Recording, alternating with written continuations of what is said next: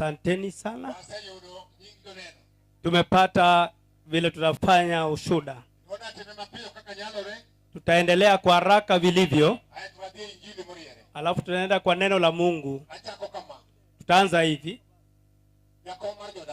Mwenyekiti wa nyumbani, mwenyekiti akuje atukaribishe na atuambie utaratibu. Mwenyekiti Mano Wadu. Ya Mano Wadu. Ya. Ya. Karibu Nathini. Yes.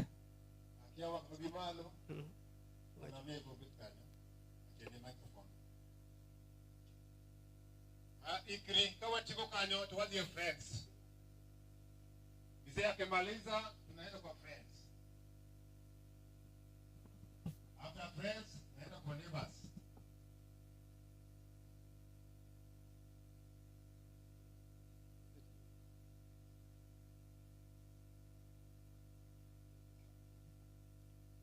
Newendwa mobiro konyo wakopo odiochieng' makawuono yochewa osiepewa bende mochope dalani odiochieng' makawuono mar konyo wakopo odiochieng' ni. Amoso uno kwe uduto te. Kapok adhi nyime awacho ni dala makoro donye sani en dala Gadui.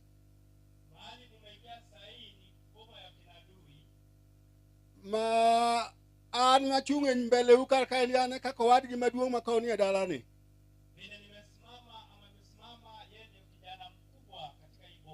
Emomiyo miya thuolo monda mos welo mobiro dala wa kar kaendi.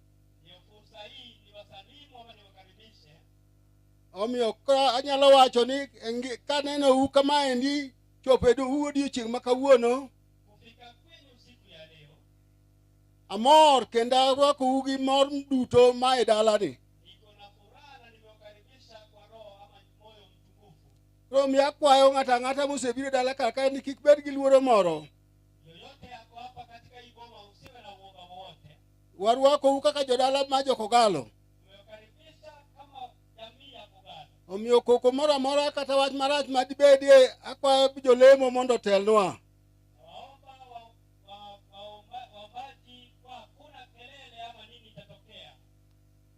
An maloso ni endi gi nyingi luonga na Robinson Panyako Mboko. Omiyo dianga wach mang'eny modong' awene mama mondo biyo wach ari adek kaka min dala.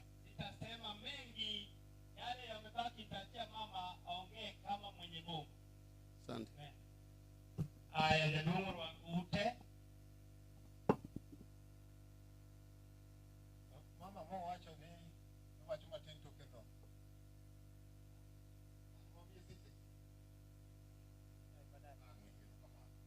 Abada. Nafasi hii wacha nichukue. Alafu nitaje wale wote wameingia.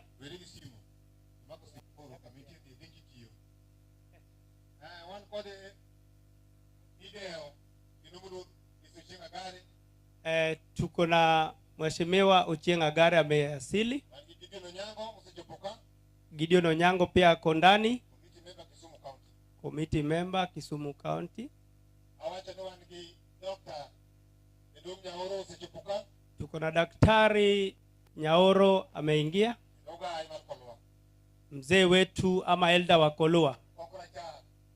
Okokrachar. Ile ndege nyeupe pepepe. Anajitayarisha kwa kiti cha MCA Kolua Central. Amejitangaza ujiadhari. Kwa haraka kuna orodha ya watoa ushuda. Najua vile jinsi nitatumia. Busia, timu kutoka Busia. Timu ambayo wametoka Western Busia. Madada kutoka Busia, brothers, mandugu, uncles, ujomba, united, aunties, okay, aunties. o hata maantis wote, Aunties. wale wote kutoka Busia. And Mama Flora. Na huyo ametajwa Mama Flora. Abiura ne pia mwana wakonisa. Watu kutoka Busia, mali Security ere. Ninya kakamaje lulu bende security na ndiko mea. Security. Lokane wakedo security maubedoka. wale wa ulinda usalama wote. Security manimtire VIP ka eregi. Kuna mtu mmoja karibu angukie watu ndani ya mahali wa kanisa wameketi. Watu kutoka Busia, tafadhali tutae muda. Mada momi ya utasini eregi jogigo. Aya, wanakuja. Okay, ndio wale.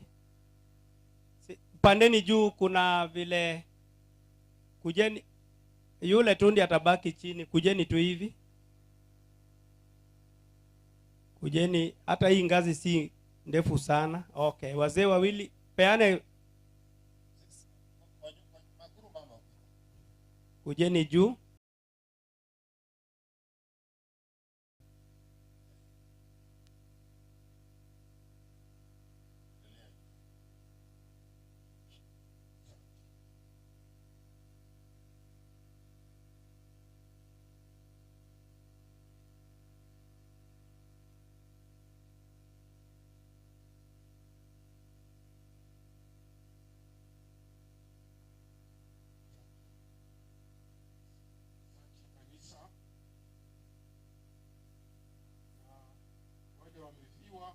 Ne jok moyudo chandruok wote ambao wamekuja mjamboni. Giji temo biro imoso uno kweuru.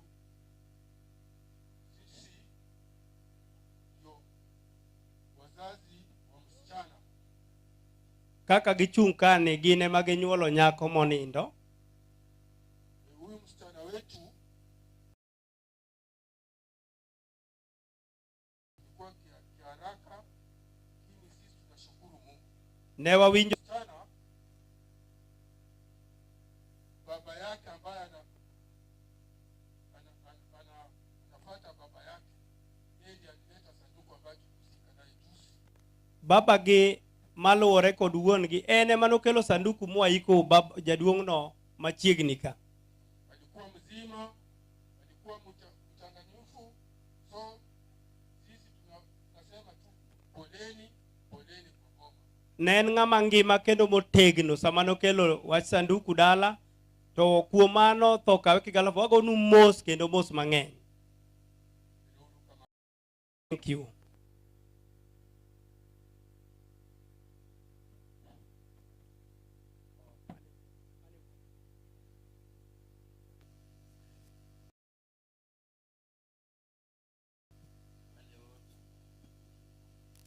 Jiduto mobiro e kuyo makawuono omoso jaduong' mosu no kweuru.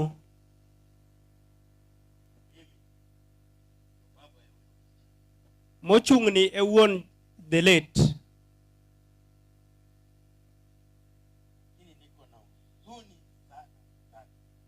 Jaduong' nigi lit matek matamre gi nono.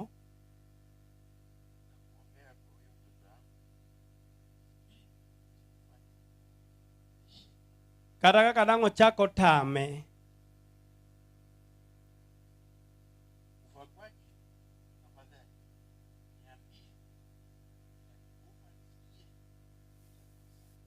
Kaka notho odwaro ni mondo pimne kato mondo biro bedo gi thuolo.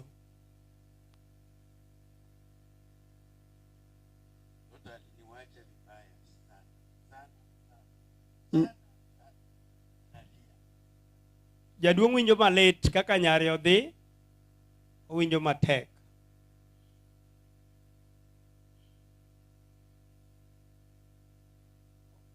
Muimbe ile nyimbo ya Kiluya.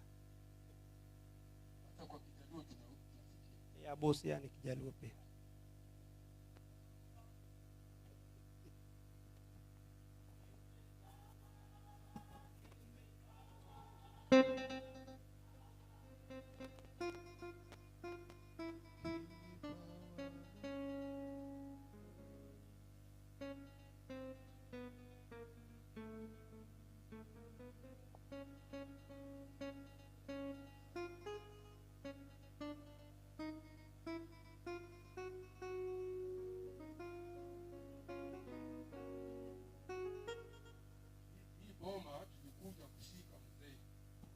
E dalaka negibiro iko jaduong' Kanga.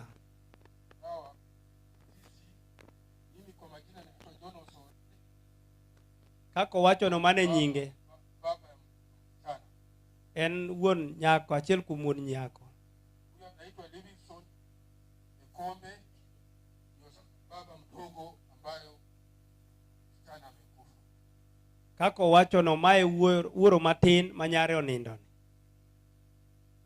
Nawachia tu hapo tu. Giweyo gi kanyo.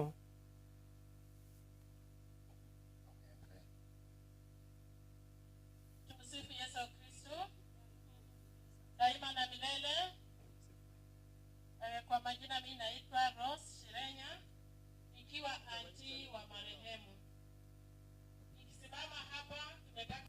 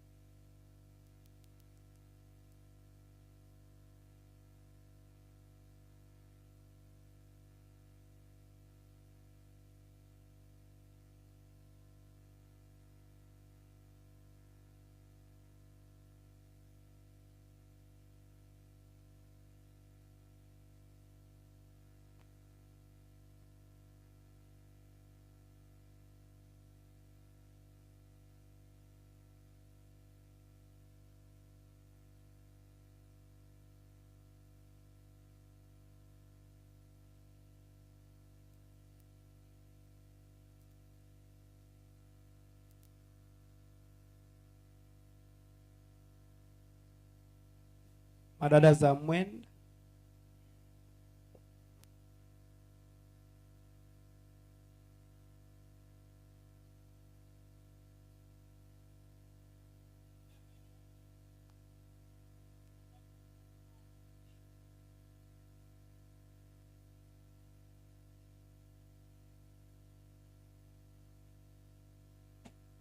Pole.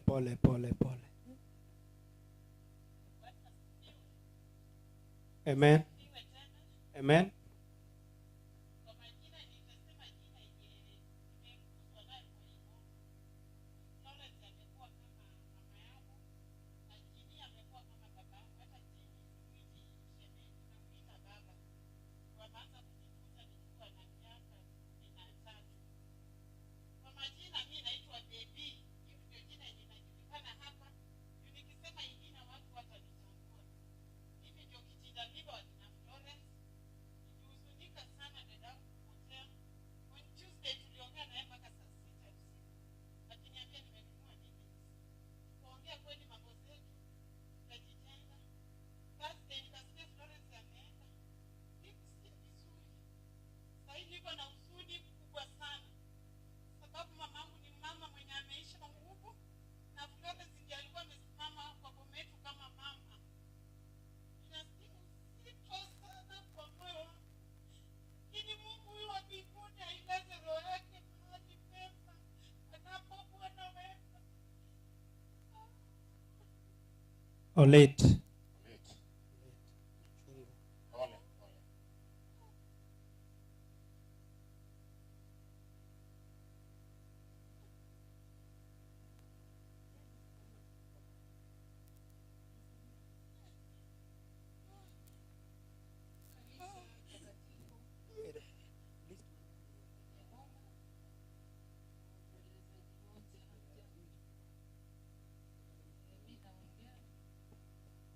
Lakini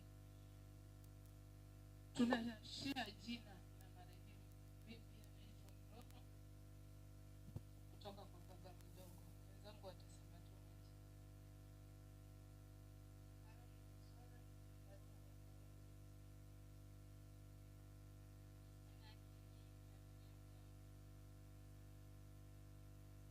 Kwa majina mimi naitwa Florence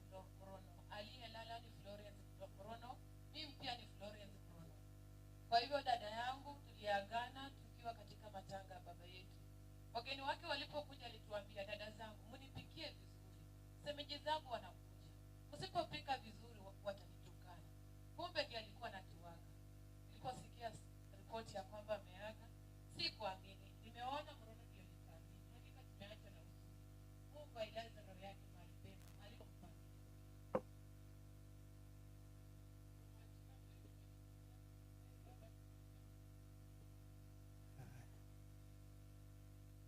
Kanisa letu takatifu, Wakristo wote na wasalimu. Bwana Yesu asifiwe.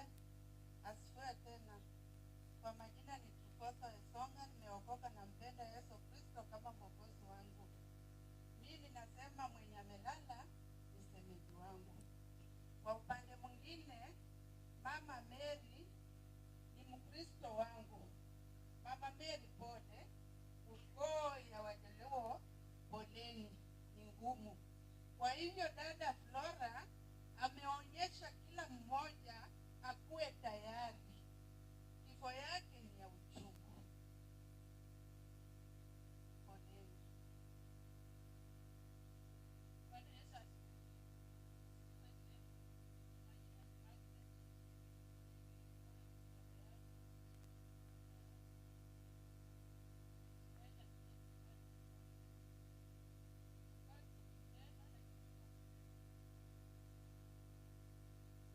Majina naitwa Helen Agido Flora.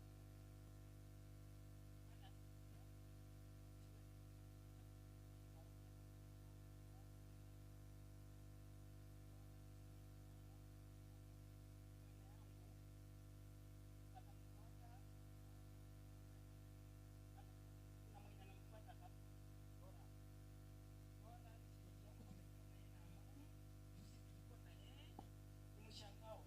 Kusema ukweli, familia ya Bowini tumepata pigo kubwa yenye hatujawahi ona hata siku moja.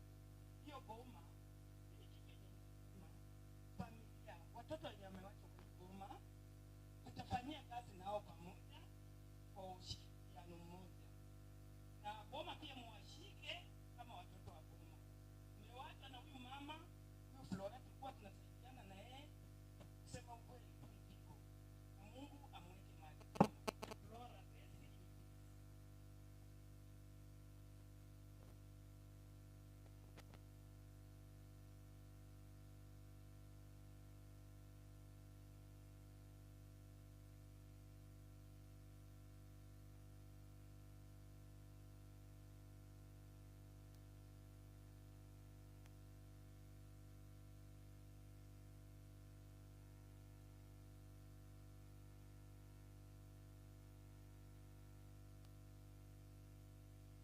Sasa tuko hapa ku make sure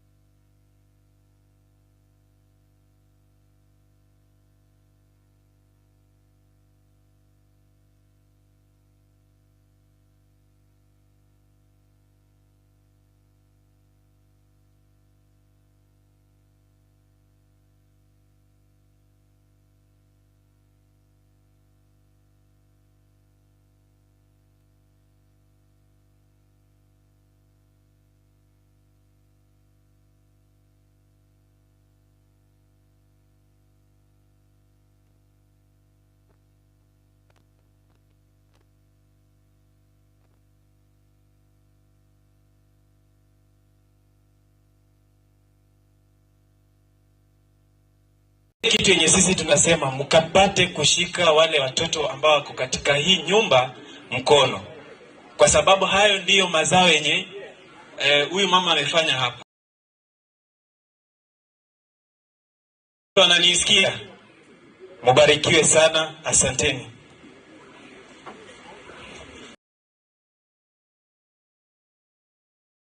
Kanisa andalizi ACK, waombolezi wote, na msalimu kwa jina la Bwana Yesu. Bwana asifiwe. Asifiwe tena. Mimi kwa majina naitwa Martin Makoha Buluma, nikitoka Busia. Nimekuja hapa kama basakwa ya Jimmy Kanga. Mimi ndio nimeoa msichana ambaye anafuatwa Flora, na wao ndio wamekuwa kama foundation yangu. Kwa sababu gani? Wakati Jimmy alikuwa angali anafanya na serial Eldoret, alikuja akanitembelea Busia. Na wakati Flora alikuwa anajiandaa nikuje nijue hapa kwake, bahati mbaya nikasikia yeye ameaga. Ni huzuni, siwezi sema mengi. Najua kwamba Mungu ndiye alikuwa amempenda sana na amemchukua. Mimi siwezi sema jambo lolote kwa sababu kila mmoja ana kifo chake. Ni haya tu, mbarikiwe.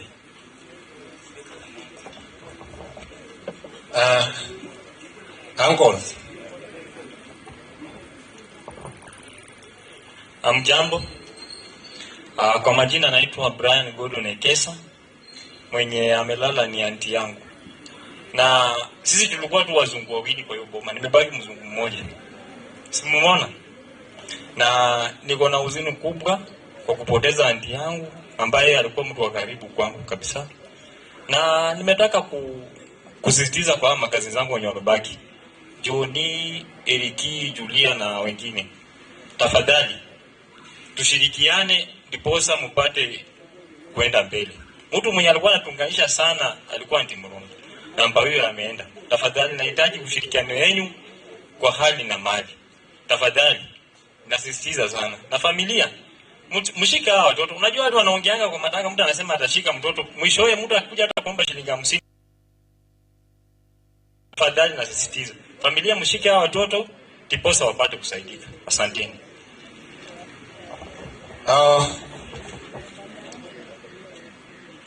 Hapa ndio watieko. Naona tumemaliza.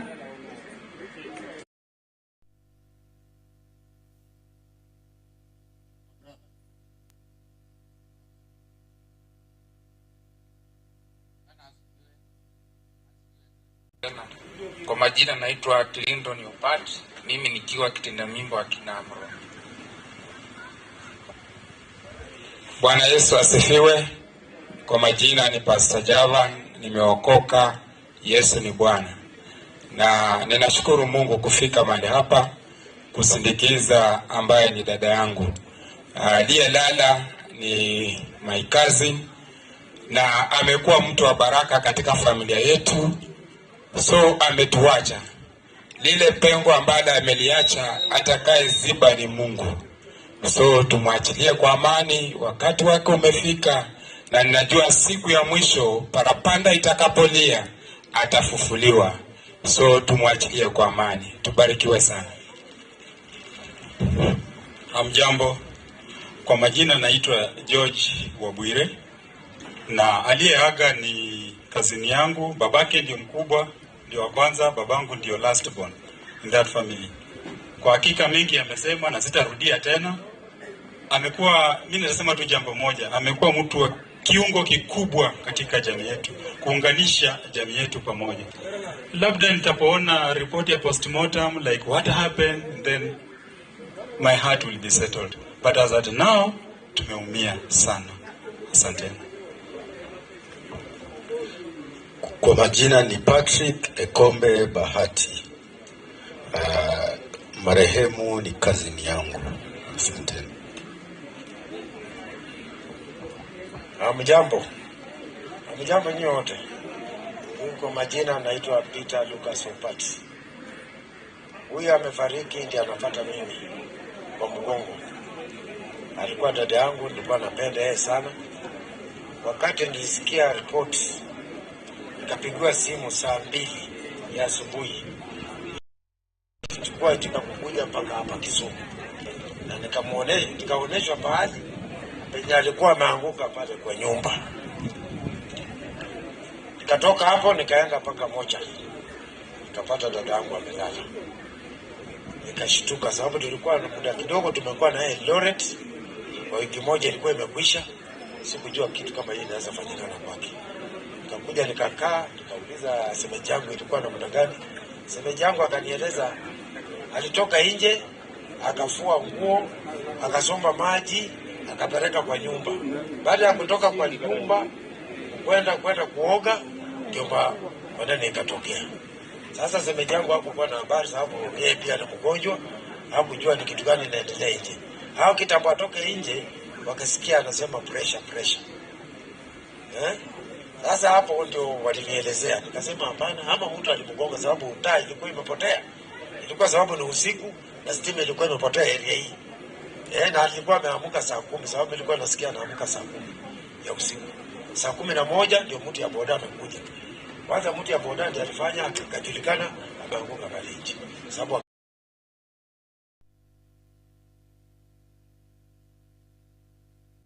mtu ya boda akaitana kijana akatoka, wakaenda kwa shemeji yangu huko chini, wakachukua gari wakapeleka hospitali. Wakakuja wakasaidiana kupeleka hospitali na dadangu akakatikia huko. Mungu amependa yeye zaidi, kuna la kuongea. Naomba tu afike, Mungu amchukue kae salama. Wagono wero kamano kwa mneno. Shura. Muda inayoyoma. Wadonge sama tenga pesa tu injili ya. Dakika kidogo tu alafu injili inahubiriwa. Ukipewa nafasi tafadhali. Nena kidogo tafadhali. Kabla sijawapatia nafasi wale wamesimama juu. Kuna wale waheshimiwa wameingia, wako katikati yetu. Kuna rafiki Honorable Roy Samo ameingia. Yes. Kuna huyu ametajwa. Joseph Ochieng kutoka Kolua East. Ni mtu yeye pia anatafuta kiti Kolua East. Kuna yule anajulikana sana makamu wa makamu. Anajulikana Kenya mzima. Nyinyi pia watu wa Kolua mnamjua. Ameasili. Kuna kansila ambaye alifanya kazi kule mwaka jana ama tena ako kule constituency kama ameasili. Ye pia anatafuta kiti Kolua Central. Haya, muangalie kwa macho ile kali sana. Mmekaribishwa watu wa kwetu. Wacha nikaribishe hawa wajukuu.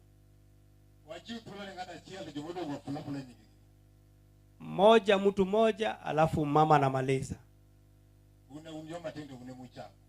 Nyinyi ni wadogo, mnaanza na mtu mmoja alafu mama anamaliza. Yeah.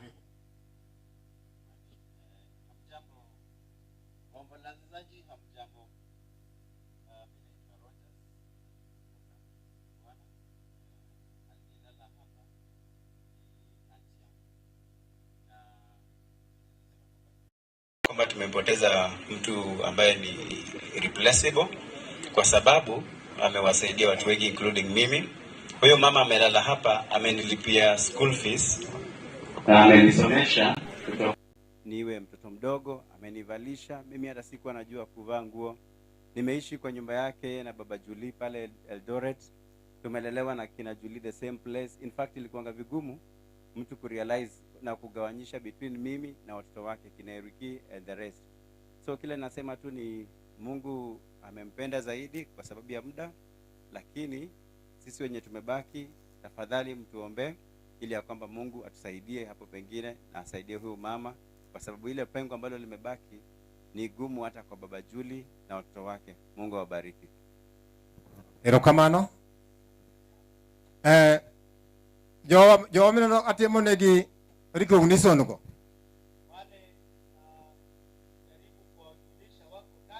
Mago jotelo madongo.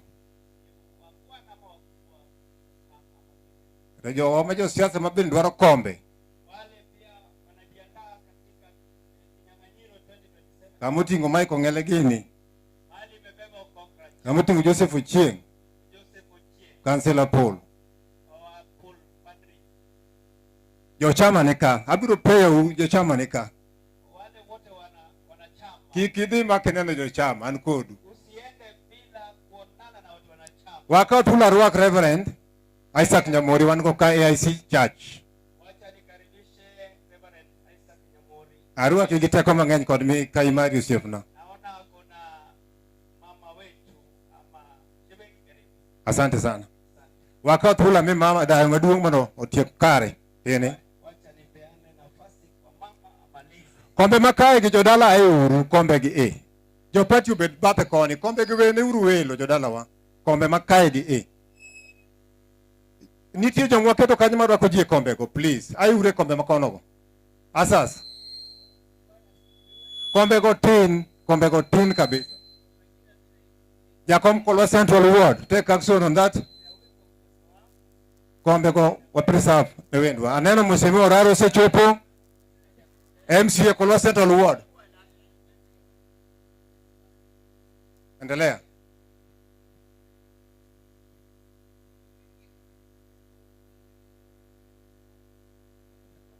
Nimesikia ubaya sana, nimesikia huzuni. Mtoto wangu kupoteza mtoto. Ni namba 3 kwa kuzaa.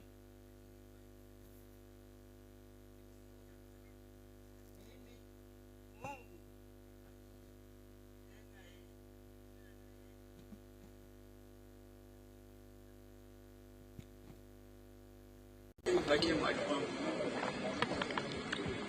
Bwana Yesu asifiwe. Asifiwe tena. Mimi ni mama wa Florence mdogo. Florence anakuita kwangu ndio aingie kwao. Kiti cha kwanza akipita anakuambia mama nimefika. Kitu saa 3 hivi nimefika. Nimuuliza umelala njiani? Hapana, nimetoka tu kwangu.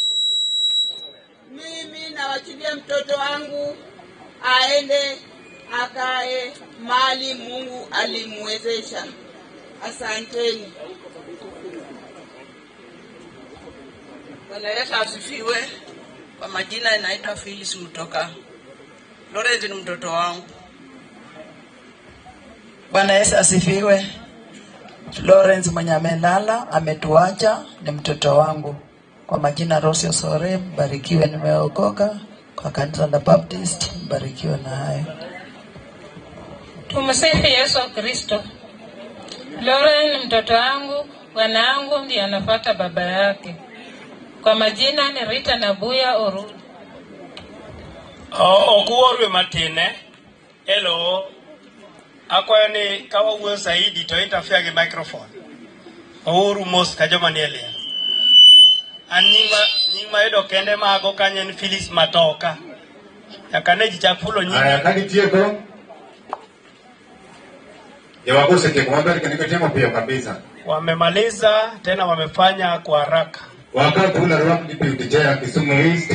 Wacha nikaribishe deputy chairman ODM Kisumu East. Morris Oula Sako. Vile ametajwa. Usechupoka. Amefika. Adhiye niwende. Naenda kwa wakwe ama mama wakwe. Niwende kwa Ugenya. Wale kutoka Ugenya. Leo Awasi. Awasi. Uyoma. Kabondo. Kaitu kitu game. Kule tunamaliza na game. Wacha kijo Ugenya. Ugenya. Niwende. Wakwe kutoka Ugenya. mama wakwe ama wakwe kutoka game au Ugenya. Ugenya. Kadinje yeye mala. Jo Ugenya utie. Ruaku. Autie aubi. Kau beju mwenye mati wakuru manamia ngatajia ndimodo yo mnakuwa nikisa. Dai mamea kija dodo. Ringo mate kando ni mda complete time mdikio mako post dulo maloso. Tutapeana nafasi chache sababu padiri ameketi pale anangoja tu kutupeleka kwa Mungu ama kuhubiri neno la Mungu. Neno lo mara asasi mara nyalo sana location ndo reflex sejupuka karibu sana sepna. Kuna sub chief wetu nyalo sub location ameingia. Kuenika mange. Kuna utulivu iko hapa sana. Na neno kwa sejule kijoga kutio. Amekuja na wale anafanya nao. Ndio kama karibu. Asante sana. Mama, yanayokusema wanja wanakoa Ugenya. Ndio kama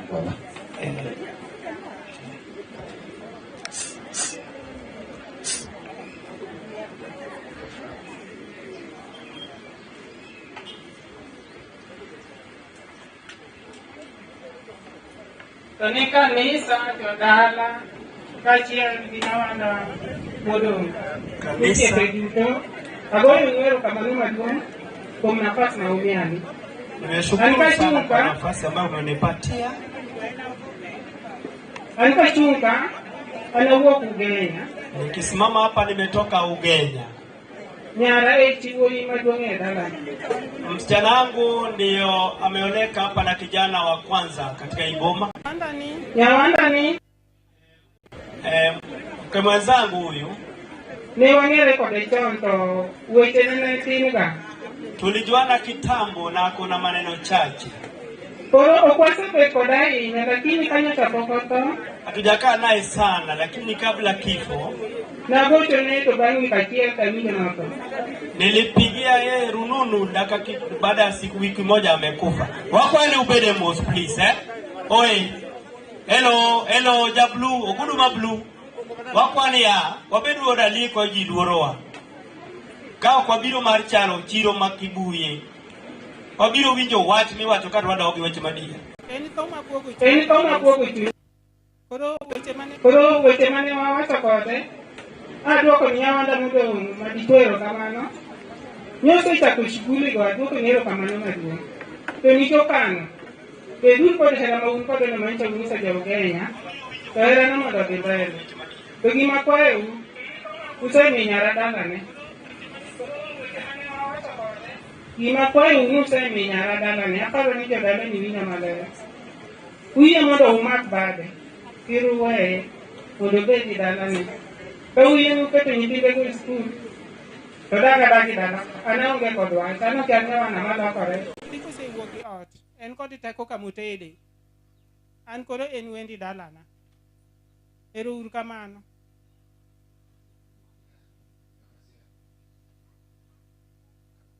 Tumsifu Yesu Kristo. Milele na milele. Basi nafikiri tumepewa hii nafasi. Na hii nafasi tutatumia kidogo tu. Sisi hatuna mengi. Yale ambao tungeongea, umesikia sauti kutoka kwa mama. Mimi ni baba ya msichana ambao ameoleka hapa.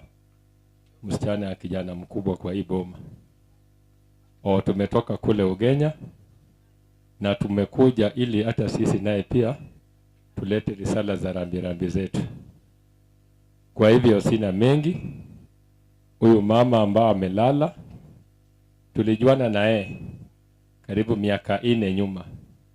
Na kuwa mama wa mambo, alikuwa mama wa vituko. Yale ambao tulizungumza ijafanyika, lakini kwa Mwenyezi Mungu mbele itatengenezwa. Kwa hivyo hatuna mengi, sisi tumekuja tu ili tukuje tukae pamoja na nyinyi. Asanteni kwa hiyo. Ilokamano siefna. Akwa hiyo awasi uyoma kabondo kod game biura wiya ute mondo mamiu thuolo ng'ata achiel achiel nikech sa. Nyiwende wakuwuok awasi B. Uyoma B. Kabondo kaocha kumamba kende B. Ayo jogem bende B. Biura biya kadichiel mondo wamiu thuolo ng'ata achiel achiel mondo watiek sa ringo matek.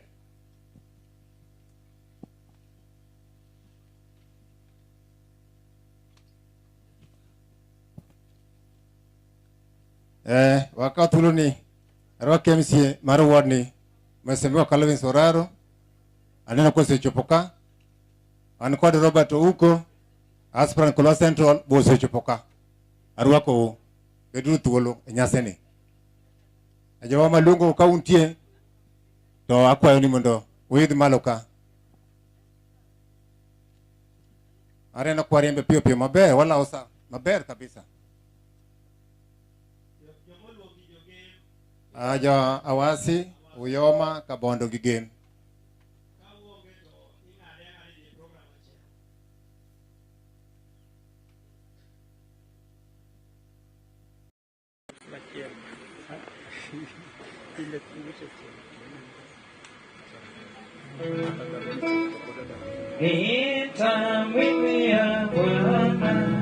Ikwayo ni mondo tenti ma kae ni matin ma kete kombe mag VIP gi.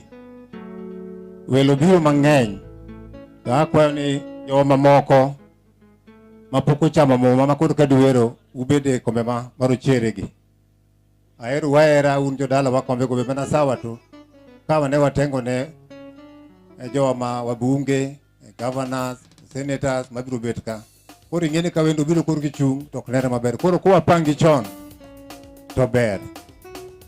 Aneno Gabi ma bende chung' ne Alan Odingo ka bende osiepe dierwa ka. Karibu sana osiepna. Karibu sana neni. Kamano. Hapa ni kaka wacho no ukawe kod ng'uono kendo ukawe kod muolo kabisa ni kombe man go kanyo tin. Jagoro mora Steve hapa ni kaka wacho akele maber.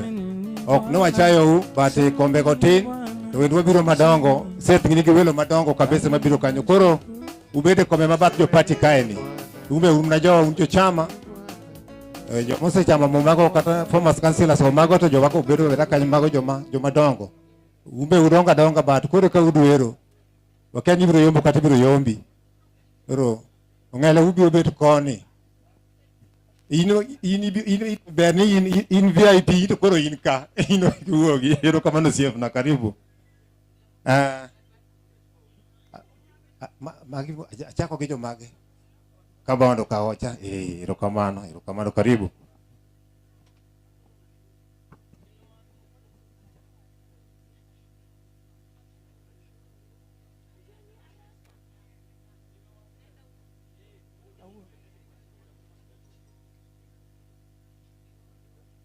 Amoso jo ywak wetena duto ni Yesu paki kendo agone Nyasaye erokamano.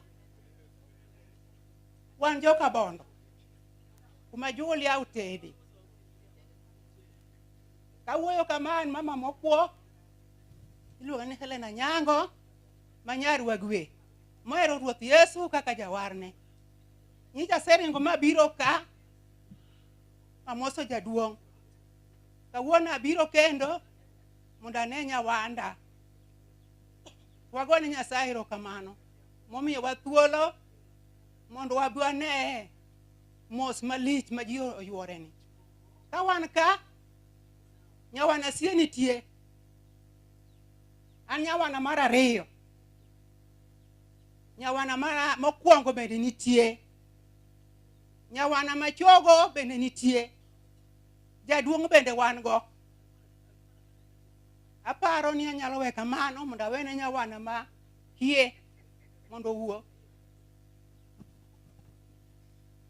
Yesu paki.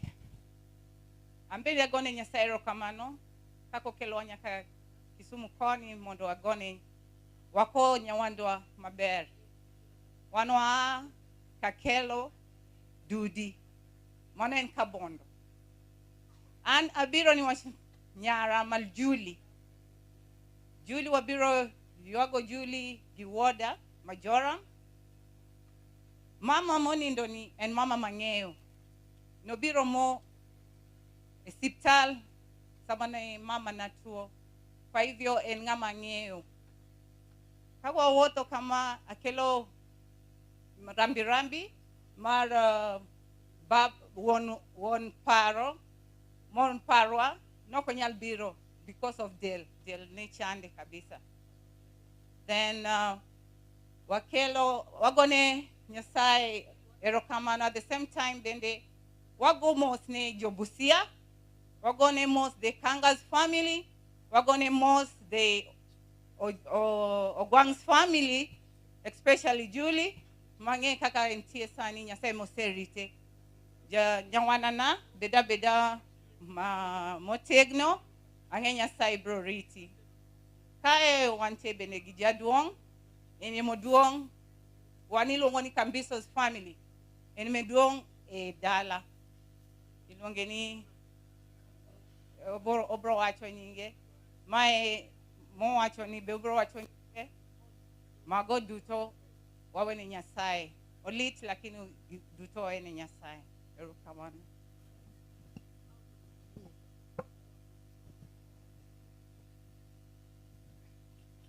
Yeso paki.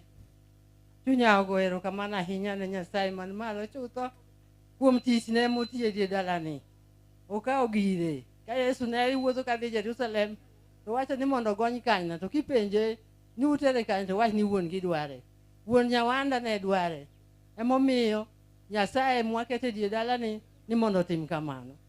Tim gigo duto Nyasachwa wasebedo kwa keto gi e lwet Nyasaye nyaka nyocha wawinj wachni. Emomiyo onge gima dwa wachi. An Alice Florence Atieno Lare mochung' butani. An nyara Sembo achika kelo dudi. An mama mohero Yesu. Yesu e jawarna. Ema go lweny mar dhi e polo. Kuom mago duto romo e nying Yesu. Bwana asifiwe. Opak Ruoth. An machung' ka nyinga Lukio Lare Mbiso. Omera momi wabiro ka ne winjo ka denda lit matin, ok obiro mana kaka min gi owacho. To wagomo ahinya kuom mano mosetimore, to duto wewe ni Nyasaye, nikech Nyasaye mong'eyo en mokelo kendo en mokawo.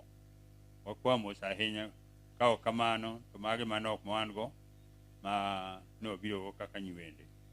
Wang'e ni wacho be nitie.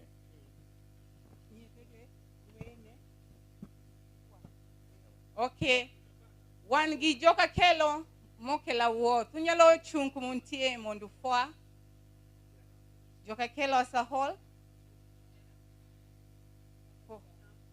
Yes, unyalo fwa. Yes. Amor kalony nitie kabisa tinde neno. Gimiwacho mang'eny ahinya onge erokamano ka ocha kuom timo matin mapiyo.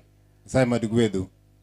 Kwayo mara ni tent makoni jogi okwe mos maber kabisa.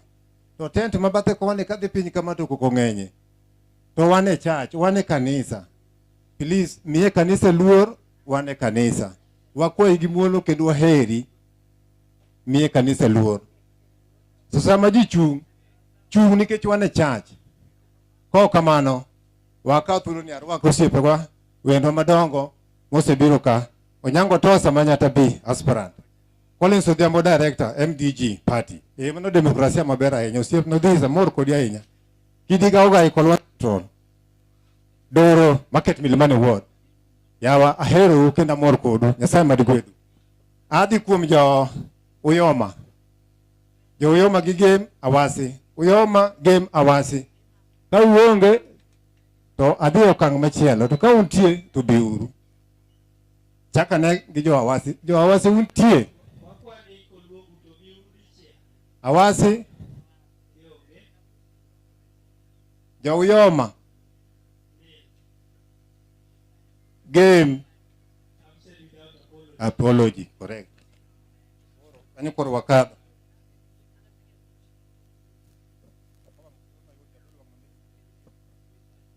Oh, adi Ibiro.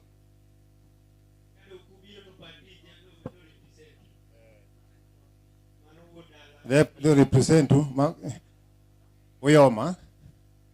Jagame erokamano. Karibu sana jaduong, karibu. Karibu. Mose rwakne osaure uru. Nying iluonga ni Michael Leona ajagame Ramola.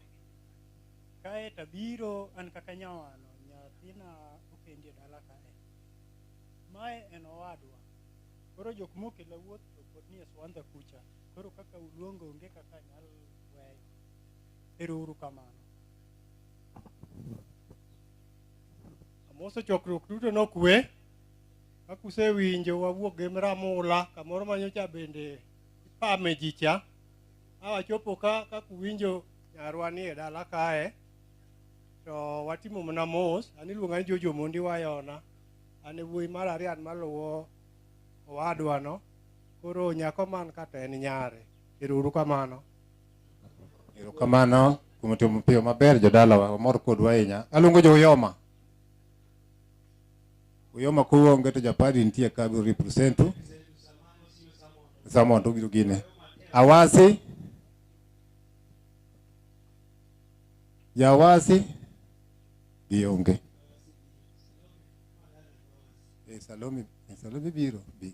Manya nyawasi bi. Endala waka. Okalo. Awasi biro. Aneno gibiro. Gibiro. Aneno kwa dimos maber. Kane kwa dimos maber. Awasi biro. Awasi yonge. Gikado.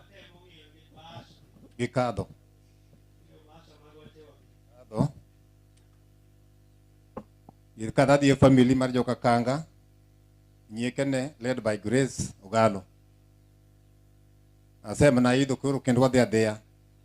Kata wabiro dhie brothers led by Omondi Tako. Aunties wabiro dhi kuom Pamela Kanga. In-laws wabiro dhi kuom led by Mama Benta.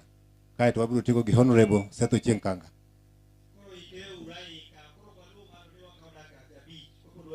Gini wadhi go maber, jadolo kaka ni wacho na wariembe maber kabisa.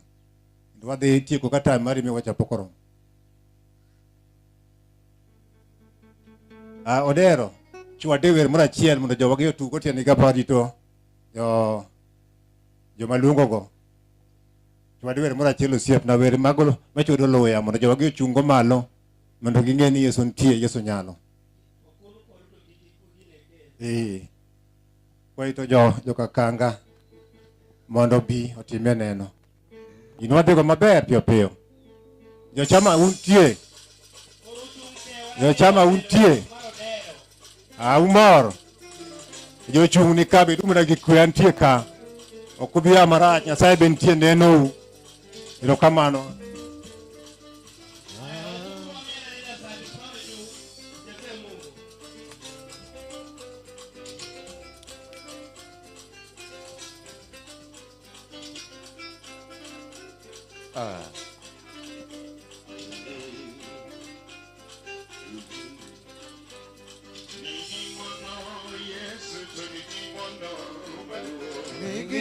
Amano yele Yesu.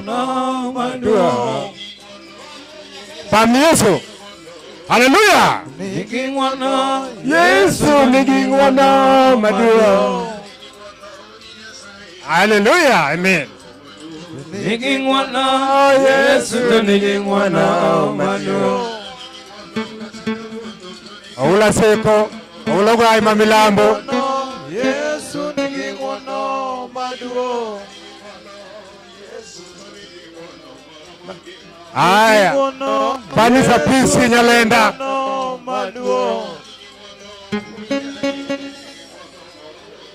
Nigingwana Yesu nigingwana maduo. Isaya nokamana wadwa. Nigingwana Yesu nigingwana maduo.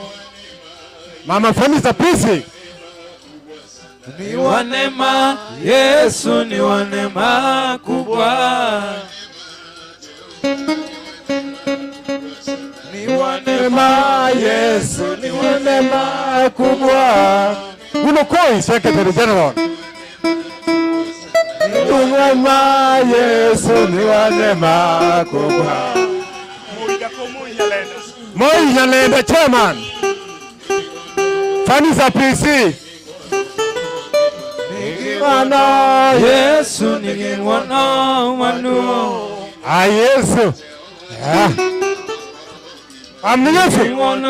Ni Yesu nigingwana maduo. Kara Yesibe. Me ayudo nimanye. Kara Yesibe. Kara Yesibe. Ami ayudo nimanye. Kara Yesibe. Kara Yesibe. Ami ayudo nimanye. Kara Yesibe. Lungo dogo ni Yesu. Yochama untie. Erokamano. Waluongo Mama Grace Ogalo kantie machiegni. Mama Grace kain machiegni. Biane mondo lidwa gi tim marino kapod ionge machiegni, aluongo wadwa Omoni Tako.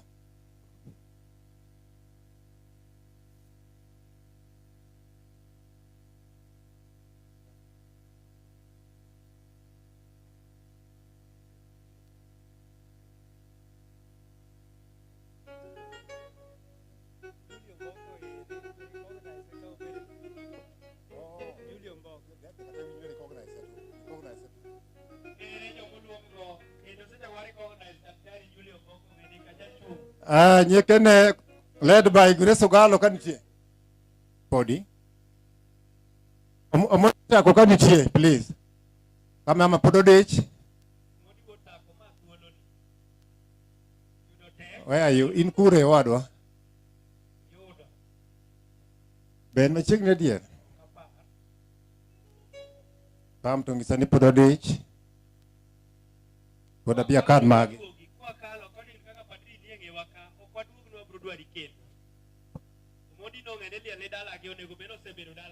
Oh, Mr. Odero Jakasule, Budukol Wamarandega. Chwadwa gewera cherka consult gija padri. Chwadwa gewera cherka consult gija padri. Ai, tichungi pam ni Yesu. I recognize Moyo Kech. Panisa Pesio se chobedi wakabe.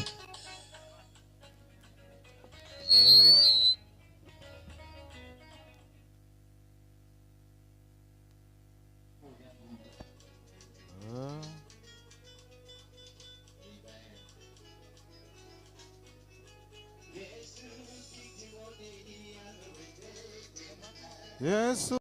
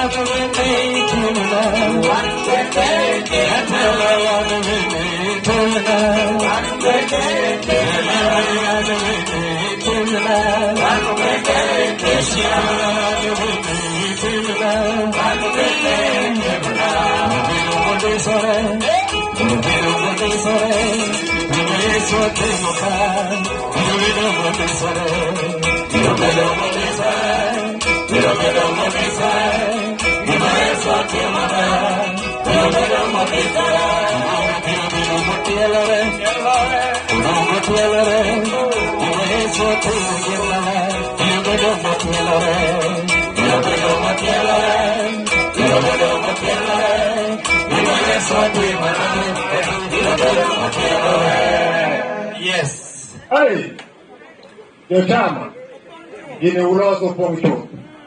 Aero uketu bera. Wewe dudu mchopoka aero uketu bera kabisa.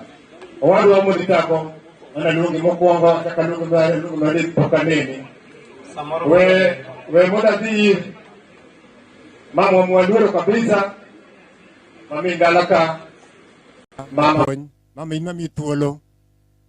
Mondo iwache matin nyathini monindo. Mbaka ne wakone mbaka onge nikech wane church. Kikuotho to kutho mos nikech wane kanisa. Luor makende ne jago no monindo samwane nyasine ni ubed kuoru gi kwe kabisa. Aneno ka ji donjo gi kwe kendo nyasi ber okane chapni.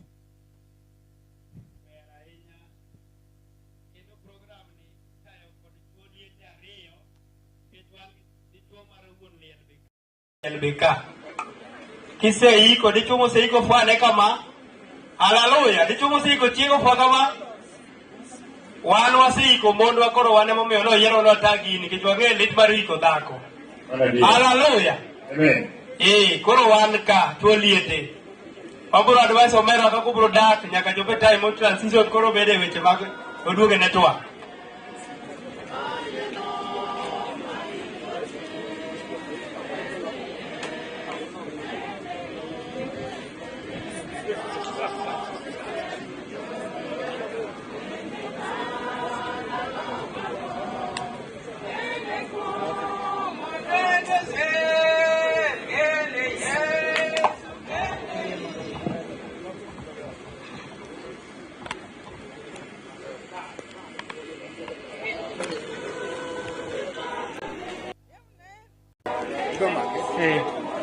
Ongi koni.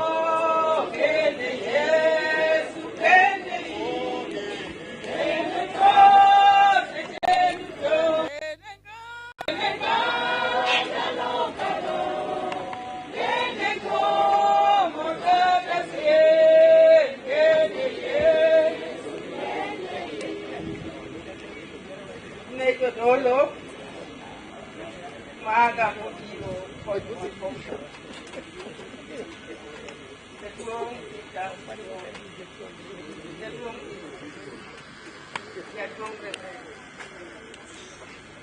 Jaduong Christine Owio in jaduong jodongo duto ma jopuonjwa gi jotendwa duto amoso unu ruoth opake amoso ukendo ni ruoth opake an duto wan ka joangele uber manade ubira bira muhero ng'ama chal kamae an awacho ni uloya pile pile ahero wacho ni uloya jaduong' Peter ndo ipara to tinde an mana mabor ipara jodongo eru kamano Nyasaye mondo med gwedho kadok ne wendwa duto ne jowetena mag lalruok mama Margaret Ageng, mama Margaret Ahiro kwere jolalruok duto Francis Orao amoso duto ni ruoth opaki ne wendwa duto mobire e dala Alois Kanga kaachiel gi dala wuode Jimmy Ogwang agonu erokamano to moloyo an magonu erokamano gima duong' e kit ngimana ni an jaricho mokuomo ero Ruoth Yesu kaka jawarne mane Ruoth oyudo higa mar 1994 tarik 16 dwe mar 5 wiya ok nyal wilgo nikech mano en chieng' nyuolna maduong' mabedogo machiegni kuom Ruoth Yesu kendo adwa ni mondo adhi apaki e kom duong' ma ok alewo be ok adong' to kawacho Wakwayo ni kama untiere ni joma jotelo jomoluor ok en kar koko kwadwa winjo mama makoro wuoyo to koro kiko en mos mar ang'o mos mar okombe joka mama wuoyo ero uru kamano kuom ling kubeyo kamano Nyasaye mondo med gwedho an kaka jaricho kadwa wuoyo kuom nyathinani jowetena wendwa jougenya manodhi odak Busia manomiya nyako mobire die dala Kanga ka mobede dala Jimmy Kanga jougenya agonu erokamano mathoth kuom miya nyako majaber kuom miya nyako maratego manomiya kobedie dala ka jachir kundiek nyako ne kanyo Nyasaye okawe apoya nyo hinya kabisa to ng'eyo Ruoth Yesu konya When wawero ni Yesu inja kony mara, nyicho konya kabisa. Nyako ni nyo chuny dala, jowetena. Kendo kidwaro chuny dala, to mo nyako ni. Nyiri moko bira, to mo nyo chuny dala. Kichalore kaka dak law yuach jowete. When waduto, kaka dak law yuach, nitiere dala ka dala. To nyako ni adwaro. To nyako ni akaone my time. Omiyo nyo hinya kabisa. Nikech dak law yuach. Ong'ere mier ka mier. Ma ng'ato kik mor gi mar ng'ato. Tagone Jehova Nyasaye wahero kamano ni kakoro to ka en e dala ka.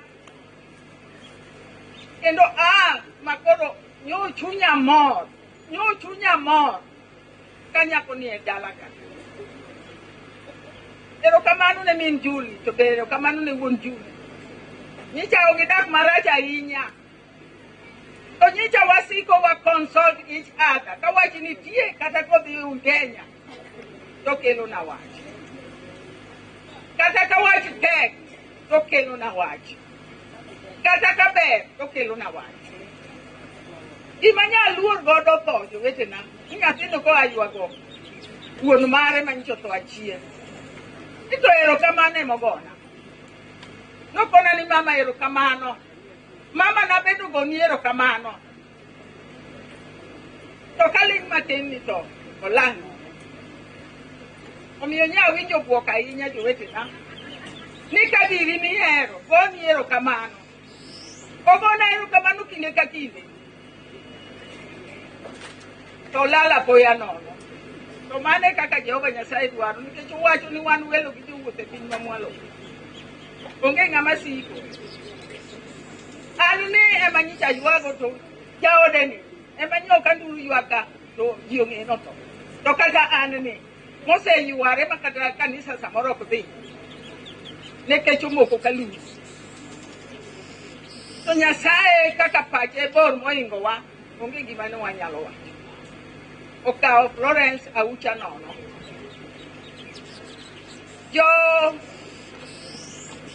Jo miluongo ni jogem, jo Ugenya.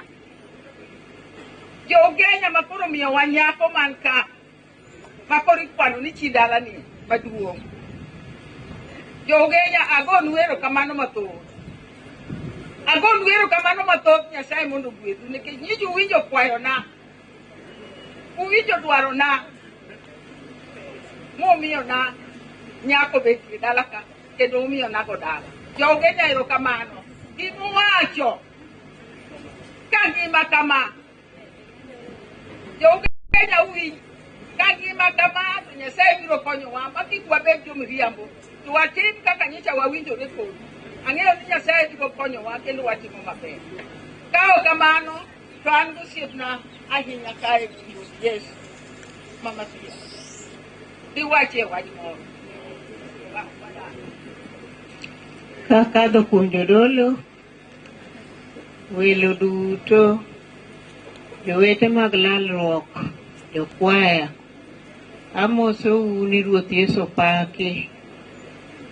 An gi kora nyinga Piyo Jill, anyuola Nyakach, achika Sule Nyamasaria. To benta ni nyaminwa kuom Yesu, benda luonge ni Nyanera. Nyasaye nyopoya godhiambo ni mondo abi kama kaka koro wachung' kode ni. An ng'ama okwoko chakore 62 Nyasaye nowara kapod anyako. Kendo ng'wono ne oseuma nyaka kawuono. Emomiyo ka koro wachung' ka to wawacho ni Yesu e Ruoth nikech obiro ka jakuo. Ne waringo wabiro ka mwayudo ni nyamalo nindo. Kendo ne tek kipimo ni kako nindo. Inyalo we ni ng'ato goye. Kata ang'o motime. To Nyasaye manokawe. Omiyo piny ni jowadwa. Onge ng'ama biro siko wan duto ma wan ka wan liete. An Jalalwo Kakado Center Migingo. Agone Nyasaye erokamano kuom timona mondo achung' ka. Nyasaye mondo ogwedhu. Erokamano. Erokamano maduong' ne mama kuom timo neno masot mapiyo. Wakao thuolo ni arwaki Deputy Governor mar Kisumu County, Mera Matthews Owini. Karibu sana jaduong' kaachiel kod tim ni makamu arwako Roy Samo, arwaki Charles Okelo, Kisumu East constituency, arwaki osiepna Roy Samo, jo party nika, adwa mi thuolo wuoti ngene jo chama untie. Mauma. Ubiro konyo Seth Kanga kopo. Aero kuna mor kodu. Oyo me, odetimo kama. Aspran temo bet ka jo chama nika. Yeah.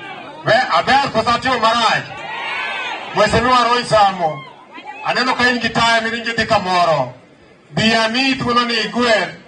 Kisegwelo kae to ringi dhi. Erokamano. Karibu sana osiepna, urka julu kadero. Karibu sana. Mwizo ula saa kanidi kanyo gai mamlabu. Bet mos. Siepna yai. Karibu. Nene familia mara Jukatangate, His Excellency Deputy Governor Daktari Matthews Owini, Mheshimiwa Chief Whip Mara Assembly Mar Kisumu County Assembly, Mheshimiwa Seth Kanga, wa viongozi wote ambao wako hapa, Kamuti Mulyango Tosha, makamu, Mheshimiwa Jane Manuje, gijo telo duto te, giwelo gosiepe, gijo korwate, amoso unimerembe uru. Mulinga lingani, amoso unimerembe uru. Mirembe kendo. Mirembe gosana. Mirembe jomoar. Mirembe jomadhi e polo. Guda neno kaka rudhi e polo. Kumjogo makia nyinga Roy Samo, anwane tato se wache, anajaka julu. To kajulu kata, waero reki jio kano, especially joko lwagi wase bilikuwa gogo siasa kamora tiel. Kapoka wacho wata tiel, nisa na rwako siet na milungo ni jo farm, eno siet mwishibiwa dui nyang, mundu mosue matin, kata wata tiel, mwishibiwa dui wato ni mundu mosue, eka wata tiel to morwadhe. Asante sana. Erokamano, Mheshimiwa Roy, ne Deputy Governor Marwa, Mheshimiwa Daktari Matthews Owini, Chief Whip Marwa, Honorable Seth Kanga, and the entire family Mar Kanga, kaachiel gi Pamela Kanga, mabe osiepna e dalani, welo duto te mantiere ka gi jokolwa, amosou ni Yesu opaki. Yesu opaki, ni jogo moko ng'eya, iluonga ni Joseph Ochieng. Incoming MCA Kolwa East Ward. Odiochieng' ma kawuono abiro mondo akel kuyo mara. Mad Ruoth Nyasaye ogwedhu.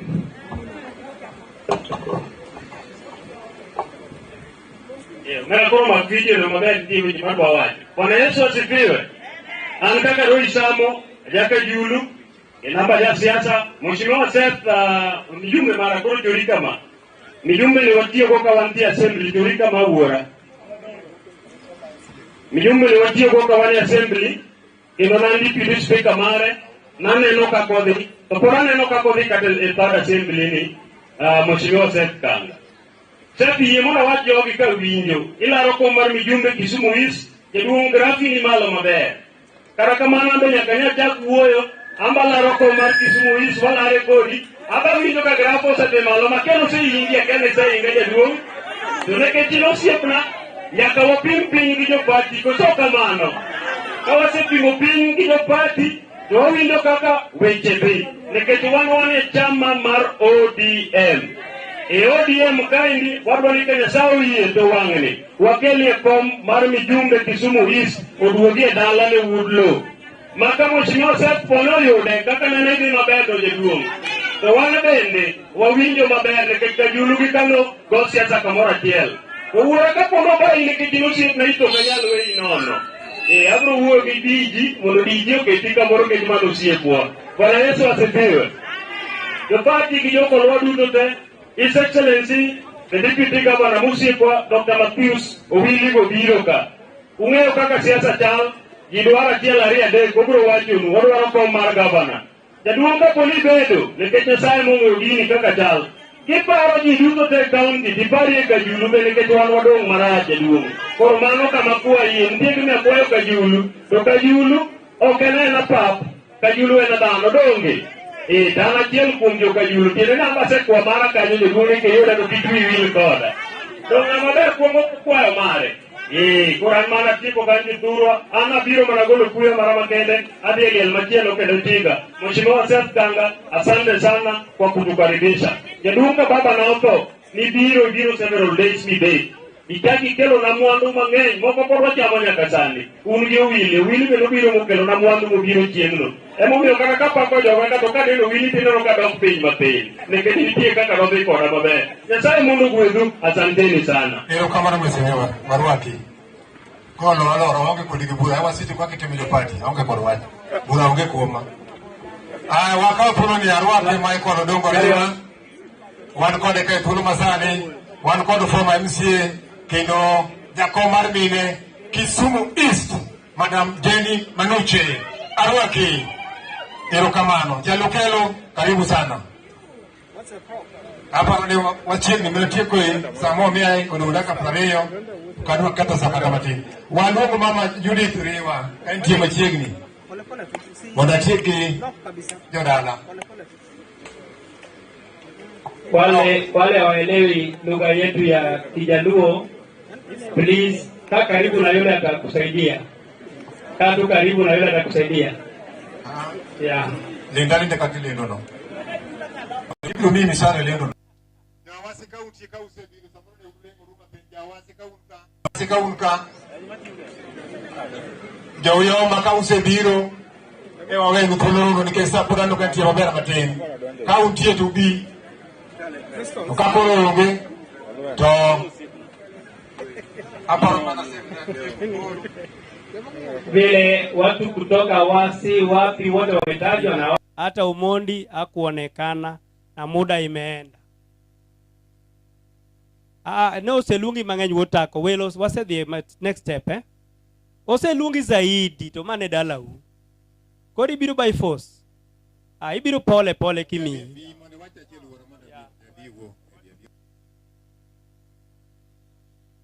Chairman, ne jodala, ne jokolwa, mowito yuorgi, ne kanisa maler matayo nyasi ma kawuono mar Anglican, ne welo, wede kod osiepe, amoso une opak ruoth uru. Mrembe uru kendo, an weche mang'eny mada wacho onge, ok adwa kawo sa, nikech noluonga to naonge, but there's a reason momiyo noluonga. Aminjo kama mobi abiro kata mama watimo neno. Owadwa mowito chiege ni Jim, I'm very sorry for you. Asechung' kodi, asebedo ka gimoro amora ma Jim ok nyal chope ane machopo. But gimadwa wacho, ago erokamano ne jobusia maochewa. Watu wa Busia nawaambia wakuwa watu wazuri. Ne Ugenya. Jo-Ugenya kuma woda ukende, kuma John ukende, Jo-Ugenya nataka kusema asanteni sana. Nilikuja kwenu mkatukaribisha vizuri. You are good people. So unbende waruako. Ka poka tieko tada wacho neno Florence ni. Florence is a wonderful woman. There is no wonderful woman like this woman. Mad Nyasaye ket chunye kumokwe. Ero uru kamano. Yiko ndio maber kabisa. Kichwala osa. Please, kabla hujachukua kura hata unatoka Western wapi, it is national. Unaweza chukua kura pale karibu na lango kuu. Sema tie kangata madala kikamanda arwa officially kaka wendwa. Ejaseni. Wewe adima pepe ya lungu Juliana go manyetini mama Juliana Faith John Otieno bedo machiegni madubi maloka monadok adok wachne chanjo ya Injili kaeto wadhi step machielo. Apano ariebe pia donge naka parga beach adoko program ne nikelulo kaka no wacho no. Juliana Agom. Juliana kaiti machiegni gi Faith Adhiambo. Biurabia Tejono Tieno, Biurabia kanyo kama Biurabia utie kibaba bro tima chiegno gik. Eric Kanga. Biurane. Ya ne uri doko mera, wacho matin. Mama.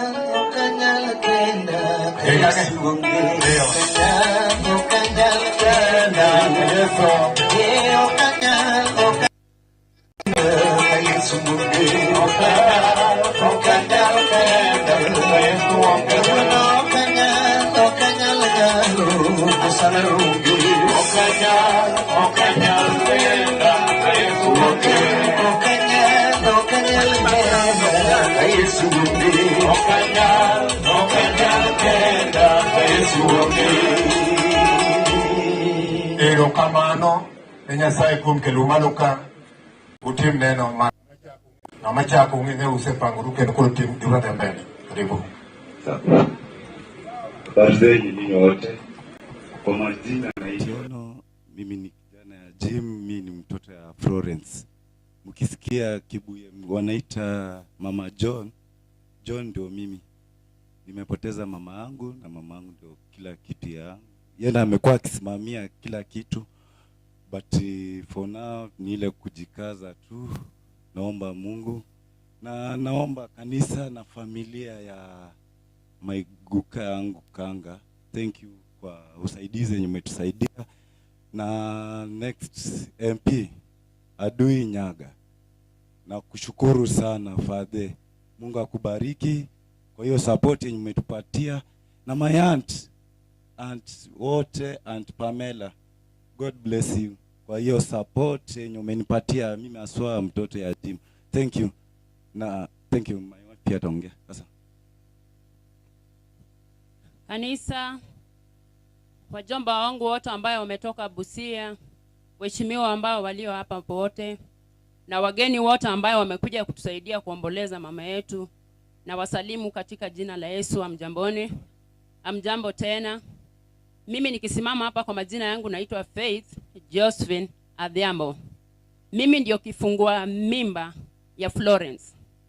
Enye hao watatu wangu, wakati ule ni mamangu angekuwa alikuwa ananizaa ningemuua, hao watatu wangu wangepatikana. Na wakati nimesimama hapa nasikia uchungu sana kupoteza mama. Juu mama ndiye alikuwa kila kitu katika maisha yangu. Na mama alikuwa mama mjaziri sana, alikuwa mama upendo, alikuwa mama mwenye hata akikasirika hauwezi jua mamangu Florence amekasirika. Juu alikuwa anapenda tu kucheka. On Tuesday ndio mamangu akuja akate roho, Mungu amchukue. On Thursday nikapigiwa simu na mamangu, ilikuwa kitu saa 7. Akaniuliza Fei mambo, nikamwambia niko poa mama. Akaniambia kwamba mnaendelea aje, nikamwambia niko sawa. Wajukuu wangu, nikamwambia mama wajukuu wako poa. Akaniambia wasalamie.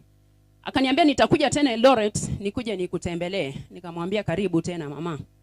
Sasa on Thursday napigiwa simu, ilikuwa kitu saa 2 asubuhi. Wananiambia kwamba Faith mam hayuko, alikuwa kazini yangu anaitwa Lilian, anaishi Nairobi. Akaniambia kwamba Faith umesikia nini imetendeka? Nikamwambia hapana, sijasikia chochote kweli. Akaniambia tumepoteza anti mjaziri. Nikamuuliza anti yangu mgani? Akaniambia mama Florence. Sikuamini, nikasema ya kwamba nitapigia dada yangu Maureen ambaye anaishi hapa Kisumu na mama yangu nijue ukweli. Wakati nilipigia Maureen alianza kulia na akaniambia Faith, ni ukweli mama yako ameenda. Nimepoteza mtu wa maana katika maisha yangu vile mnaniona hivi, lakini naachia Mwenyezi Mungu, Mungu amweke mahali pema peponi. Sina mengi tena, sina lingine. Amoso utenokwe. Nyinga Julia goto wang'eny. Okabiwacho mang'eny nikech atasema mengi sababu ya uchungu na hali unamuona. Kuwinjo ni Julie ng'eny, kora bowene microphone ne Julie mamoko mondo uwo. Wametajwa Julie wengi sana. Sasa taachia Julie, yule mwingine anene. Amoso jo Kristo ni okwe. An nyinga Julie Churchill, an nyar Churchill. To an manadong gimadhe kae gi fathe gi Riki. Wan mane wabet kode kae adi last minute venye madhe ametuacha. Madhe noromo godhiambo moro na mogo mar tedo gi dengu. Nowacho ni odwano chamo dengu kawuono. Obiro gotieno mochiemo.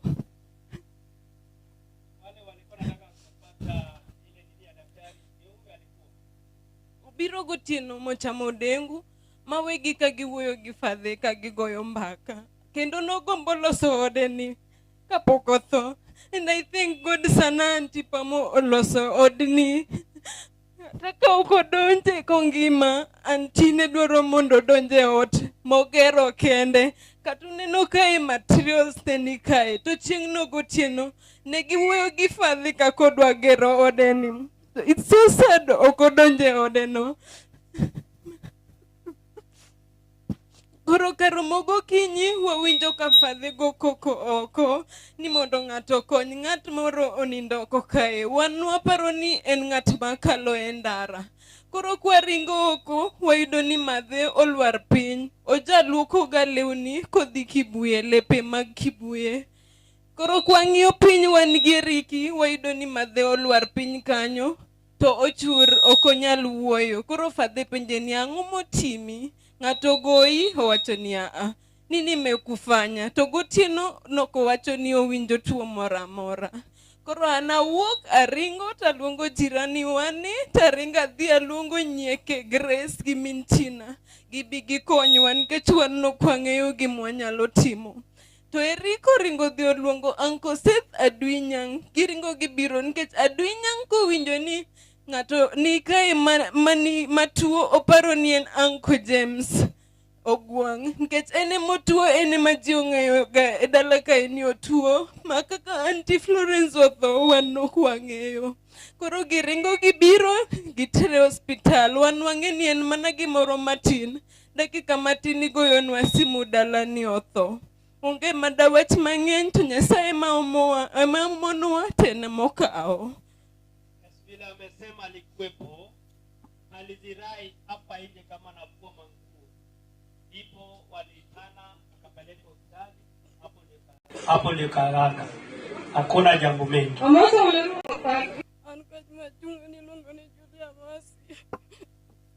Na mimi mnakora kwa kuobe. Baba ndani yake ana bado ndugu. Yote ni uchungu. Pole. Ni watoto wake wanasikia. Pole. Habari zenyu? Mimi ndio bibi ya Johnny na nimesikia uchungu sana kupoteza mama mkwe. Ametuacha na mali pakubwa sana. Ni uchungu sana juu hata hakuwa mgonjwa. Nasikia uchungu kabisa. Ni uchungu kabisa. Mungu atatusaidia.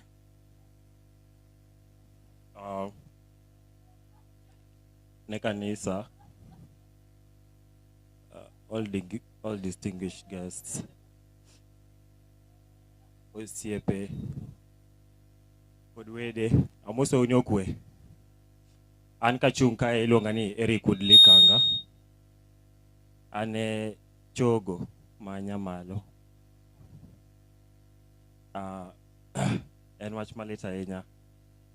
But agoyonu erokamano maduong' ji te kuom biro konyo iko kowo madhe. Ok dawach mang'eny nikech en wach ma pek ahinya e chunya. Agoyonu erokamano ute. Agoyonu erokamano. Erokamano jokomera utimo maber kendo utieko piyo. E thuolono aparo ni wadong' kod ji ariyo kende, Pam kod Judith. Pod gidich girwako wendgi, wang' ne japadi none kaka konyogi bang'e mondo giwach achiel ka wendgi go osebiro mobedo piny. Kuom mano aparo ni adwa duoko program ne jadolo, to kapok aduoko adwaro wer achiel ka motegno. Shalom Church miwa wer achiel motegno ma ji duto te chungo. Aduoko program ne japadri mondo oyal Injili. We'll direct from there. Arwako jakom mamuro ni jaduong' Okuta, jakomwa mar party. Ker mar Luo Odonge Randa bende odonjo. Hallelujah. Jochama untie. Aya uru malo mondo uriego tie. Sote tusimame, tusimame. Uriego tie. Wote tusimama tusifu Mungu. Apane wariembo kino pepe mabe. Hallelujah. Amen. Anaero Yesu kene. Enengi mana. Anaero Yesu kene. Enechunya.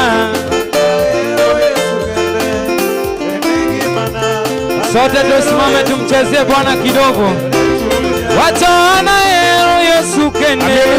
Enengi mana. Biro tione Yesu kwa ero. Enechunya.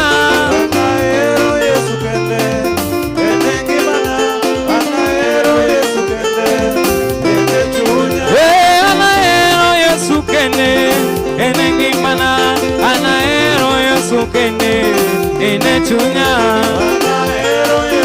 Alan Sienya nini yapewa aneni waje kaje duo anaero Yesu kene ina miritonge manaero Yesu kene enechunya anaero Yesu kene enengimana anaero Yesu kene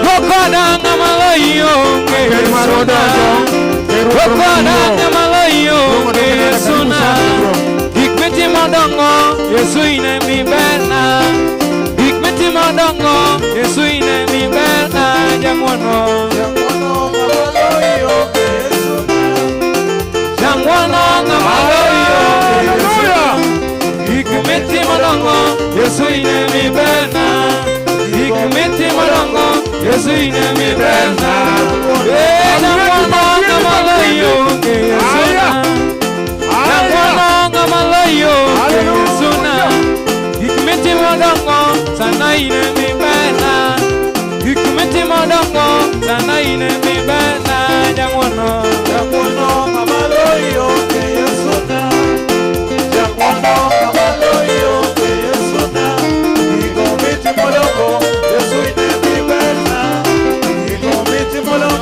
Yesu ine mi berna jangwono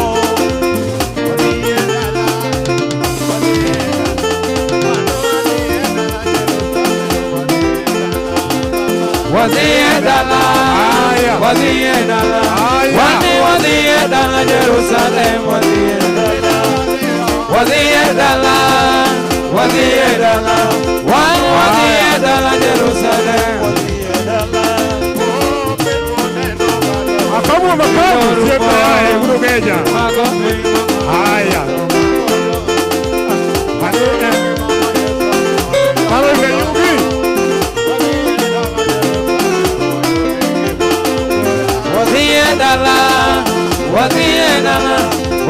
Wadiedala Jerusalem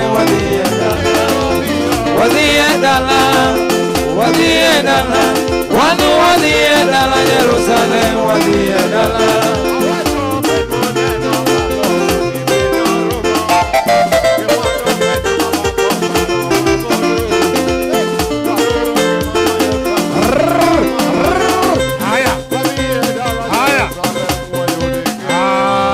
Apamne Yesu.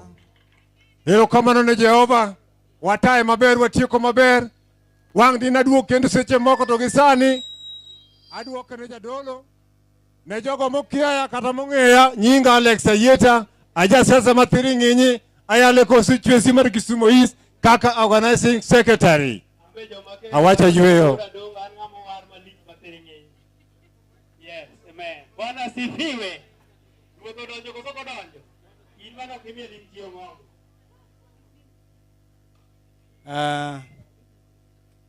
We are reading from the Gospel according to St. John, chapter 14, verse 1.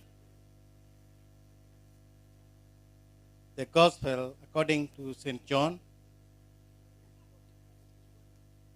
chapter 14, reading from verse 1 only. And the Bible says, do not be worried and upset. Jesus told them, believe in God and believe also in me. Kwa Kiswahili, Yesu aliwaambia, msifadhaike mioyoni mwenu, mwaniamini Mungu, niaminini pia. Bang' mano, Yesu nowacho nigi niya, kik chunyu parre, yieuru kuoma, kuom Nyasaye to kuoma bende yieuru. Let us pray. Lord God Almighty, we want to sincerely thank you even for this far that you brought us. Thank you for calling us at such a time to come and give moral support to this grieving family of James Ogwa, together with the entire Kangas family. As I stand before you and this great congregation, use me as a vessel, and that your word may continue to sharpen us, may continue to transform us, and may continue to walk out journey with us to this very end. For in Jesus' name, I pray and believe. Bwana Yesu asifiwe. Praise the Lord. Allow me to convey my personal condolence to Jim and family, Mama Benta Kanga and family, who are in going through this trying moment, something that they did not expect, but God planned it. Allow me also to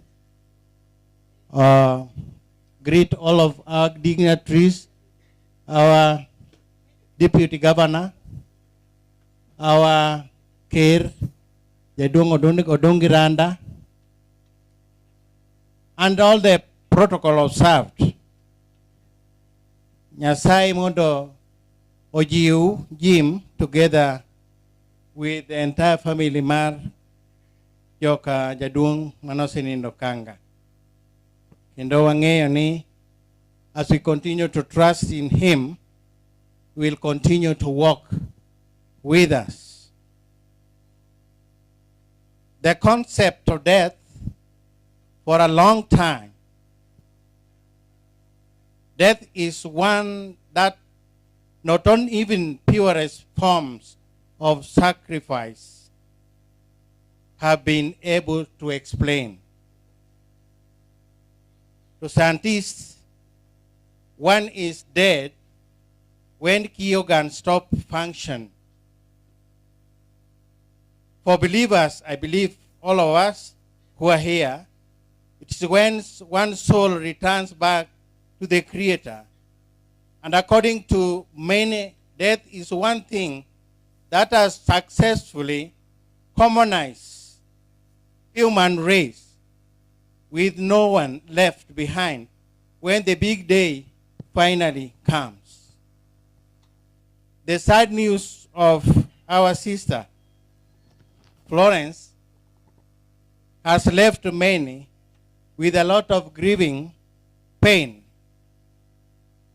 of losing a woman who was adored by their parents and even the community of this area as well.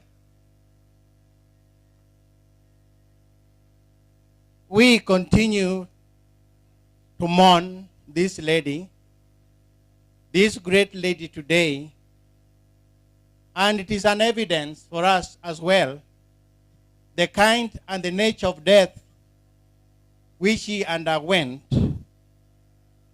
evidently informs us that we need to be prepared at all times. And what our brother Jim is going through is very tedious. And many of us who have come to condole with them, they will say, Goni most. But as the bearer of the shoe, he knows where the shoe pinches. And that is the same relationship Jihad had with his disciples, and reached a time when he had to depart from them. The context, the discourse we see in John 14 seems to be a continuation of the instruction and teaching that Jesus was giving his disciples at the Last Supper. And the full conversation is in chapter 13, verse 1. He knew that he was about to return to the Father. He knew the events that were to happen. He knew that they would be at the verge of falling apart once they saw him get arrested, crucified, and finally die. And this is very typical, and this is also with us. Even as we live in such state, we become fearful, because the person whom we have walked together with, the person whom we have lived together with, reaches a time that he or she goes away unnoticed. And politically speaking as well, just as we lost our hero, the late Honorable, our Prime Minister, Raila Amolo Odinga. Some of us are now following, some are not even, are fearing what will become of tomorrow. There will be no carrying of hands at this particular time. But whoever will be elected will depend on what you will have worked for the people. The debate currently is another fear which is causing us, we aspirants and even the incumbent, the zoning or not zoning. He wanted them to have reassurance along with peace and comfort. And the highlights of things he says and does in John 13 and 14, he tells them unusual things. He does the unthinkable by washing his disciples' feet. He tells them of Judas' betrayal. He encouraged them to love each other. In his absence, he comforts them, do not be upset. Believe in God. Also believe in his Son, Jesus Christ. Bwana sifiwe. He tells them he will go and prepare a place for them. And when he comes back for them, he will give them a Holy Spirit, the counselor. Therefore, what does Jesus' words, believe in God and believe in me, mean to us today? First gave his only Son, that whoever believes in him shall not perish but have eternal life. This cornerstone verse highlights the promise of eternal life. 2, it means we shall live a transformative life. Faith in Jesus offers hope in the hopeless situations, purposeful life, and it comforts us in times of grief as we are now. Ochiwo geno kuma geno selalie. Ojiwo chunywa kama chunywa onyosre. Kendo thiedha dola matho nyalo bedo no okele chunywa. as people who are left behind, the remnants. Number 3, it gives us spiritual strength and guidance. Believers gain access to the Holy Spirit, which provides wisdom, counsel, peace, and stability in difficult times as this. It means you are making the right, it leads you in making the right and informed choices and decisions at this particular time. Finally, but not final, it gives salvation and eternal life. Faith in Jesus is viewed as the only path to the salvation, offering hope beyond death and freedom from sin. Therefore, my brother Jim, my people, Mama Benta and family, our brother Adui Seth, we have come to condole with you and encourage you at this particular time. Whatever you are going through, others have also gone through. But Jesus is assuring us today that in amidst all these challenges, amidst the troubles that we come across, He's telling us to believe in God and also believe in His Son, Jesus. Bwana asifiwe. He has promised these disciples that He will give them a counselor, the Holy Spirit, who will continue to give them the way, who will continue to guide them, who will continue to counsel them in whatever situation that they will be undergoing. Therefore, brethren, especially Jim, as Jesus encouraged His disciples, and they went as they underwent through tests, as they go through trouble, in state of confusion, when they were shrouded, may you believe in God, live a transformed life, gain spiritual strength, guidance, salvation, and eternal life. Do not be upset, but believe in God and His Son, Jesus Christ. Praise the Lord. Generally, brothers and sisters attending this funeral today, and even the political class, our success in the proposed negotiation between ODM and UDA will entirely depend on how many votes we will have to deliver as a Koluo community. Praise the Lord.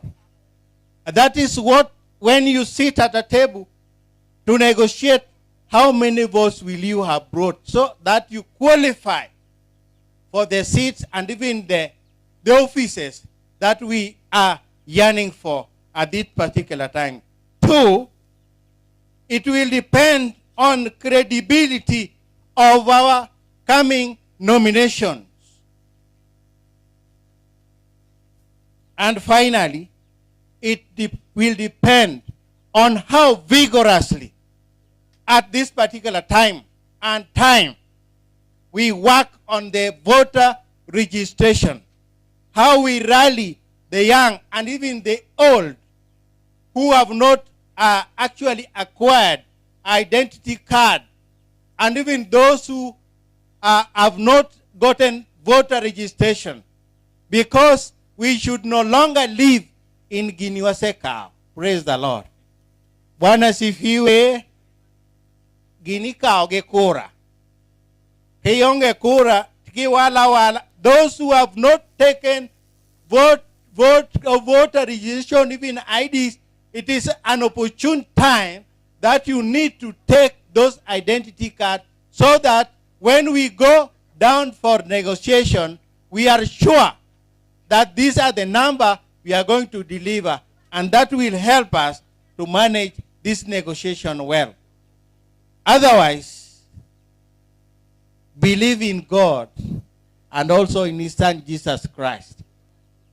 In the name of God the Father, the Son, and the Holy Spirit. Amen.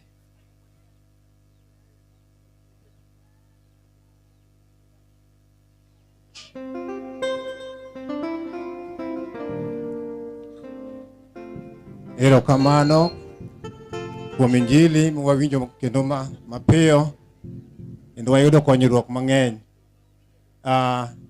E thuolono gavana marwa dwaro ringo kamachielo. Akwayo Mr. Calvin Oraro, Mheshimiwa Oraro, biane ka mondo irwak gavana eka iduokna. Erokamano jaduong'. Kakalo ele kanisa maler mar Anglican kotele gi pate mopogore mobiro mondo konywa nyasi ni ne joka Okalo, joka Kanga, Jim, Adwinyang gi welo duto mobiro. Amosu ni Nyasaye ber. Nyasaye ber. Ung'eyo ni kawuono wan gi welo madongo dongo. To kawuono bengeso iyudo ni welo biro to gin gi nyasi mopogore opogore. Deputy Governor wa mwageno Dr. Matthews Owili ber mondo bi oyuagwa to nekech dich mopogore opogore okwayo thuolo mondo los kod oganda kolwa kata jogo mobire liel mondo wach matin kokelo kuyo mare to be wadhi gole agola kosetieko koro kata kowewa to ang'eni en kanyakla kodwa e chuny. Deputy Governor Kisumu County Dr. Matthews Owili, karibu. Biro bedo motielore,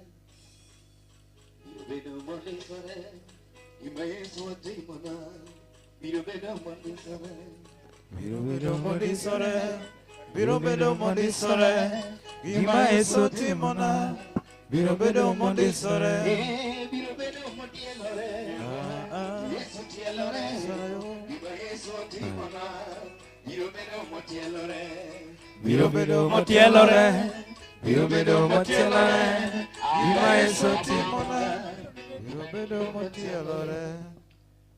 Ne kanisa maler mar ACK Makado, Vika, Gitelo, Makawumika, Kona Jokanyo, Uyena bende, Monda yangu bedo ka, mar family mar Ogwankanga, Makawuono wako min ode kawuono ni, familia maduong' mar Jokakanga, Kolwaka, ne tendwa mar oganda Luo e piny mangima, Ker Odungi Randa kod mama mabende nika, ne nyawadwa mawuod dala ka, Mokenya Kach, makawuono wabiro mondo mi wachung' kode, the majority whip, the Honorable Seth Ochieng Kanga, mabende ong'ere kisiasa kaka Adwinyang,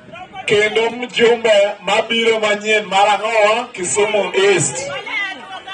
Ne welo duto, telo duto manika, kendo ang'ere wan ka gi MCA madala ka, the Honorable Calvin Oraro, erokamano. Uyiena mosue ni Nyasaye ber. Seche duto, wafwayo erokama. Abiro ka kawuono diriyo. Mokwongo abiro ka elo gavana mar county ma Kisumo, mosiep MCA mabende majority leader ma Market Milimani kucho. Abiro ka bende kaka jalup gavana mosiep Seth Ochieng Kanga kendo mosiep Jokolwa. To kaka ung'eyo dala kama wantie ni en Kanyamera. Ung'eyo ni wuoyi matin miluongo ni Seth Ochieng ni nyathi Nyamera, mano nyakwar Silimia. Nyakwar Silimia gogutu nyakwaka. Omiyo nyaka nitie kama ng'eny kawuono, erokamano ke watimo ni mos ahinya. atimo ne mos ahinya. Jonyaka nitie kama ng'eno ka, kendo ang'eyo nyaka mjumbe moro bang' nobi ka seche moko. Akwa thuolo e sama chon mondo amiye weche moko weno maka kawuono ni. To uyiena mondo akel mos mara makende e lo gavana mar kaunti ma Kisumo, akel mos mara makende e lo awuon kawuono ni ne jodala ma kawuono ko mama. Awinjo kaka nyithindo timo neno ka, kendo awinjo kaka mirima ne ng'eny ahinya kuomgi kaluwo gi the nature of death of mama ni no collapse mana motho in a manner mane ng'ata ne ok nyal expect. Uyiena mondo akaw thuolo ni mondo akwa ne nyithindo manowuoyo kago and the whole family kwe makende ma Nyasaye wuon ema nyalo chiwo. Uyiena mondo akwanegi hoch makende ma Nyasaye wuon ema nyalo chiwo. Uyiena mondo akwanegi jip makende ma Nyasaye wuon ema nyalo chiwo. Uyiena bende mondo akwa kanisa gi un duto ma ulemo ni wapare nyithindo modong' ka kod wuon dala e lemo wa samora mora mondo mi wach malichni kik buog chunygi ahinya, but oketgi motegno, oketgi kanyakla nikech Nyasaye wuon to nyalo gik moko duto. Kasewacho kamano, adwa nakwau kendo amor ni kawuono wan ka gi jaduong' moritowa e wechewa mag joluo, kitgi kod timbegi, Ker Odungi Randa.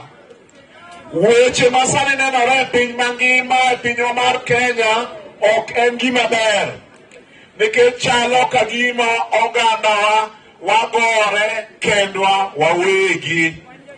Onge tiende wan joka ng'ata diwa ng'ata achiel. Adwa naparnu ni kanyaklawa mar oganda ema nomiyo Kenya oyudo loch mar uhuru ka Jaramogi Oginga Odinga nowacho ni nyaka igoljiwa ni e jela eka wakaw uhuru. Ndalogo ne waparo ni jo Kenya gin ng'ata diwa ng'ata achiel. Kanyakla mar oganda no ema nomiyo wagolo sirikal mane chandowa mar thuon gweno kane repeal section miluongo ni section 2A manokelo multi-party kane oselok chik manochak godo pinywa mar Kenya kiketo Kenya a one de jure party state. Adwa nawach kamano, jo-ODM aneno kena nawach wacho motegno kabisa. Adwa nawach ni kanyakla mar oganda no ema nomiyo wayudo loch mane Kibaki obedo president. Manomiyo wachi ni jo Kenya are the most optimistic people in the face of the planet. Kanyakla mar oganda no be manomiyo wayudo ang'owa constitution mar 2010 mokelo loch mar devolution momiyo koro an deputy governor to miyo Seth Ochieng Kanga koro majority whip kendo member of the county assembly. Omiana kwau kanyakla te ni walu bang jaduong' Odungi Randa kaka jatendo mochung'ne weche mag culture manyalo tiyo kanyakla gi party mondo miyo siem na direction wach mang'owa kumwadhiye. Mar ariyo ka waseriwore kaka oganda mar joluo, tagombo ahinya ni wariwre e party mar ODM. ODM wacho en motelo gi Dr. Oburu Oginga Odinga. Uwinjo kanyo maber? Mane ODM manitie kendo onge ODM moro amora kendo. Nyo wasewinjore kanyakla achiel kaka oganda kod chama ni wadhi miyo Dr. Oburu Oginga Odinga wasemiye thuolo mar wuoyo gi His Excellency Dr. Samoei Ruto mondo gineni to parties ariyogi ODM and UDA itimo nang'o mondo mi walos piny owacho manyien mar jo Kenya duto okmar ji ariyo kata ji adek kata kabila achiel kata kabila ariyo. Mano nyuasi ujore kamano, kendo ageno jo party oyie gi wacha maber kabisa. Jo party uyie gi wacha maber. Mar adek katieko, taneno ka sani jaluo ogolo pala ne jaluo wadgi.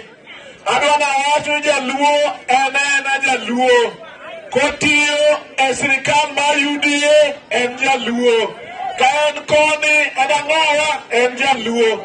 Omiyo jaluo kik gol pala, jaluo kik dhaw gi jaluo wadgi, jaluo nyakoro ni jaluo wadgi cha oumo. Uwinjo maber? Mondo mi kik kabila moko nyiero ka yien nono, ka gima wan ka wan gi gimoro, to ni wan ema dwa gol e dho jowetewa. Emomiyo aneno kwawa kabisa. Ni ama ni kod lemo e ong'ala moro amora e pinywa mar Kenya, waneni wamakore kanyakla mondo ka wakel ne jodala madongruok ma gidwaro kuom ndalo mang'eny. Katieko tang'en wasewacho kaka jo ODM ni ka wadhiwe gi jo UDA to wadwaro 50% mar ang'owa mar piny owacho. Mane kaka nyo wasewacho. To maduong' ahinya mane dwa nawachi en ni in coalition building, positions are not the only important things to look at. I would also like for us to look at what we would like to be implemented for the sake of the people, either as a coalition or as a party. As ODM goes ahead to negotiate with other like-minded parties, and in this case UDA, we must be prepared with what we would like to see implemented in a joint manifesto. If ODM, for example, would like free education at secondary level, can we have that given priority? If ODM would like free healthcare, can we have that given priority? What is our priority as ODM in terms of infrastructure? Can that priority find its way into the joint manifesto? I think that is important so that it is not seen that we are only asking for position. When we ask for positions, positions are for individuals. But when we ask for things to be implemented, then we are thinking about the people of Kenya.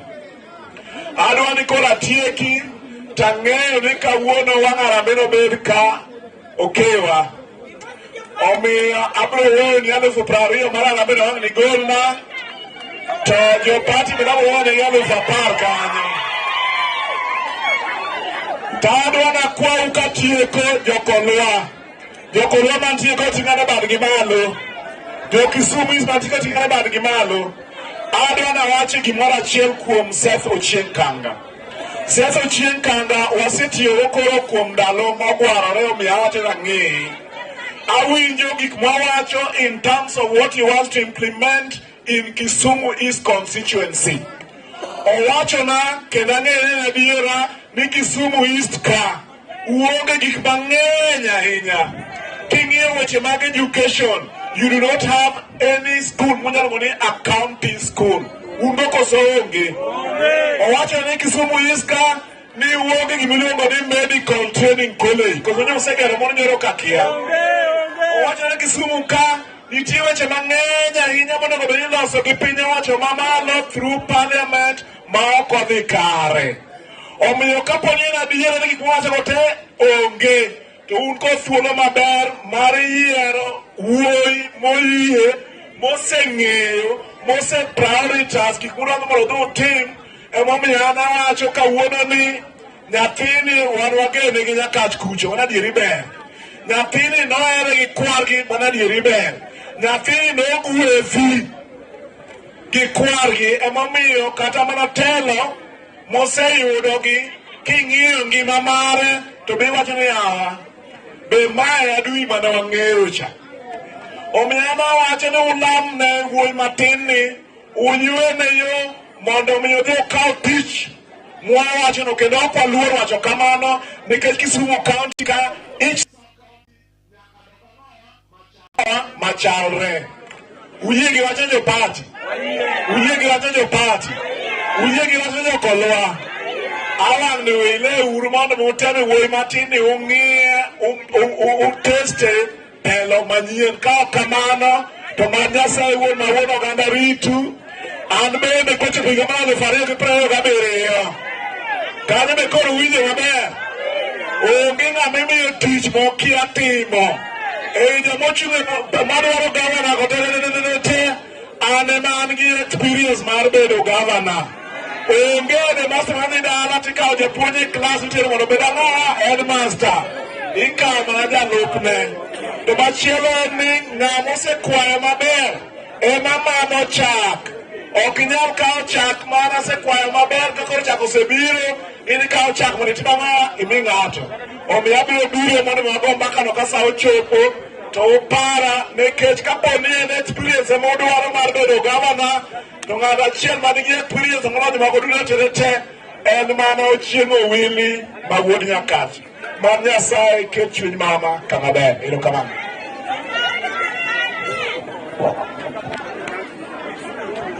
Erokamano gavana, wacho machuok maber kendo mamit.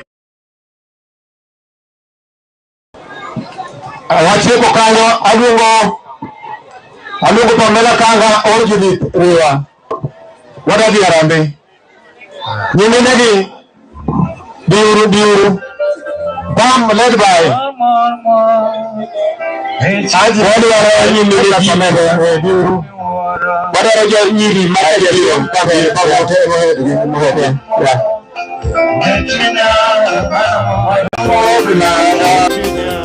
Hey, more, hey, chunya, mano more mi woro, hey, chunya, mano more, hey, chunya, mano more mi woro, hey, chunya, yesu tiyo, tomano more manade, mano more, tomano more manade, yesu tiyo, tomano more manade, mano more, tomano more manade, yesu nyono ya mo, tomano more manade, yesu timo mwono, tomano more manade,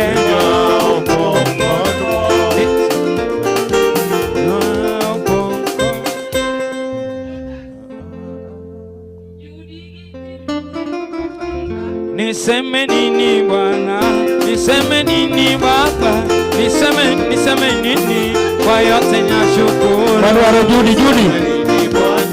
Niseme nini Bwana, niseme nini Bwana, niseme nini Baba, niseme nini Baba, niseme nini Bwana, yote ninashukuru. Judy Baba, Dorina Maga, Lea Maga, Biuruka. Mago ni matek wa ahinya motegno kabisa. Biurane. Lea Maga, Dorina Maga. Biurane ni Judy Maga. Atieno tako. Okwayo ni mondo bika.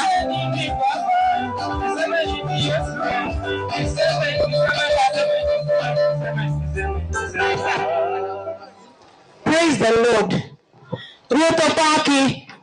Wabiro kuyo lakini wamor. Ruoth paki. Kaindana maketo temne. Erokamano. An last born mar Kanga Ogalo. Iluongo ni CBA Kanga.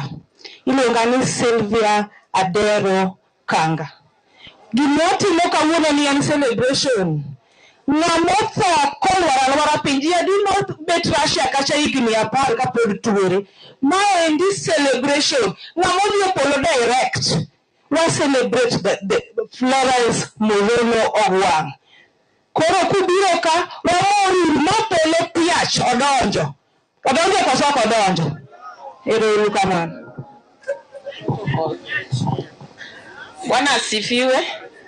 Bwana asifiwe tena. Yani luonga ni Susan Kanga. Ana nyathi dalani mar adek, chogo mar adek wang'eny. Clear uru kanyo mondo mikoko kik bed itimo neno, wabed raliwa ne church. to adressa, physical address en Kakangaka. To wan gi PO Box Ndiwa, kendo team mar Ndiwa nika. Team Ndiwa koktel negi gi Honorable Galongare. Gintiere wakwayo ni gichung' gi fwa. Osiepna be nyalo biro gi Galongare omos ji. Mano my sweetheart. Mawuotho chielno mano my sweetheart. Motelo no iluongo ni Mr. Galongare. He's a honorable, the next MCA in Kwabwai. Yes. Tatele dala Masias. Kangogalo, nen kansila, Seth Nyang, NMCA Madibedo, MP, to Kwara Monyolo Jaoda, benen kansila, to one gi aspiring MCA be. Koro Mbeleka udinena maber. Erokamano ne kanisa mane tayo chokruok gi joko luwa gi joko jaduong' kansila Kanga. Watimo mos ahinya wajoko Bwai wan kama Susan wakawo dhiye. Susan ni yuora. Watimo mos ahinya bedudu kod kwe, ok wakelo kuyo to wakelo mondo utegno. Ero kamano.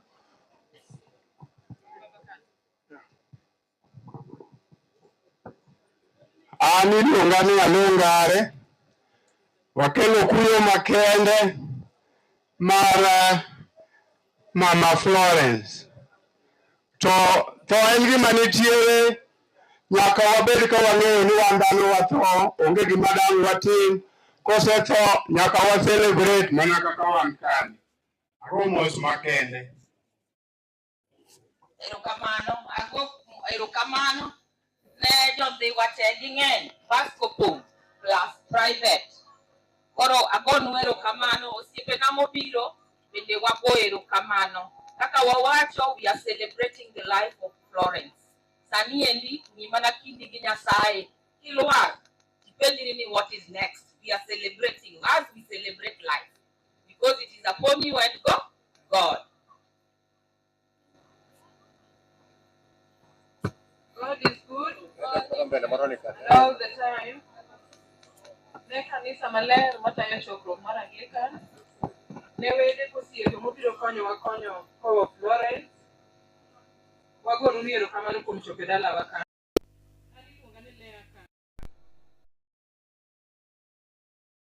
Lea Mauko. Anatedo karachuonyo. Jo karachuonyo pod nie kiwanja kocha gima iyudo gimoro matin. Jo kanisa na benika mar repentance and holiness. Gin be ginie konyruok kocha matin. Onge mang'eny madwa wacho ka. We celebrate life mar Florence. Florence, may you rest in peace. Rest with the angels. Thank you. Hallelujah. Kainja kendunena sana kama aginga ilungane Lea akot magak kakurunya no Lea endani koro gigine mare angenka ne kanisa matayo nyasi kaachiel gi joka Jim Kanga kaka nyimine ni kendo ni Juli John and Eric wachunka mar kelo kuyo mara makende. Ruoth Nyasaye ene magdawochu kendo Ruoth Nyasaye ene ritukinde duto nikech wan kaka wabiro mang'eny kiny waonge to Ruoth Nyasaye kendo maritu kendo biro miyo wach kinde duto e nying Ruoth Yesu. Osechokruok nopak Ruoth, opak Yesu kendo. Amoso jo party ni ODM. An kachung ka iluonga ni Agneta Laro. Giko lewa ka inditi iluonga ni Agneta Taka, nyata Kokogalo. Anyamin Jim nyatewa.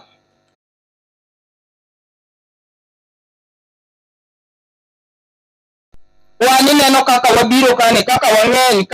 Kwariwni. Welo. Katumbo godhiambo Tokoro Yesu wemikao. Madwa wach ni mali. To kata kana biro kapa ni an gi jonya kach be majo party an gi jonya kach maka chuoga an gi jonya kach manyithinda manoluwa aparo ni ka gintiere to ginyalo wave moko aparo ni pod chiemo ero uru kamana onge gi mang'eny manyalo wacho.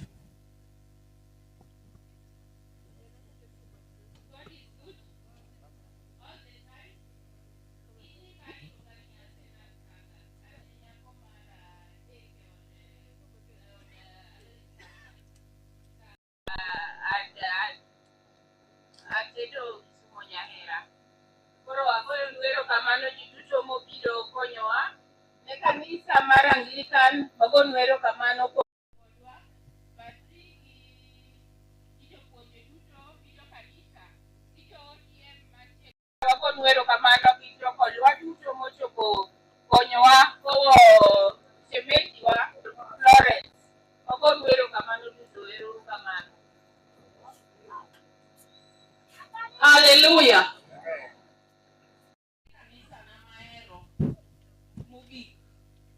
Kanisa mar ACK. Aero kanisa pasta aeri mugi gijogite aguero kamano.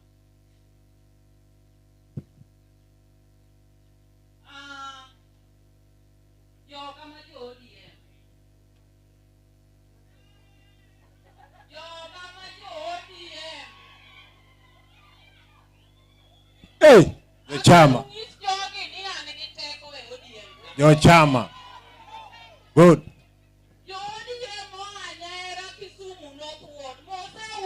Wala la la la la la la. Pekidi.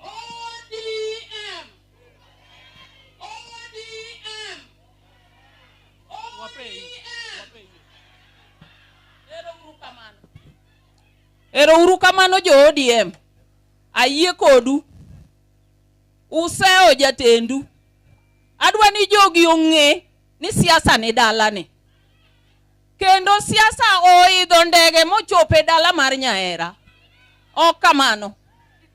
Kachung' ka iluonga ni Pamela Akinyi Kanga Ogingo.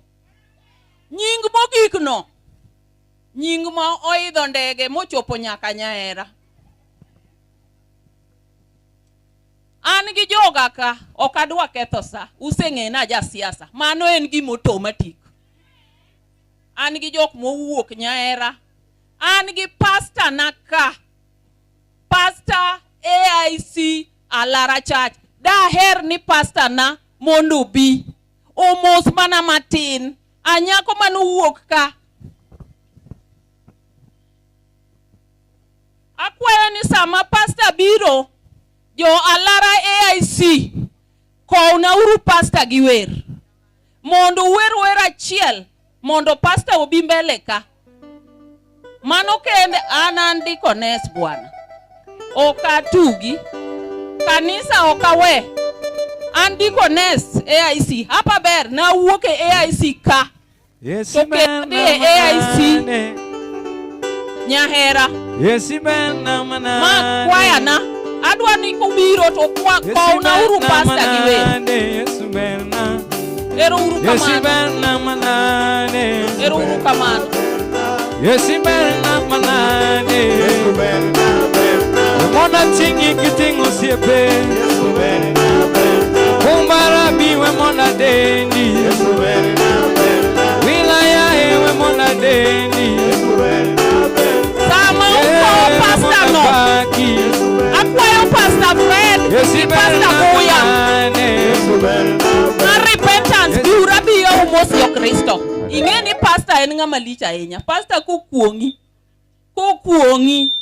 tileo Emo miyo pastor Fred gi pastor Guya ma repentance akwayo uni biuru mondo umos yo Kristo pastor na ero biro gi jodongo anyako malich jowadwa Kata kuneno uniform kuchunge mbele ka.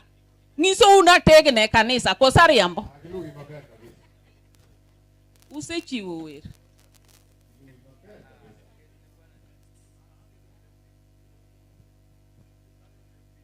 Akwayo Pastor Fred ma repentance. Pastor Fred ma repentance. Gi Pastor Guya akwayo mondo ubi machiegni.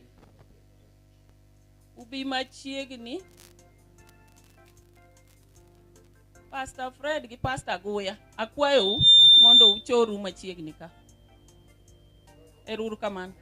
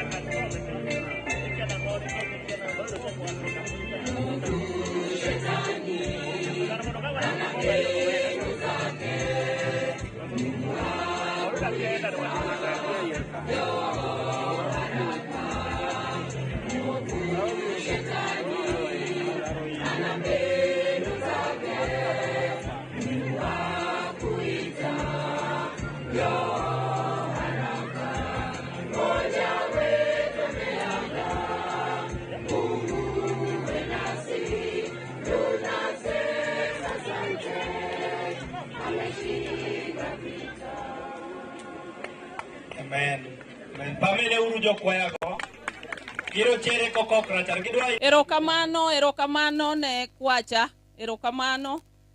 Abiro kwayo jaduong' ma Kamara bendo sudre machiegni ka pastors tieko to en bendo wacho matin kasta tieko to mana kamano satin.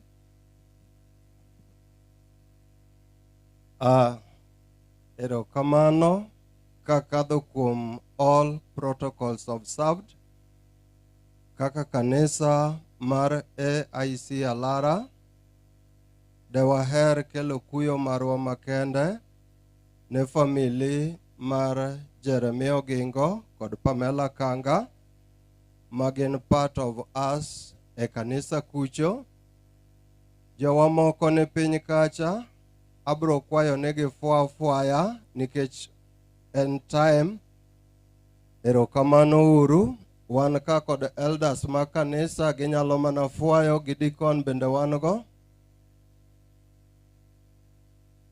Ok wabi wacho mang'eny nikech sa wang'eyo ne tho en chenro mar Nyasaye, to bende tho paronwa kapod wan e ringruok ni to kinda kod Nyasaye chal nade, ma kapo nono ni aweyo piny ni apoya to adhi bedo gi Yesu musiko manyaka chieng'.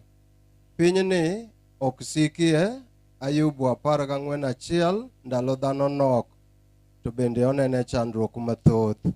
Kaka kanisa mar AIC Alara, dewa kwayi Mama Pamela ni nyo wang'eyo pek mari kendo nyo walamo kodi Nyasaye, to ranyisi no nenore kokadho kuom birowa. Bende dwa kwa ne jaduong' Jim mos kuom nindo mar mama, kaachiel kod family. Kwe mar Nyasaye obed kodu duto. Erokamano, Nyasaye mondo gwedhu ka wadhi nyime. Ago erokamano. Luongo Mr. Mara, my sweetheart, mondo bika mondo unene. Na yiero American Height. Ayiero koso ok ayiero? Unene koso ok unene? Akwayo ni mondo tieki mondo okore gi jo kanisa kendo wadwa rwako Repentance Church. Gin bende gibro wacho matin. Amoso uduto. An machung' ka ni iluonga ni Jeremia Ogingo, kaka Madam Mara Pamela wacho. Mokwongo ago mos maduong' ahinya nikech tho monwang'o wadwa James Kanga. Gimotimore gima lit ahinya kendo en gima nyicha ng'ato ok expect ni nyalo timore. Ago mos kabisa ne Elijah Kanga family kuom wito one of their own ma nyocha gitimorego. Mang'eny ma dawach sani onge. An gi minwa moro mobiro kae ma koro dong' to gi yuoro maduong'. Ginyalo chung' mondo gin be gimoswe. Ate. Bataka an gi wuonwa ma bende otenrego okela wuoth ka. Onyalo moso kidogo.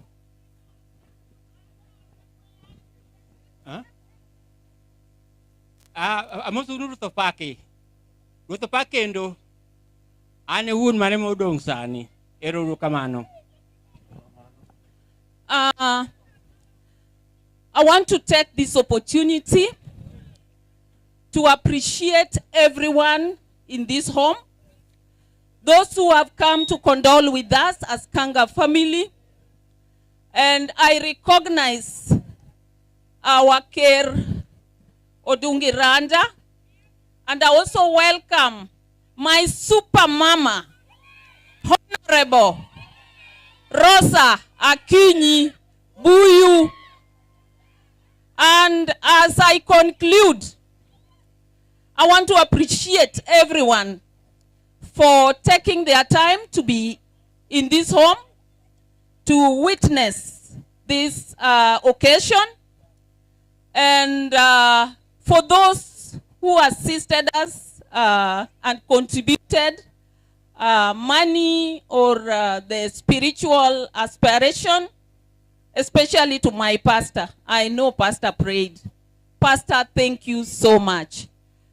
To my brother, Honorable Adui Nyang, mina uradui Nyang sigalagala chiel. Thank you so much, my brother, for what you've done in this home.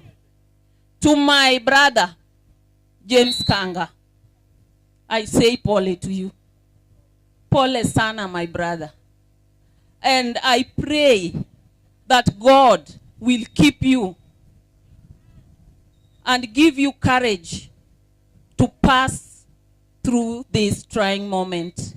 To my only mother, Mama Benta Kanga, I really, really appreciate what you have done. Somebody may not know what you have done to make this happen and what people are seeing today. Thank you so much, Mama. Thank you, thank you, thank you. I also want to appreciate the Deputy Governor. I don't know whether he's gone. Yeah, to those who will see him later, just tell the Deputy Governor that I really appreciate his presence in this home. Thank you so much, and may God bless all of you as you go back home. Thank you so much, Pam. Kawatieko, Anglican Church, when I left Kalala, I joined Repentance and Holiness, and my pastors are here with me. Let me welcome them. Thank you. Thank you so much. Ne kanisa maler mar Anglican Mateo Nyasi. Kokalo kuom familia moyudo chandruok, the entire Kangas family, and all protocol observed. Wakelo kuyo marwa kaka jo kanisa mar Repentance and Holiness malemo kod Mama Ivy. Kendo walamonu Nyasaye ni mondo Nyasaye kama olal no mondo duoki. Ne wabiro ka gi pastor naka aniluonga ni Pastor Fred Odhiambo aja ahero Nyando, twalemo kod Mama Ivy. Ero kamano. Yesu pakuru. Amen. Chunya ogone Nyasaye malichero kamano kokadho kuom jodolo gi ji duto mabiro konyowa ko nyaminwa idalaka. Kaka pastor sewacho, wan walemo Kibuya altar kacha, wan jo Repentance and Holiness Ministry. To walemo gi Mama Ivy. Tiere jomoko e dalani nyamin gi moro Susan wang'eyo, jomoko mang'eny. So waluwo bang'e mondo wabi waku kode karachiel. Wabiro wan ji mang'eny matin, jowadwa moko bet chien kacha. Chungane uru mondo ufuane Nyasachwa. Jo Nyasachwa ng'ene une waluwo Mama Ivy. Erokamano. Mago jo Repentance and Holiness Ministry. Mad Nyasaye maja kwe chunyi ji, kwe chunyu kendo Nyasaye ohou. Erokamano. Nyinga wiya wil gi nyinga Richard Guya, Ruoth Nyasaye otimona ng'wono mar warruok, aja Kisumo West, aja Usiri. Nyasaye ogwedhu. Otieno, gracias Kaugino. Wakati kule ni arwako honorable MP Kisumo West Raborosa Kinibu.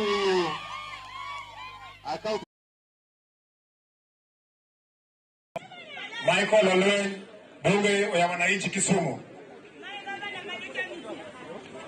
Waiye waneno mama. Ikulu na arwako kendo Mr. Brian Opar, Mr. Opar, Kisumu County aspirant senator ungo ka teno. Jopate untie. Haya. Peter Baso nominated MC Colossa and karibu sana. Aneno kataka wangi padri maduong'. Evans Otieno, wan kodika. Wangi Director Tuge, karibu sana. Kalawina Yugi Madam, karibu sana. Aneno Councilor Machon, Mr. Lord from Nyakach, karibu sana. Mr. Kenda Koko, Chairman, Friend Kisumu, karibu sana. Mr. Chayo, karibu sana, former MCA. Honorable Chayo, karibu sana. Mr. Muga, Kisumu County, Muslim na bebe ni Watiego, Kisumu Union, karibu sana. Mr. Tuge, karibu sana. Alex Tako, Boxing Chairman, karibu sana. Oscar Nyanguso, Osabiro, Secretary General Kisumu East, karibu sana Oscar. Jopate untie. Aguno moro mora welo nika. Atieko.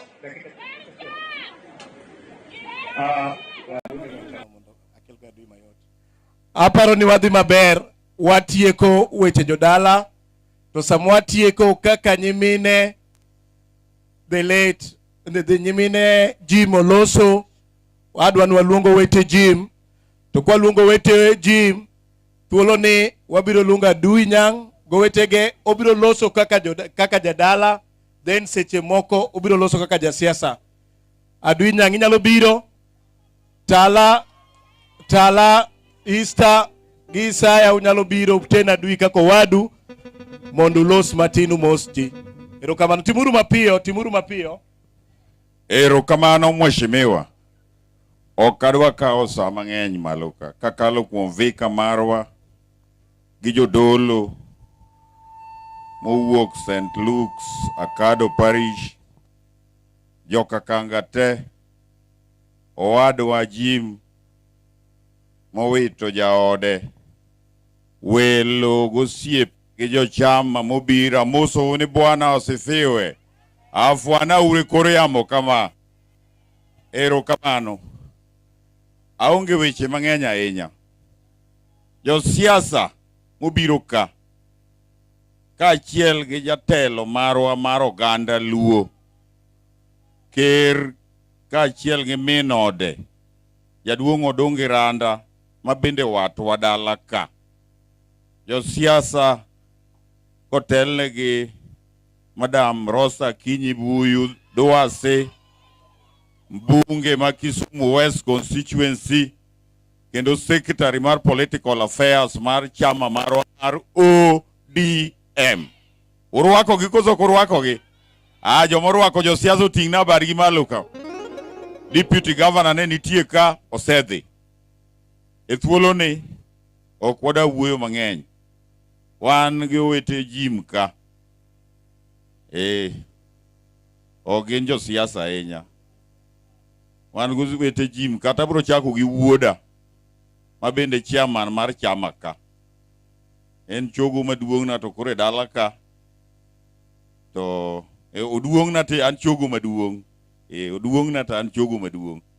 Koro jogi bende oduong' ne gi jogi chok gidongo ne. Koro Benabuk idwa wuoyo kaka wuod dala kaka nyakwar Kanga. Erokamano Seth, Mheshimiwa Seth Ochieng Kanga kuom thuolo mimiya. Arwako welo duto te mobiro dalawa ka. Kaachiel kod jopati te mobiro dalawa ka mag ODM. Kaka the loch mar kanisa mar Anglican Church, Pastor Musiepna gi jopuonj wetena ambe nasedologa. Aneno u ka law romou gi jokwaya man ka. Jimo wuora Robinson gi Nyagelo gi Dana Benta. Amoso uno kweuru. Wago mos ahinya e sama chalo kama. Omera bedu mos kadwa ni kuwuot unyiero. Ane let malet. Katimore kama wawito minwa. Minwa ni nyocho rito wuora e dala ka. Wuora nyotuo sechako kanore se retire. Koro ene manyo wuok oko gokinyi. Omekswa no wene wuora gima chamo to madho to dhi Kibuye. Kendo kango duogo chon. To kinyi modhi sa 11. Oduogo lor ka okelo gimobirogo orito godo wuora kama ber. Mano endo nyocha neno kaber. Koro kodhi kama to wan gi chandruok kabisa kaneno ka wuona oduok kama. Wuora machielo bodong' gin gi lodhe kama. Ng'eni ber ka dichuo dhi to dhako dong' rito dala. Koro ma Florence modhi. Be mana gi chuny motegno. Nyasaye ung'eyo bro riti. Omiyo ahero aluru wuora na ahinya. Kanyocho ora ni wadhi Ugenya, wadhi los wach keny mar owadwa machielo. To nadhi Ugenya kucho. Jo Ugenya neno kobet kacha. Ambu nena ka nabiro thuru. Morwaka. Motimo na kit Luo. Kaka ne wawuoyo. Wawinjore mwagombaka. Aparo no neno kaka miriambo ne ungeye. Wan joka ng'ato ma jadiera. Wabro dhi kamano kodu bega kwa bega. Ko kamano okadwa biro chung kaka jasiasa. Atieko mana mara kawacho ni an chairman mar Kolwa Central ka. Jo yiero mano yier manyien ni. Jo chama neno ko biro ka. Aneno ka telo biro dalawa ka. Amoso uni ODM.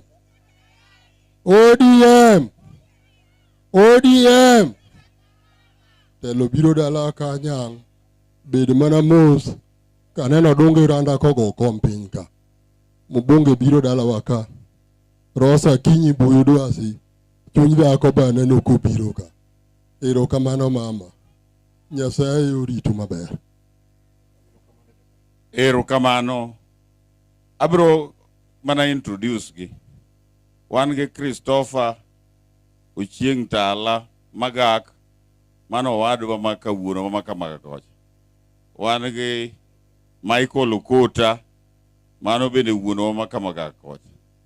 Wan gi Nathaniel Ogutu Kanga ene wadwa makuro chogo maluwa. Kodhu beda piny. Ei kakanga ka adwa wachonu.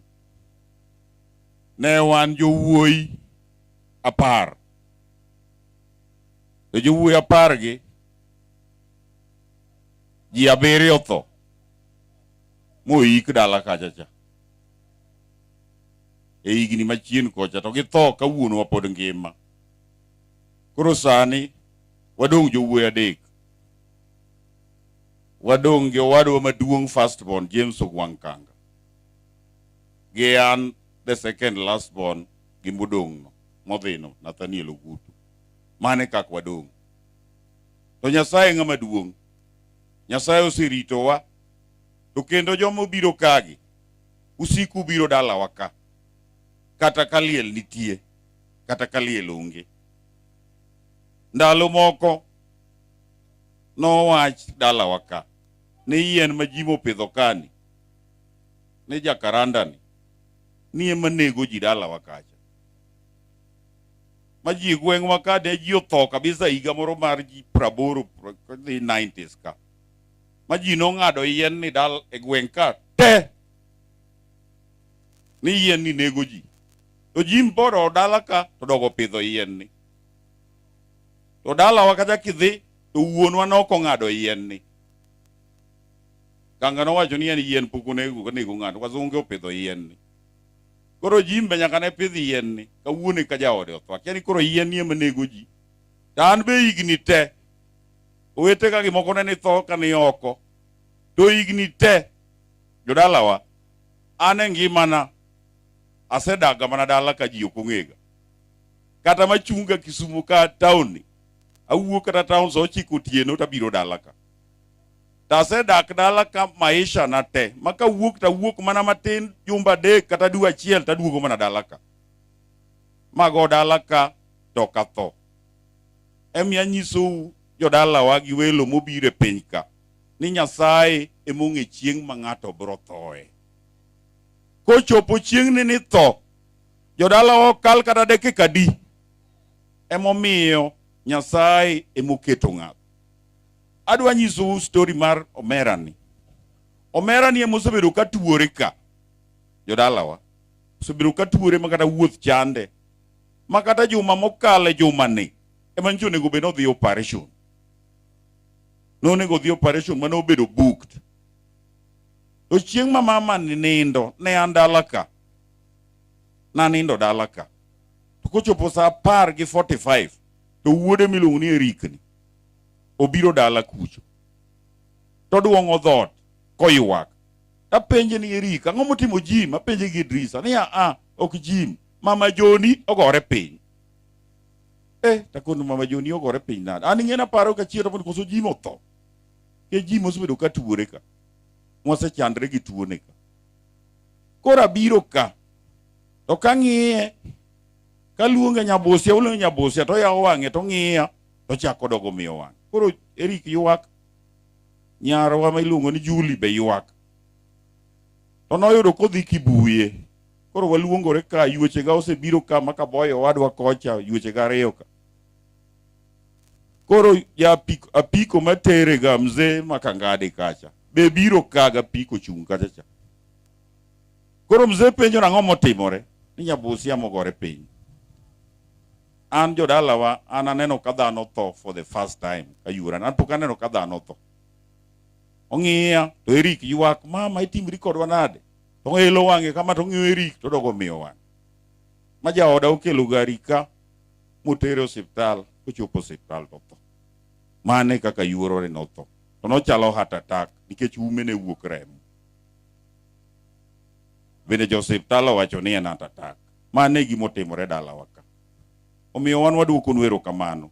Welo, osiepe, jo kanisa, ok abi duoga wuoka kendo. Kech ok adwa ketho sa ba dhi duogo. Jo chama mar ODM kotelwa gi party leader marwa Dr. Oburu Oginga. Lwete ochopo ka. Chairperson marwa Gladys Atieno Nyasuna Wanga Simba Nyiri nyocho biro ka gi chopa motimo nwarambe ka. Notimo koso nokotimo. Waziri mosiepna Opiyo Wandayi makamunika nonego bika to kakung'eyo ni weche mag mafuta president noluonge crisis meeting omiyo kobiro ote nochopo ka. Mbunge maro ma county MP High Excellency Ruth Odinga ote nochopo ka.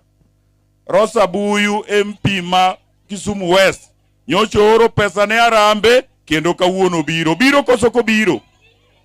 Waheshimiwa magwa ma county assembly ma Kisumo kotelne gi speaker Elisha Jakuraro ote nyocho chopo ka.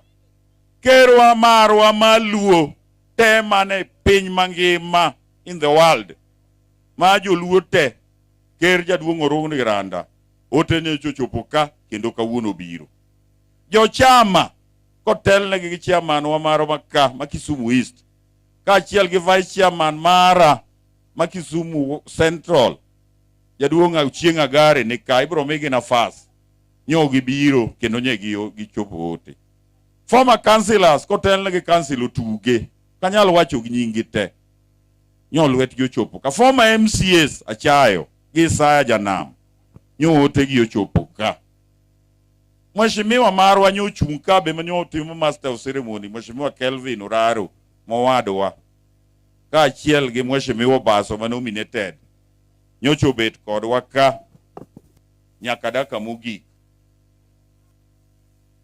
Jokombe mag wards ma Kisumu East ka, jokombe ma Central women leaders nyone ka, jokombe mag sub counties obedo represented ka gi Vitalis Okota Moa Muoroni ni ka kaachiel gi Ochieng' Agare. Vijana mantie ka, vijana oye! Vijana oye! Nyochu rito welo maber kendo usebedo kurito welo mabeyo ka. Jo chama ma Kisumu East, youth wing chama ma Kisumu East kotelne gi Arogo gi ma Kolwa Central ka. Gutis Zakir Dach osebedo katiyo ka. Osiepe jokolwa, jokomolo, jokano, jodalawa ma jokotieno ka jonyalunya kaachiel gi chairman marwa ma Jokogalo jaduong' Panyako gi Julius Nyagelo mobet ka bendo wadwa osebed dala ka gitiyo ka gi make sure ni gimoro amora dhi mbele. Kaachiel gi osiepewa gi ochewa gi welo nyiwendewa jaoda an gi dhako miluongo Nyaoyoma Chairi osebedo kotung' koda ka. Network mobe an go kama pok oland maber. Ima be nyaka wachni. En e iye ka. Ng'eni gigi panda to chieng' moro ka wacho wuok ni to koka ni mago gimbe gisechung' koda ber koso rach. Mane kaka an. Nyaoyoma nitie ka. Mae min oda mosebedo karwako welo ka. Ochung'na gi weche te samoro be kata ka onge to jo siasa gi orwako na maber ka. Idwa beda piny. Osidwa wuo idwa moso ji. Bwana sifiwe. Amoso uno kwe uru. Bwana sifiwe. Unataka nini? Ero uru kamano. Ero kamano. Wacho koso ko wacho. Orito koso korito. Mane kaka an gi network machielo be ni kanyo jogo ng'eye. En sani pod ok owuo. Obo wuoyo bang'e mbele kucho ka piny osekwe. Piny pod ok ber ahinya.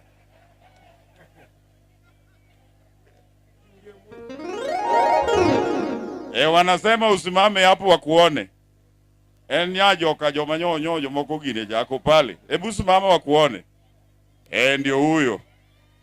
Nyabu tere kocha. Joma nyonyo jo Waluya go wan go maber. Emiyo joma dwa ketho kindwa gi Waluya be ok wabi yie go. Nikech wan kwane watindo ni nyiso ni kokinya kendo nyaluo ti kendo kanye koto kodera kata dawa malaya be ne mana nyakocha. Omiyo mheshimiwa Rosa Buyu, hawa wenzetu Waluya, sisi hatuna mambo na hao hata siku moja. Kama kuna kisa ya uhalifu wenye walifanya hiyo kisa, washikwe waperekwe kotini. Wacho kosoka wacho. Mane kaka wan. Amiyo jo kanisa marwa Maranglikana. Kotelno gi padri Vika marwa Reverend Wagude.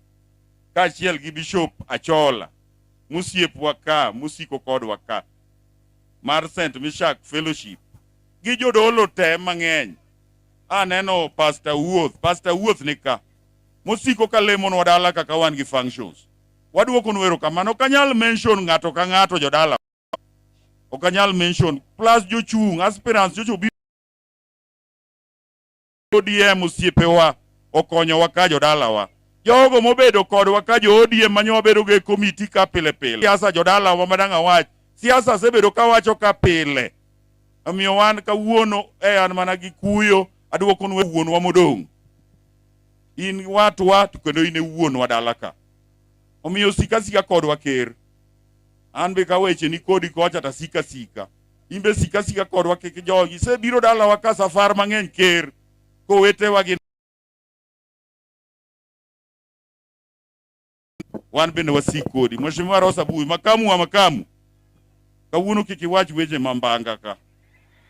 Weche maricho kiki wach kaka wane gi och.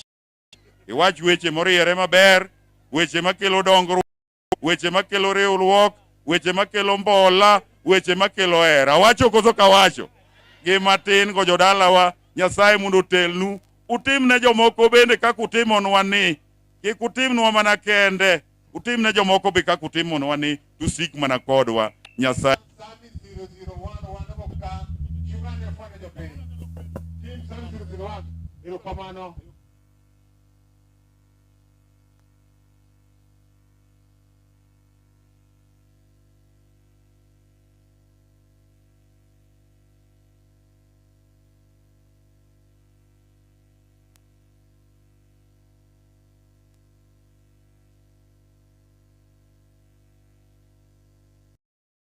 From Kisumu East constituency. Yalendo Sebiro. One chairperson. Kolwa East. Kajuli. Jodolo.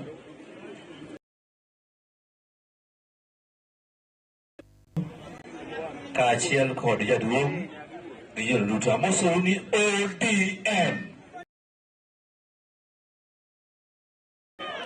ODM. Analwato mna nyinga iluonga ni Sila Moi Okech, Chairman Nyalenda A Ward. Timo mos ahinya machiegni uru. Next.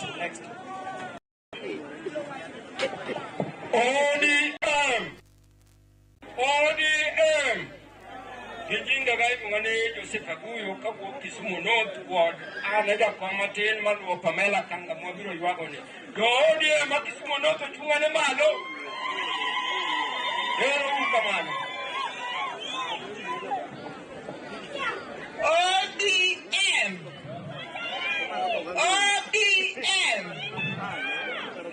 Kamana kitu mara hapa jundu. Anka melo gada. Ayaya era. Ateto kajundu kucho. Ale ime leader man kajundu ward. Wakelo kuyo waka ero kamana. ODM.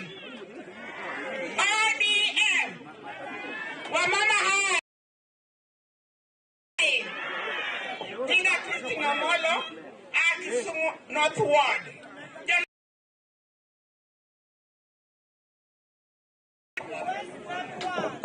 ODM. Ruth Atieno, Kolwa East, and General Secretary, I represent Koma Kolwa East. Come on.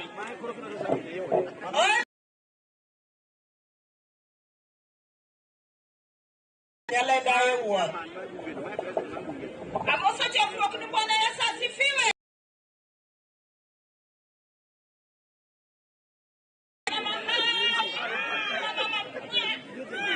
Ankachuka kamari unarodi, and women leaders said Kolwa. Ago niwero kamano jodala wa, igima utiko waka uono. Kendo wakwayo wana kue makene, kue mati mbele ni ubedie, yaka wangu watiyo kibwana Yesu asifiwe, Nyasaye monotelu. Ero kamano, epuno nadie kusika simano. Samuza unasa kutimne, biuru. Members Magigo, Kisumu East.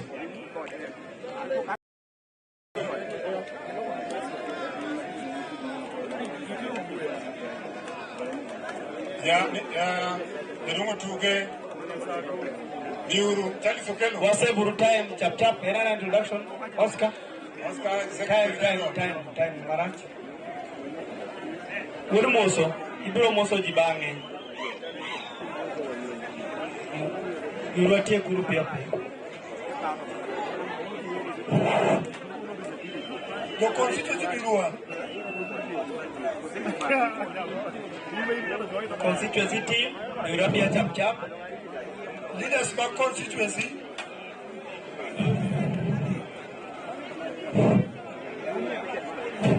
Wanted because of time, who are German and the position man. I tell you, and the ice was.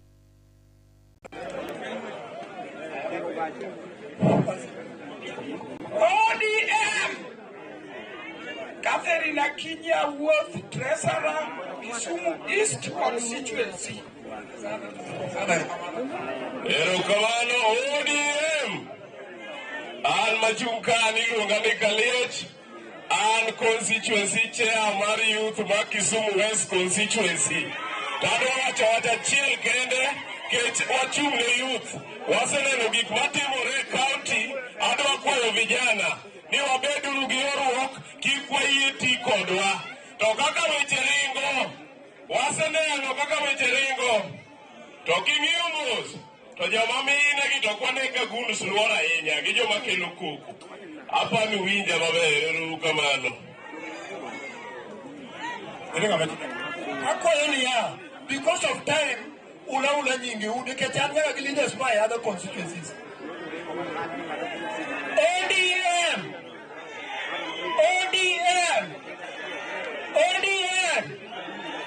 Jago Mondi Masudi Kisumu North Ward Youth.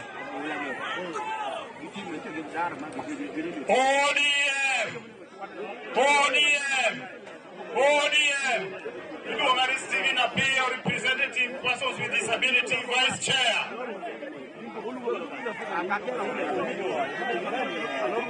Basi, ne wendwa duto mobiro Kisumu East, amoso ni ODM. Kapok afulo nyinga, an kod welo moa Kisumu North West, giful nyinggi gi position margi. ODM! Wamama untie! Ilongani Esther Ogutu, Kisumu North Ward, an assistant lady Kisumu West chair. ODM! Otiende Roslyn, special interest Kisumu West. Basi kawendo agose wuoyo ago erokamano ne jopati ODM. Jopati untie. Tunataka nini? Basi erokamano ginyinga iluongani Jane Manuche, ane women leader Kisumu East, arwako welo duto. Wan wahero mana kwe. Ero uru kamano. ODM ailuongane Oscar Nyangweso, an secretary Kisumu East. Wadwa ikuru chon mama ne sape pole uru kamano. Amen. erukamano ODM. An Stephen Obono Koi, an Deputy Secretary mar party wa maduong' mar ODM Kisumu East. Mawang ni waramo ni nyaka wakel mjumbe mar party dala mawane Kisumu East ka. Maina honorable Seto Chienka. Budo molosni, ane mana chwe komping, uneno kako chalo ni kama ngida dumjo na polgi Alex Ayeta. Beri koso kube? Ber. Donge be? Nesore. Kasai mundu guidu kumbiro mundu waberi kanyaka. Thank you so much. ODM. ODM. En gima olita ahinya. Amonindo. Iti biro kae mondo bi ywagi. To kwa chiwo weche mag ywak tilinga linga. ODM. Adiluonga ni Chiaso Otieno Kelo. An jakom mar joma ong'ol Kisumu East constituency. Seto Chienka Ngadunya. When we make a statement for the Kisumu East constituency, there must be a change. And the change must start with you and us. And we will support you in whichever way you want until you get the power. Thank you very much. Correct. Hey, iwe mochek. Gek. Kanisa. Kuro kelo. Welo, kwede kodo siebe, amosu no kwe uru. Adwa ni chiki itie gima wacho. Ori wakoro. Ani longa ni Gideon Onyango. An committee member. A constituency. Anbe manyo Kisumu East Ogola mwana represent a county. Koro kawanka wabiro kelo. Wada wachuru wacha chiel. Sani chuo chunga ngwen ka. Madwaro gavana. Nyaka chuo gana de. Kano nigi ngata chiel. Ingenga mibi pegi go. Ibi pegi gi mama. Wiye ko sodagi. Dok giwinjore. Magi winjore maber. To kwa seko gavana seme. Mitokni ok bikalo bambo. Mitokni biro dongo bambo. Kwa kamano to mitokni ok bikalo road town ka. En manoro nigi mama ji ariyo kende. Eru kamano. Yes. Director Tuge. Aya. Yalo untie. Gini uchua kongana. ODM. Wabedi urebo da chen.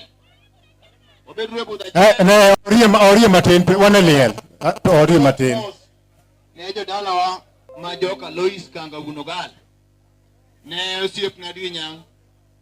Ne mama mweke na inya Rosa Duasi. Ne ker makwara mosiep na inya donge randa uarange. Ne uchinga gare. Ne makamu kijotelo mamoko moyoro jodolo koten jadunga Bishop Awuoth. Amoso unokwe uru. Okwe kuom ruoth. An ka ane lo mar osiep mar joka muoso gi joko gal. Kawan gi historia matut ahinya. Omiyo aduyo ko en jatelo from nowhere.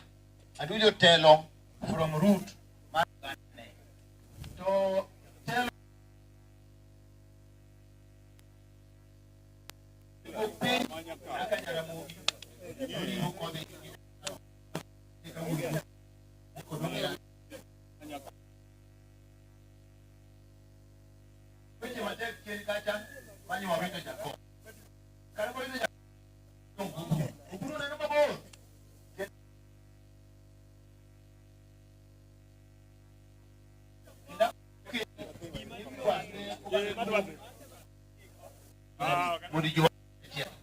pogruok mar paro krach kata mana madwini rusip na kabisa saboro pogore pa to pogruok mar paro to kana bedo piny to upimo wan to de kamara chiel omoja dunga kamor ka kisebedo ka kitimo siasa ni kada kidak kodwa kako ganda ni ne jawa mar ODM jiringo kabisa abana bana chunge uru motegno ei chama mondo waring uru gi chenro mar chama kata chik chama dwaro ani anja komka to nya weyo moko yomba nya weyo nikech riwruok mar Kisumu East ni wan gi chapni mang'eny ma koni gi koni nya gombo ni mondo bed gi maradi mondo mi gibo ta mondo oyine mang'eny ma en MP wang ne wanwang omiya kwayo jaduongo ula sako in kori experience malo jogi te wasitiyo kod Kisumu East ndalo mang'eny kendo pod itiyo lamre makata weche tek mondo riwa mondo wadhi loka cha mondo gik machamo nego timo wari tien kombe manye wan go to anwang' muonge go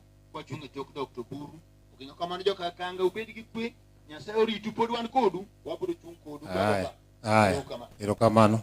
Councillor Tila, Bo from Nyakach. Biane malo ka osiepna. Councillor Tila. Councillor.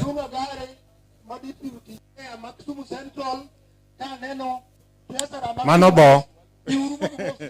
Councillor Tila Yosebiro from Nyakach. Wafle. Na kanisa matai ko giwede go siepe mubiro konyo kutoka mosu ne merambe urute. Merambe urukendo. Basi ana kelo kuo mara kaka Tila ne jomokia maya Tila lotbo mengero matento pile. Ana wacho kama joturwa. Kama na Raila Oromo abede. Raila Molo Odinga. No mane mo support. Raila no se to por one team. Pinya kadina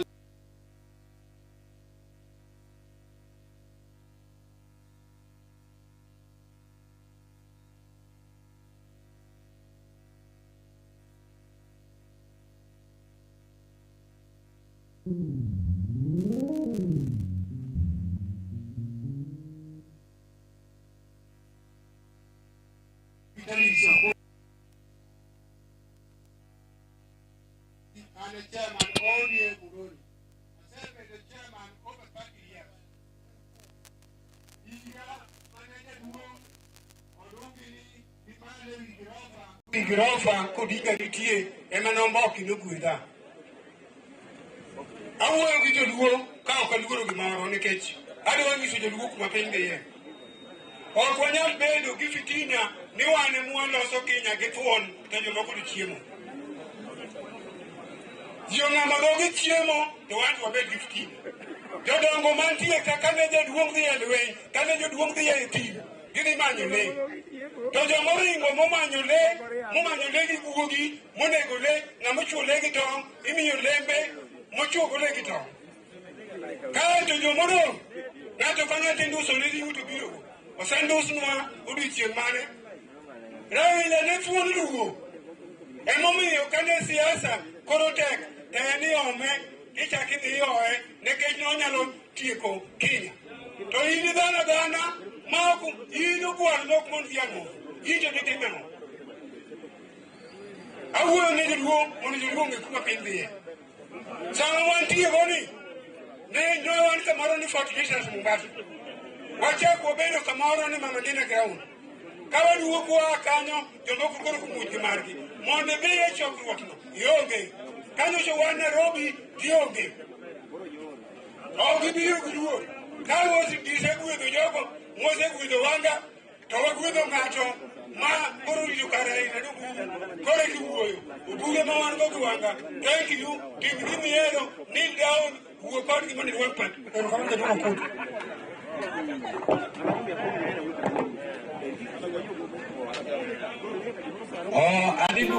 Treasurer mar Kisumu West.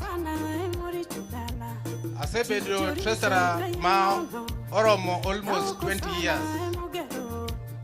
Asewuotho gi party. Wasewuotho gi Adubi Kanga. Higni mang'eny kabisa kowuotho gi Adubi. Omiyo wan kaka jo Kisumu West, erokamano, wan kaka jo Kisumu West wagoyo pole sana kokadho kuom jumbe marwa ma en Rosa Akinyi Buyu. ODM Mama Rosa Akinyi Buyu en mama mosewuotho matek e party kae. Dongu ng'e osewuotho matek kabisa, omiyo sani gimodwaro wakwayo ni mondo miye. Oromo gavana bedo gavana ma Kisumu. Ok aneno gima oreme. Wakwage ng'uono kendo wabiro wuotho kuomu kaka jo Kisumu West mondo wakwau mondo konywa mondo mama oyud position no. Erokamano. Mama tiki. Urikae. ODM. ODM. ODM. ne jaduong' ma owito minode, dala mangima gi nyithindo. Aneno incoming governor Mama Rosa Kinyibuyu. Aneno jaduong' Mageno mwaluor ahinya kaka joluo Dungi Randa. Gi joywak duto amoso uno kweuru. Okana ndem mang'eny to nikech jakoma osewuoyo jaduong' Okuta Lindi. Ani luongani Neita Udhiambo Amuoroni. An secretary mar Women League Sub-County. Gir jaduong' Adui Nyango ka wanyaling kaka Muoroni wachung' kode kanyakla nikech hera maduong' kaka chama mar ODM. Erokamano mama. Kakora timo summary, atieko. Jaduong' Jim mosaidi gimo timore. Jaduong' Seth koro adwa meko statement ne jatendo mar chama mae national. Koro jomos kuwe matin. Adwa wacho statement madhi e national. Moro mapok nobedo kata mana e komiti mar chama to nigi dwaro ni gin giwuok piny to giidh malo. Mane mwawacho ni chama ji nyaka dongre. Jochama uyie koso kudagi. Omiyo wan kaka jochama ma Kisumu Central wasetiyo ga dwi maber. Omiyo jo Kisumu East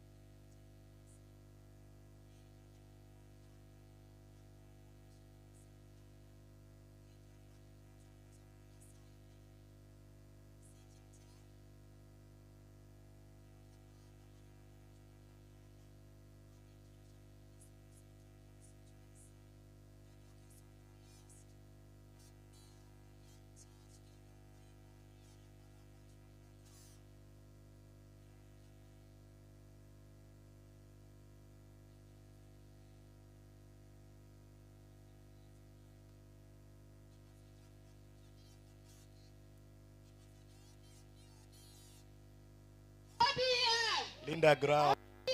Tunataka power.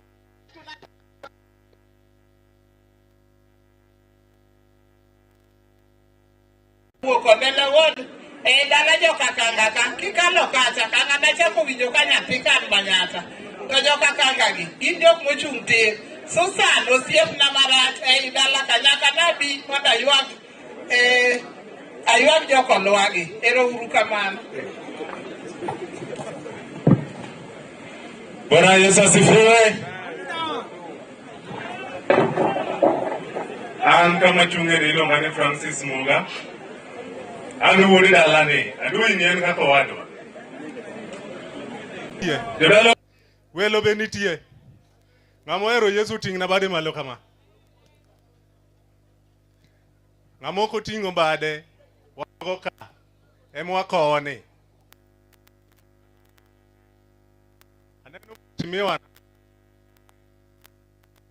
Central.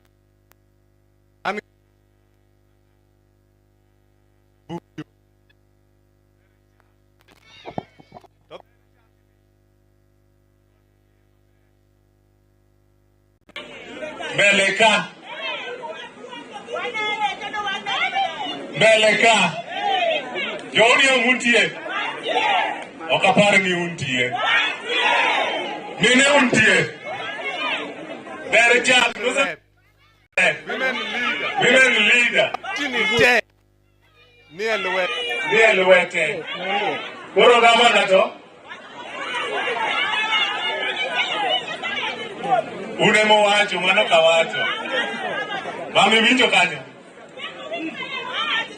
Moki Koro uwe owadwa Iluongo ni Sethu Chieng' Kanga Awinjo kupake na Duinyang Kuma Duinyang no noaye ukia Ana uwoni mange Waniga Duino Nyang mwinjo ni Kisumu East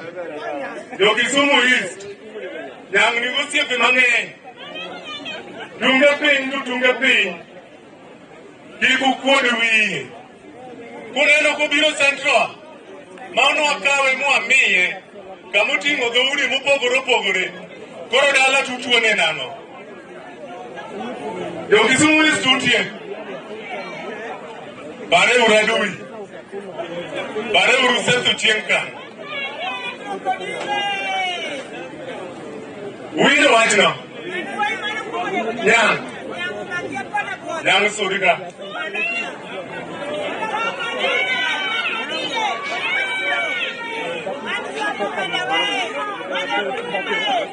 Unene maber.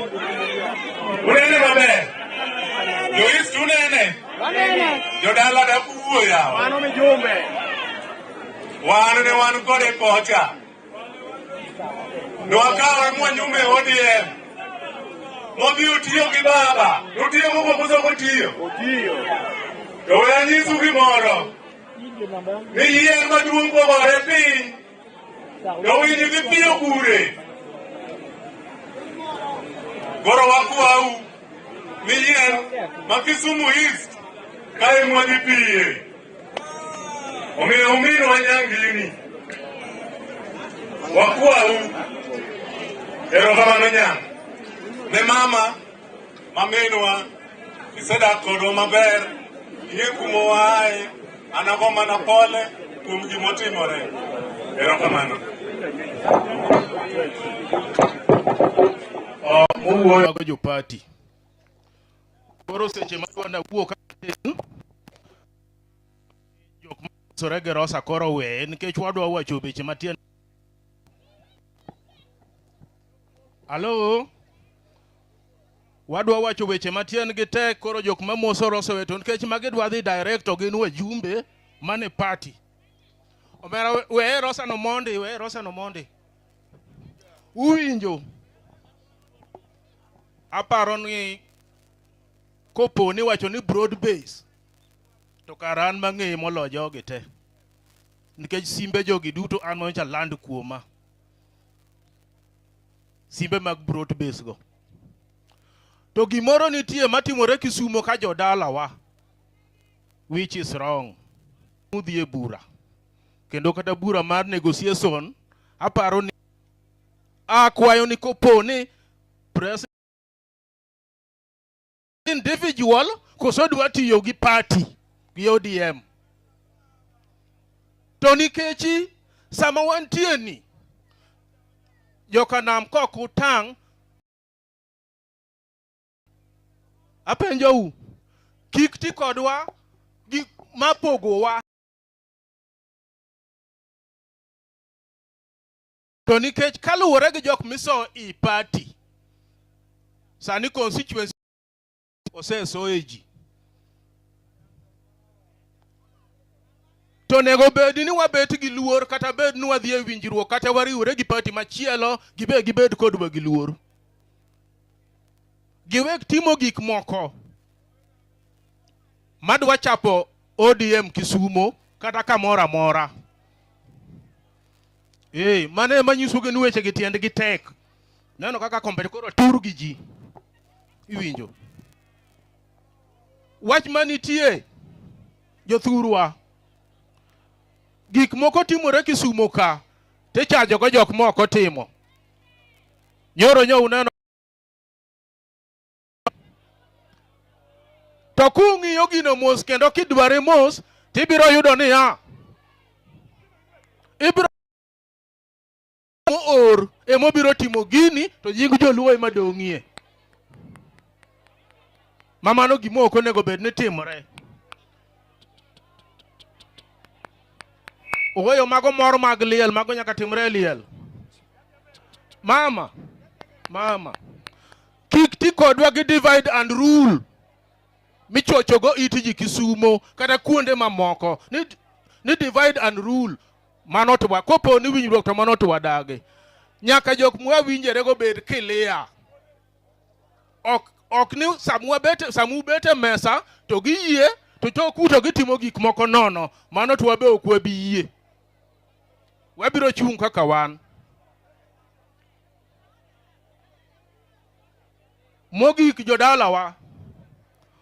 Wan gi kijende Kisumo ka wan gi kijende Kisumo ka jodala oka ukura adwi ni okubitero gi dhou nono na adwi tosa to kura tionge go idwa miye nadi wek either piko ji adek mana mago tok ji gi chuma to na adwi tosa kura tionge go dwa tere kure lweny mwadhiye ni en lweny kura lweny mwachomo ni en lweny mar kura miyo kikichung kiking'am dhogi e tok jatelo moro nin kende to kaka idhi tere tionge go mano ne ng'at moka wadwa kura mondo wagone jowa sani lweny mondo mi wayud gimoro e broadbase kopo nudhi gi wajumbe matin onge gimuyudo kudhi gi wajumbe matin wajumbe abich to jomoko ngi 30 imiyo ja 30 kosi imiyo ja abich nikech onge dalawa uwinjere gi jogi motegno ero ukamano Tiwasi maka no mine moko no dondore kanyo lwenj mino kwadwa wadonje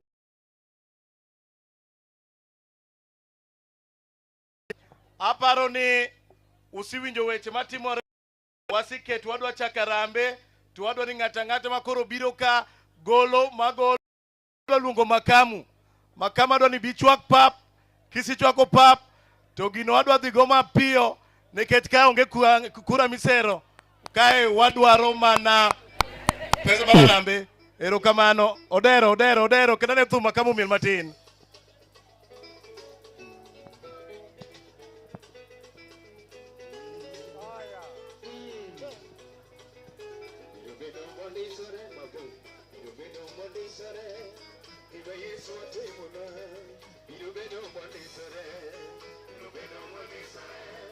Birobedo monde sare Gimae sotimona Birobedo monde sare Chekwa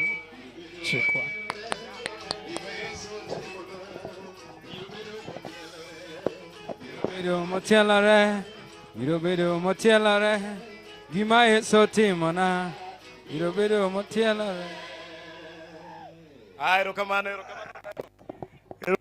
jaduong' Odero jodolo man ka kotel gi ACK jadolo awinjo kami kelo cha itero weche mag chuny to mag ringruok be donje daka bich ngamo ko winji ni tuo mae matoma jodala wa jo Ugenya man ka Ugenya nilisikia wako hapa watu wa Ugenya pale muko just stand and wave ani ja Ugenya makoro represent Ugenya wote ungeni nyaru wote doka nyaminwa Eomi hanka. Sawa. Kakidonyo donja. Koro ungeni nyaminu otedo ka. Mara rianu siep adwi. Adwi chairman, adwi kanga, adwi komanda. Adwi muneno ni. Town kucha weche ng'eny odungu na rande. Jaduong' kelo dungi. Sama adwana wuoyo security man ka. Adwana odungi mondo winj weche gi jaode. Dwasi gi jopati mondo winj weche. Koro joma moso ji kanyo to inje adwa ga tieko to pap dhi malo tigarambe to wakonyo jodalawa jaduong' moyudo tap mowadga dwi agoni mos in yawana ugenjwa kucha aneno kimose akwayo odungu na rande odundi bed kaka jakom mar gine mar Luo Council of Elder take stand bed very stable dwasi akinyi you are the best gik miwacho kuomi onge kata king'iyo wang'i you are the best ka wacho ni you are the best ose summarize gik modong ose supersede jomodongo aneno chief dwasi adwa na nyisi chief miwuotho gono kik iyudi e network kuja kapok imiye county commissioner mama no tiyo ni both legal and administrative and political kisungo go nyaka ijaste sani ema unie power jochama man ka Bwana Yesu asifiwe ODM Bwana Yesu asifiwe. Jo ODM Yesu asifiwe. Aneno de uduor kondele aneno ng'ane ka ong'ele ben ka tim nikate weche na tin kawuono ung'eyo na chung ka osiepa dwi achaka chung kaka ja Ugenya manyamin gi otedo kata oran ka ng'awok to miya gimo ora magini okadwa donjo ka kung'eyo cha tadwa wacho weche matin kawuono akelo rambi mar waziri mar energy intellectual Opiyo Wandayi kijana chipukisa very slow and intelligent man owacho nan kabiro ka is a friend to Adwi mondo akel apology mare kendo Adwi nyi neno ka pesa manyo oli denda nya olu kuomi te moka ng'ado kata en bob nyone gobe na ng'ado gimo nya ng'e ni liend ni omakini mi patron akelo rambi mar Dr.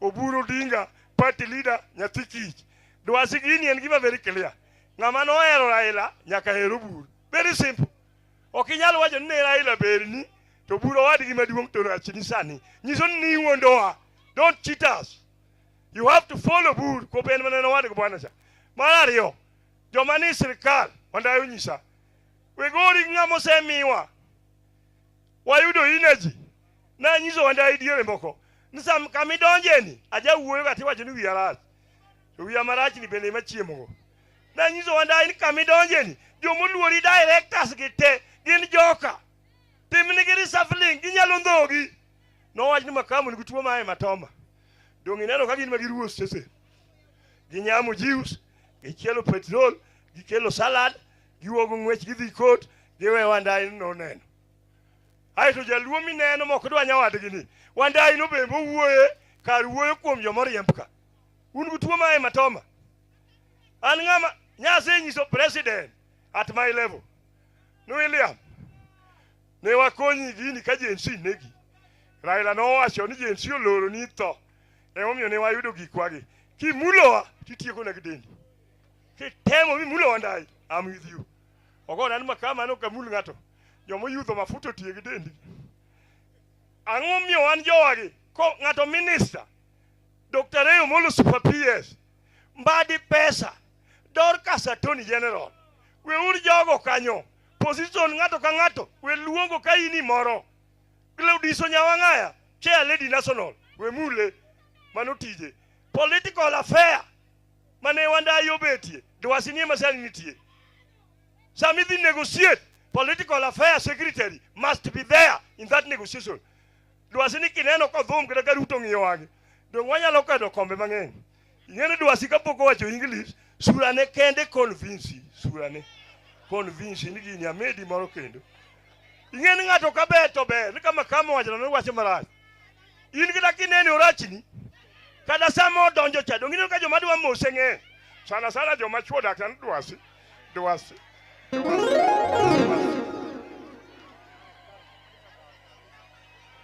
uwinja jochama uwinja to mogik awinjo ni kanisa ywak jo party man kanyo jochama chaya neno kanyo obaso kama intie bed gi chunyno Kelvin adwa na wachnu niya wacho dalo weche gin kama ondongi wan go wach moro miluongo ni zoning the word zoning ne mani ema kelo wach Kenya mzima zoning must be there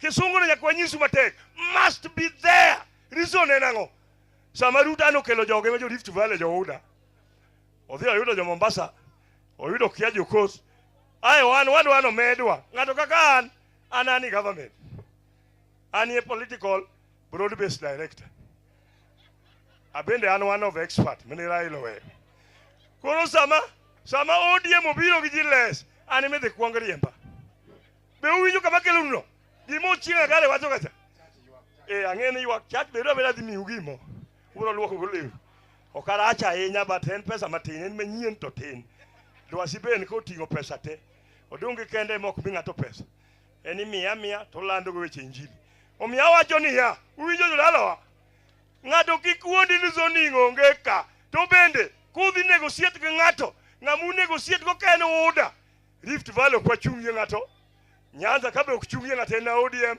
namba mar ODM no emidhi medwa go position mwaseyudo ang'wen gi magi odongi magi waseyudo ma Wandayi nitie gi reigi waseyudo idhi medwa mar deputy president imedwa minister mar agriculture imedo wa minister mar road watieko modongo mi jogo awacho koso kawacho odonjo koso kodonjo uwinya maler jodalawa jo party untie adwi nyang ne kanya atieko adwi biane bia daka chieli mambia uwe ka gimitimo ni wonderful adwi sirkal matiyo ang'eyo ni sang'eng tadwa na nyis jo Kisumu hizi awacho ni kawuono give us time my forum madwi mendo lose adwi you are as my personal friend siep intellectual opio wandai siep dwasi adwa na wacho jo Kisumu hizi kawuono nyaka ne uyier ng'at miluongo ni mjumbe mamaruno ng'ama nosenene welo ilan ng'ama nosenene ng'ama okelo welo ilan ng'ama nosenene odongi dalagi ng'ama nosenene dwasi dalagi and what are you telling me kawuono wacho ni adwi as from today miiko yuorini you are now the MP of Kisumu kata poko yieri you are now the MP of this Kisumu town east ongeza mibro waje nibro yiera adwi dhimuna bedo confirmed not elected 2027 adwi is going to be confirmed but as from to now you are the MP of Kisumu east whether they like it or not I have endorsed you officially can you be yombo with a landslide whether they like it or not kwani angado tela kwa chimu dalehu awajo kusoka wacho odonjo kusoko donjo chakre kawuono adwi mjumbe kika chaka winy ng'ato dhi dala ng'ano ji duto madwaro basari dhi dala dwi ng'at madwaro osuptal dhi kadwi ng'ama dwaro yath dhi kadwi ng'ama dwaro ndara dhi kadwi weri ng'ano turikuru ler kosok ler atieko Kelvin Oraro ing'enu wan kodi ka broad base kata ka jogo timo ni time manono ko tidhi yudo minister ikiberi weche manono wan ga kodi kuchawe bedo ng'ama ngo kucha mwatieme kare kucha mwachieme kodi moko poni giruo ni season ma yiero tidhi nyama jius ka interior king'ado shan be God bless jo kanisa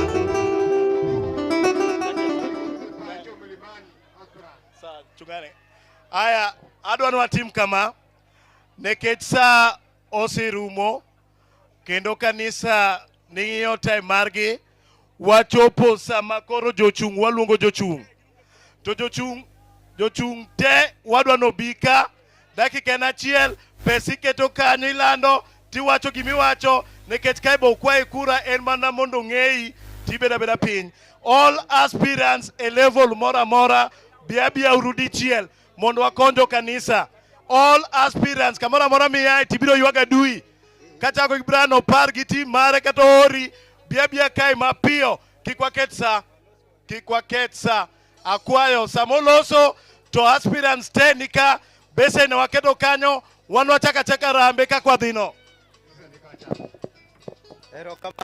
erokamano DJ erokamano ne the church the family gi fellow monas amoso un Bwana Yesu asifiwe Nyasaye ber seche duto mokwonga kelo kuyo na makende nosiepna kendo ODM strongman e Kisumu County ka adui kuom wito shemeji miko kawuono abiro moleo nikech kawuono ung'eyo ne wan gi remembrance marwa mar security manotelo ne jakom George wantiere wawuok kuom George kendo wabiro mondo wakugi family kendo nitie leaders wa mamoko mapod nie yo kaendi biro mondo kugi the family and adwa na wachi ni kae mipimo go temperature mar siasa Kisumu County and ayudo ka jowa are very organized kabisa and adwa na wach na dui ni wan kaka young leaders uneno ka ringo weche mag ODM kendo one of the young leaders mar ODM Young Task e Kenya mzima and we will support you adui nikech kar kaendi poko bedo represented gi chama okamano omi adui wabrogoni piny when time ochopo maka wuono tawa biro mondo wakugi the family badadwa na wachi ni liel machalo kama kumodonge won randa nitie. Koro kwago siasa mayura nena. Wago siasa mara commodity ng'ata kobiro timi opportunity monyalo wachgo gige. Tadwa na wach kendo katieko. Ni wan kaka young people. Ok ber nwa kabisa ka Kisumu County ka imitiyo gi young people mondo go leaders madwa thuwa gi other people from other clans. Wadwa no wachi ni ka wabro yudo those leaders matiyo gi jogo to will not give them opportunity. Opportunity mondo gidhi mbele. Wan wadwa no wach kaman sub county mawuok en Nyakach. County government mokwongo ka nochakore to governor mokwongo nowuok kawo kamano. County government mar ariyo kochakore mobiogo to governor owuok Seme. County mar adek kabiro wan be kaka jo Nyakach, we are right, tested and confirmed to be the governor of Kisumu County. And we will come with none other than Moseringe party has been confirmed. Miluongona Duma Joshua Ward. They will be the governor and Angeni Buyu, Brobero deputy mare. Kao Kamaro, thank you so much and may God bless you. Aya, koro aparo ni wachopo sa aspirants. Ilando pesa migolo iketo kanyo akwayo nyingi kende. Nyingi kende mondo wa save time kikwa chwanjo piny, kikwa chwanjo church mondo dhia mapio. Achako gi representative ma Dr. Ron. 1 minute. Ero kamano wafua urune Dr. Joshua Odongo Ron ero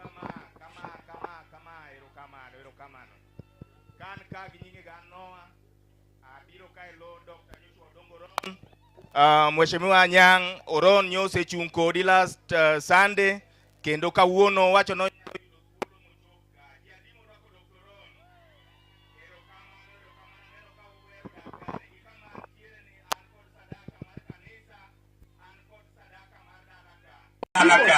Dadwa na wach kama nejo county ma Kisumu. Biro toko sa ma Kisumu county koro kodi uso nejo Nairobi kakitumbua. Kisumu county wabiro miyo mana ng'at mawuotho kodwa kagi ka. Daktari kidhi Seme entie, kidhi Nyakach entie, kidhi Muhoroni entie, kidhiro Kisumu East ka. Osetimo mang'eny, emomiyo wawacho gi dhok achiel ni kochopo 2027 Mama Buyu waeri kabisa. Bed running mate mar Dr. Joshua Odongo Oron. Oron ema dhi bedo governor. Erokamano 2,000 ne kanisa, 4,000 mar sadaka, daktari nyose golo pesa ne arambe sasani. Erokamano par madwaro koma senator. Ne kanisa maler, wede kod bobiro konyo wako Mama Florence. Amoso uno kweuru. Wanachama power, Warembo High, Vijana Fire, Ma Brian Eliopar, incoming senator Kisumu County. Okabiwacha mangen kaono chieng siasa. Abigole siling 1,000 arambeni. Eru kaman. Jo kanisa 5, jo dala 5. Eru kaman. Inyalo kone kanisa ka. Sasa. Dia ira duinyang kanyo di guide, aduinyang ni piny kanyo. Erokamano miwa siling 5,000 arambe mar dala 5,000 miyo jo kanisa. Erokamano Brian Opar. Aya level mamalo Senator MP. Erokamano Odungi won randa ogai marwa gi jo kanisa duto man ka. An abiro ka elo senator manyien madhi donjo Kisumu County koromo 2027. Berana na wach nun wach Kisumu County Senate to nyuwa siti konisa milo do engineer Sami 001 dhika ogokinyi. Ung'eyo ni mae ng'ama chung kodwa kendo koora kama takelo pesa maler mok chak many kama chielo aweyo ka siling 10,000 ukawo koso kukawo. Erokamano wangu weche mang'eny satin Nyasaye odong kodu. Aya Sami 001 omiwa 1,000 nyalo confirm kanyo Tina Dongo. Sami 001 omiwa 1,000 wachaka rambe mano wabiro we dala ka. Representative Senator, Women Rep, Governor, ng'amor kanyo mochung ne ji adego. Adonje MP, ng'amor gi wache MP, kata madwaro MP. Wamama High, Wamama Power. An Margaret Awino Tieno, Abirelo Dick Ogendo. Odwaro MP, to ora iru mon nikech une mugo ga kura. Odwaro MP Kisumu East, owacho ni gin gaduwi. Koro kata ng'ato achiel oyudo gima duong' ni ugolo ng'achacha. Ora ka gi 5,000 ne aduwi. Erokamano mano jaote Diko Gendo omiyowa kae siling 5,000 kobiro ywago agone erokamano. Ng'amo biro lo MP, ng'amo biro lo MP kata jaote kikwawe ng'ato. Aya adhi straight away to aspirants gi ai ward mopogore opogore nyingi gi ward miae nikech kaibo kukwa kura gi ywak mibiro go wago mana erokamano piyo piyo. Achago Nyango Tosha. Aya. Ne Vicar General gi jodolo duto te gi the entire family mar Kanga gi joywak duto te amoso ugi duond Ruoth Yesu ni Bwana Yesu asifiwe. Opak Yesu Ruoth. Kauru mos makende mowuok manyata bi. An mana gi wacha chiel madwa wacho. Ne ker marwa mar Luo gi the leadership manika kotelne gi honorable Rosa Akinyi Buyu ma Kisumu Central kendo official mar chama gi jo siasa wetene mantie. Adwa wachonu kama. Wadhi loso sirikal. ODM dhi loso sirikal. Kendo wadhi bete e sirikal. Baba nowewa broad-based government. To baba ne timonwa tim moro leaders manika. Ne luongo wa Tombuya Labour College. Kiwacho weche Luo. Kiwacho weche piny. Koro kawuono awacho ne kinara marwa Dr. Oburu Odinga gi chairperson national Gladys Nyasuna Atieno Wanga ni our future belongs to you. Our future belongs to you. Kaka ODM kendo kako ganda Luo luongwa uru bura Tombuya College. Wawach weche wa wadwaro power tok en power kende. Obed nyaka economic power. Waberu nyaka gi economic power. Kikwa experience gik moko moyuma mas care investors. Mwa experience a chuny town. Nobody has monopoly of violence. Awacho koso kawacho. Akwayo leaders going forward. Wadhiru that direction. Adui Nyang musiepna. Adui Nyang ne is my boss. Wane mane wan wako ani mage market milimani. Adui has changed my life. Omiyo wagik madongo market milimani kanyo. So my good brother, Mijumbe Mara, I wish you all the best. Bedmos. I wish you all the best. Awacho kosoka wacho. Nyasaye mondo gwedhu. Miwagi moro. Aya erokamano. Onyango Tosha ogolo gimoro erokamano. Ne wede kod osiepe anyuola moyudo kuyo. Amoso uni opakuru Yesu. Bwana asifiwe. Jokolwa untie. Ani luonga no Mondi Kanyaranga. Adwana wach ni Kolwa Central en nyako ma yot, nyako ma pod nitie gi tekre, to nyaka sama wueni yawuoyi osechunga beach madwaro Kolwa Central. Achung ka kwa niaba mar Alan Ochieng Odingo, wuoyi moromo, wuoyi masilwal manyalo golo Kolwa ka to tero kama chielo. Untie ODM power. ODM power. Kao kamanto Nyasaye mondo gwedhu, nosegolo gimoro, to koduogo en mabo, to koduogo podo wacho no bro neno Mheshimiwa Adui Nyang. Nyasaye mondo gwedhu. Gola kanyo. Sani wabiro rido ne ji mbele ka erokamano. Mapiyo. Kakalo kuom kanisa maler, akalo kuom ji duto temo biro konyo Mheshimiwa ko yuore. Yesu pake. Yesu pake. Jo ODM. ODM. ODM. Tunataka power. Kuom nyinga iluonga ni Lilian Atieno, manyanya Kachagoro, kendo mawuok market Milimani, madwaro market Milimani ward come 2027. Mine nyalo kosok nyal. Mine nyalo kosok nyal. Wamama tunataka nini? Wamama tunataka nini? Aya, ket gimoro kanyo. Ne kanisa maler. An gi nyinga iluonga ni Hilary Pacho.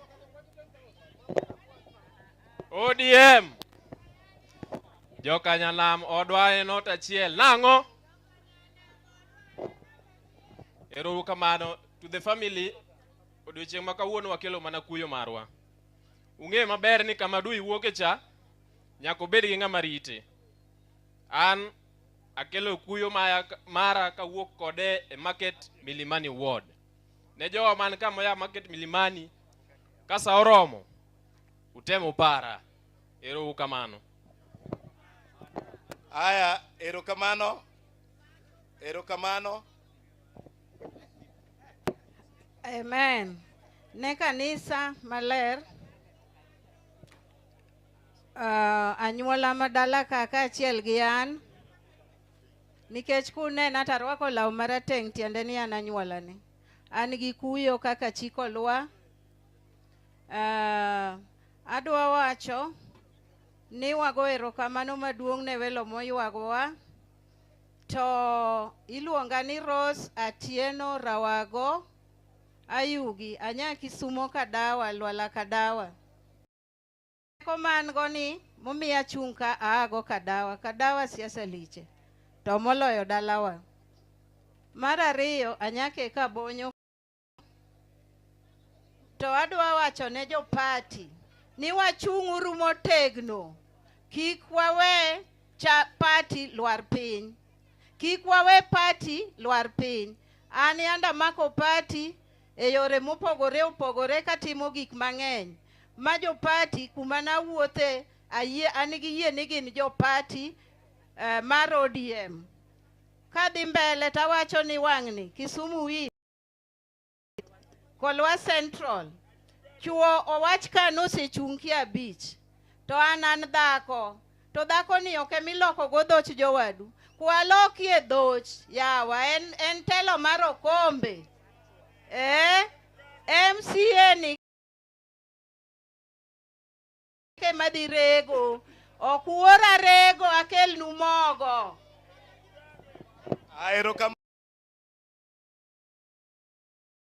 Erokamano. Ne kanisa amoso uno kweuru. An gi nyinga iluonga ni Calvin Odhiambo. Achunge mbele u kakwa ukom mar MC Kolwa Central 2027. Ero uru kamano. Aidi unikuketo gini e lweta tatimo gima MCA onego tim and much more. Ero uru kamano. Aneno ka kijana no niko to chalo kijinga Ne kanisa maler, jochama, jodala, amoso uno kwe urute. ODM! ODM! ODM!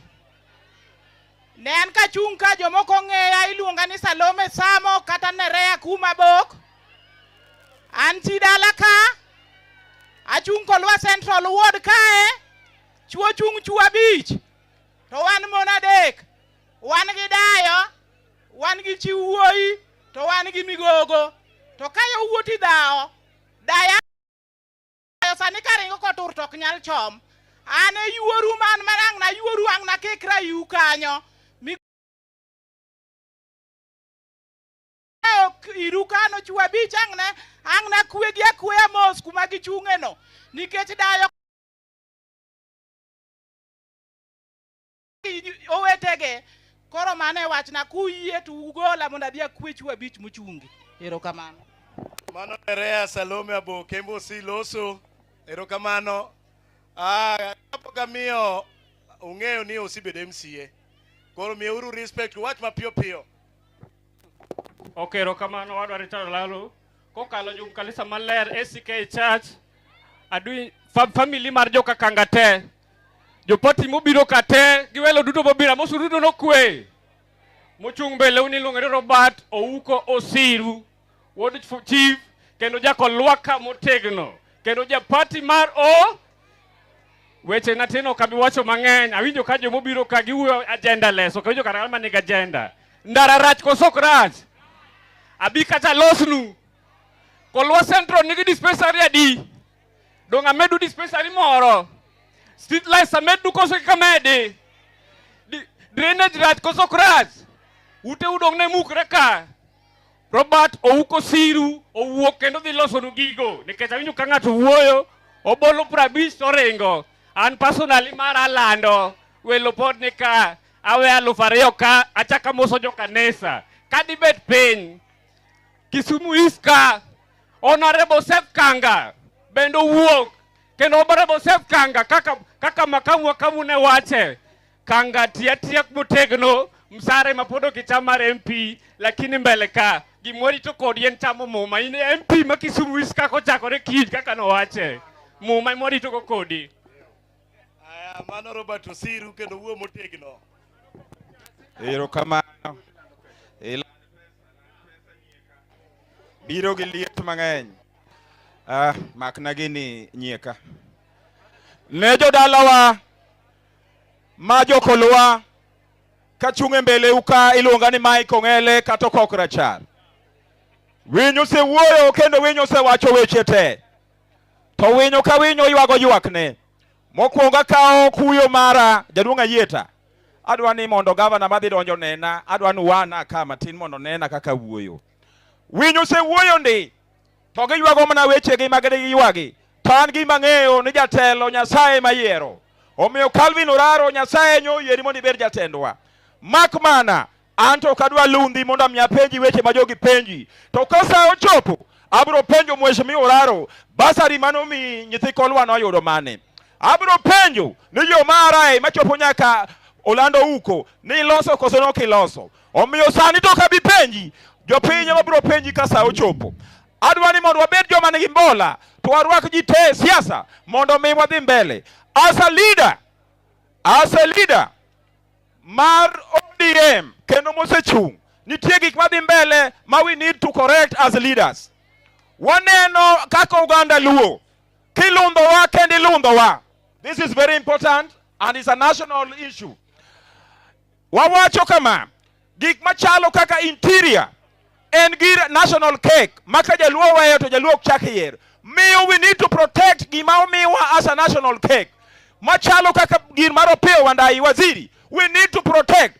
Nitie nyaka jomoko ma wuoyo ma lwetgi nitie gi remo mano go nyaka jomoko bunde to they never resign. Why now? Kagun moro go ng'ato to ge insist on our leaders no mondo resign. Wawacho ni mondo waore kaka leaders to wangi wabed focus kaka oganda, or else one kaka oganda mar luo will lose it. And mane wach wakwayo ni mondo wabed gi orruok. Jaduong' Mato kata gino kenyalo wacho me chuno miya wachi mondo bed nationally. Thank you very much. Kasa ochopo umi Mheshimiwa Okok Rachar gimo nyalo bedo kolwa jaduong' ito kora pani class Musa monde wenda gino officially. Thank you very much jaduong'. Erokamano.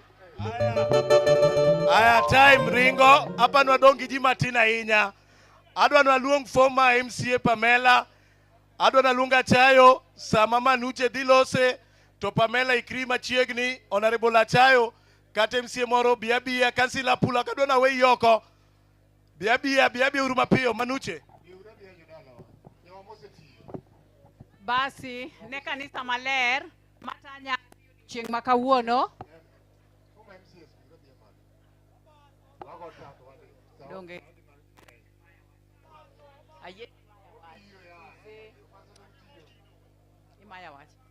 Basi ne kanisa maler matanyasi ne wendwa duto ne jo Kisumu East duto manka amoso uni ODM.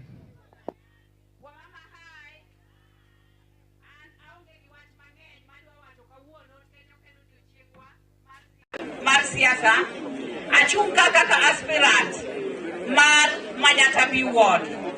Manyatabi Ward ong'e ni pile oyiero gambine. Pamela Manikani ne en MCA. Sani ne Rea matiyo to nyose wacho nosudo malo owene Manuche. Omiyo kanyo en bero moro matin mamine mathiedho gode dot.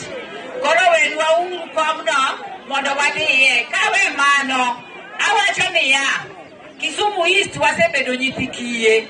Wan nyithi kiye moromo. Ka wadwa dhi kamoro to wan gi chandruok.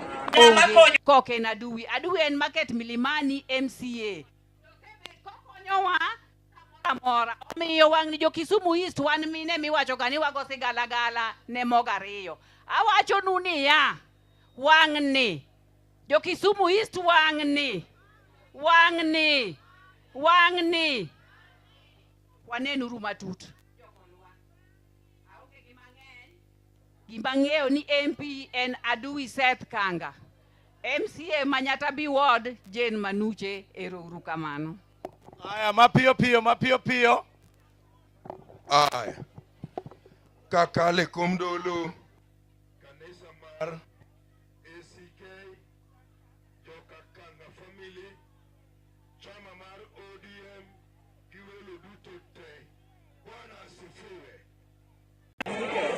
Nyasaye ber to seche te.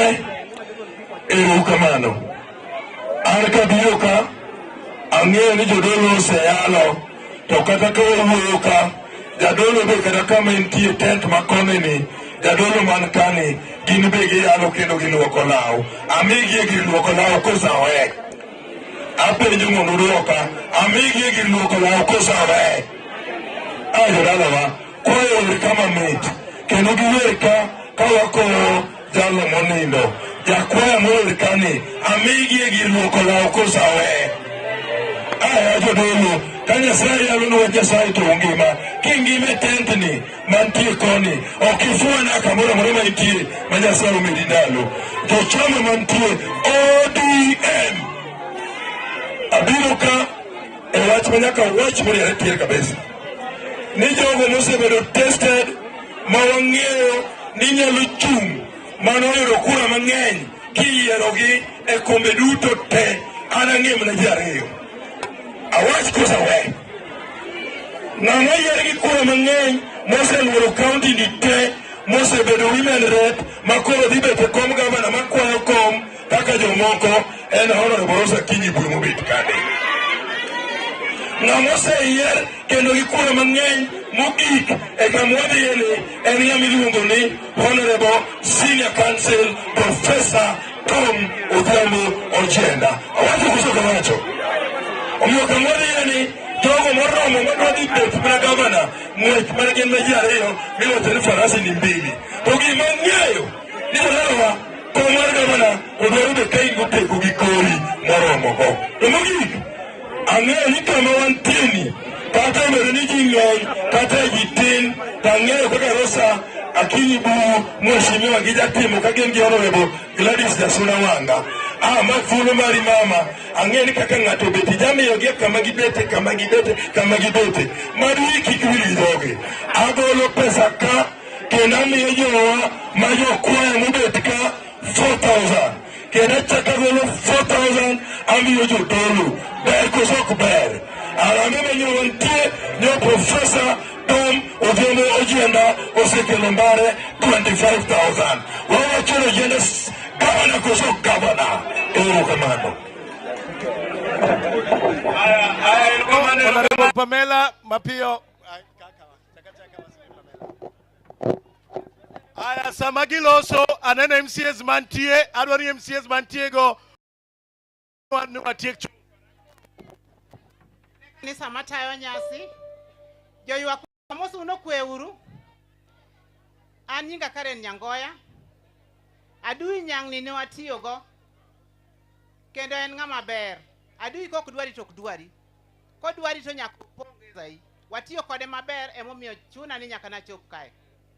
Ana biro ka jaywa tabiro ka gi message achiel jo Kisumu County untie nenuru maber sakoro gik nenuru maber tugo kwa dware county ka neuru kaka other counties dhi maber nyaka wamany ng'ama nyalo koro dhi golo county piny to tero malo ng'ama osetiyo e county ka mwaseneno matunda ne ng'ama ong'eyo tung piny gi tung piny en mana Rosa Kinyi Bui.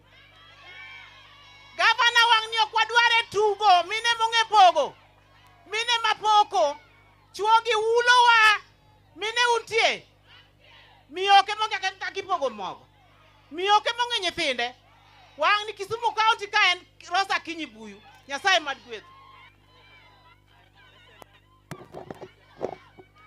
Pod akwayo MCAs mantie, Honorable Dede, Honorable Obaso, Honorable Karen. Wabia kae mapiyo maka gitieko to wadonjo kuomu. Erokamano ahinya ne kanisa maler matanyasi makawuono, welo wede kod osiepe. Bwana Yesu asifiwe. Fwana uru kama. Ero uru kamano. An Pamela Kinyo Odhiambo. Anto natiyo gaduwi e assembly. Ne en jakomba mar roads. Asega biro kae. To kana winjo ni liel nitie tawacho ni nyaka chopi. Erokamano aduwi. Koro anabiro ka. Anta onge res mora mora. Anabiro mana yuaga aduwi. Sani endi pod ayueyo manyata we kaber. Kendo manyata we kaler.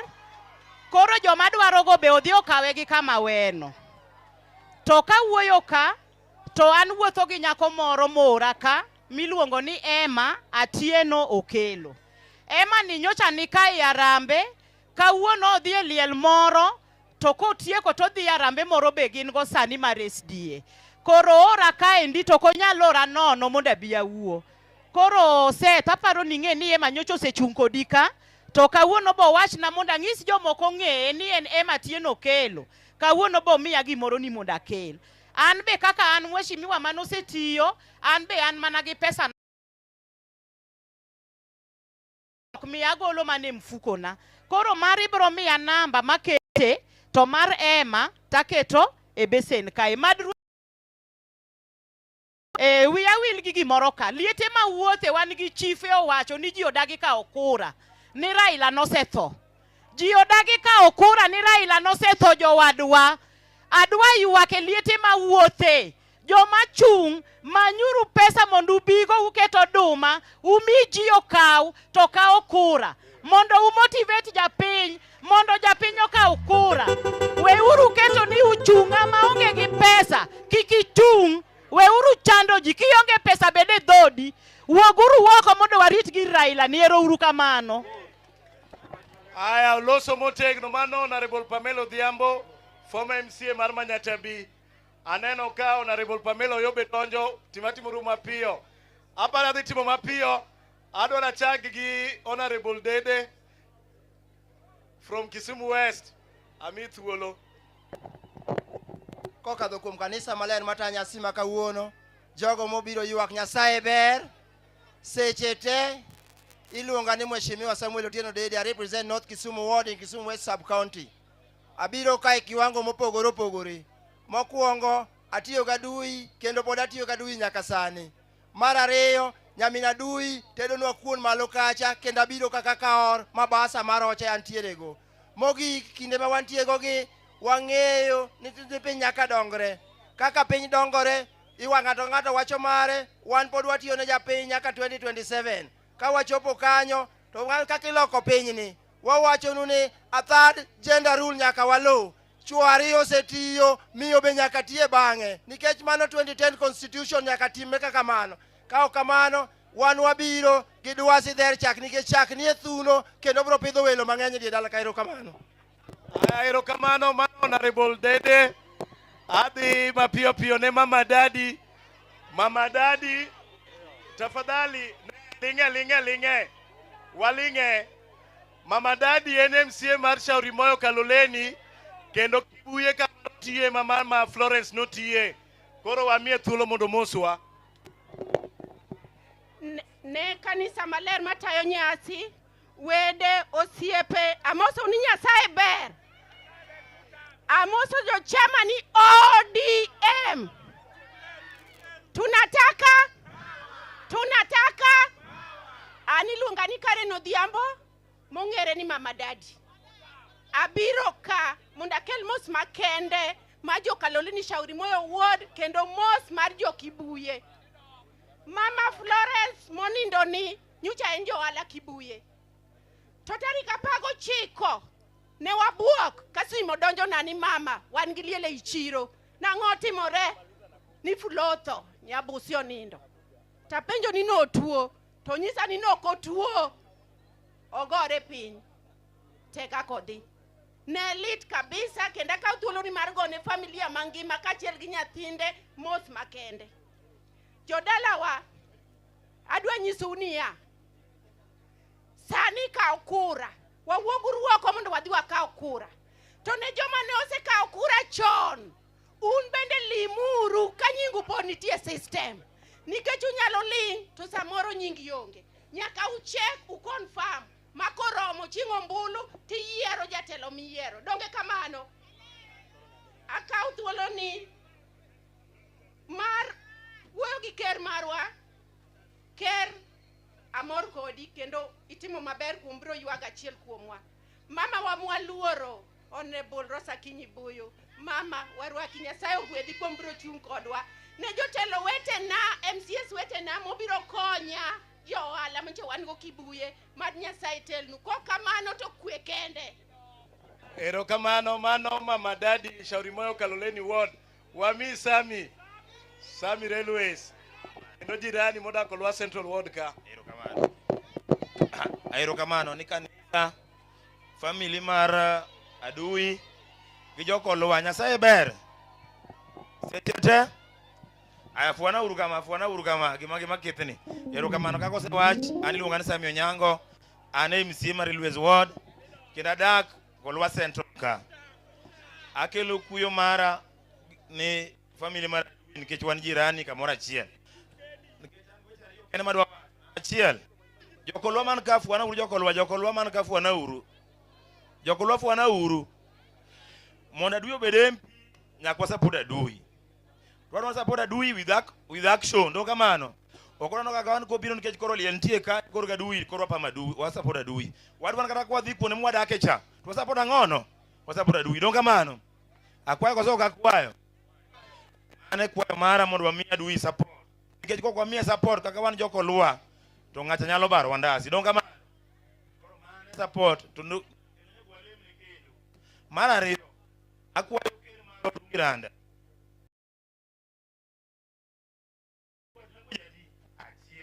okonego wagore wan kaka jo ODM negotiation namba 1 50% miwacho cha namba 1 rei ne iye. Don kamano wanda ine iye ngamwa golo onge. Don kamano ok wadwan wagolo ng'ato mano ok ng'atwa jogo te jowa gin joluo wate. Don kamano nikech ko mare tich tidhi mikabila moro be wadhi winjo maber. Ng'amotimo makosa mane mite ikawo ni atua timako. Wan kaka joluo wan ok wago ng'ato. Joma jogo ortosika maka mana okuche mwa kucha ka. Don kamano wan ka warwako ji twarwako ng'ata. Koro wakwan mondo soso chang maber. Joma jogo ego mondo mak timnade utere sel. Mogik joma dwaro gavana wang'eny. Wan gi Rosa Buyu nitie ka, wan go Jenda nitie ka, wan go Ron nitie ka.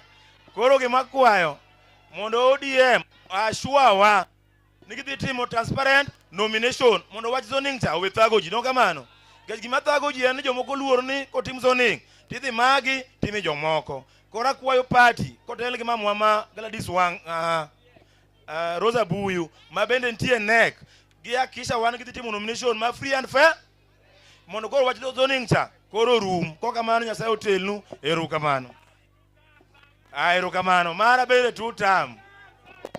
Erokamano Honorable Sami Ward.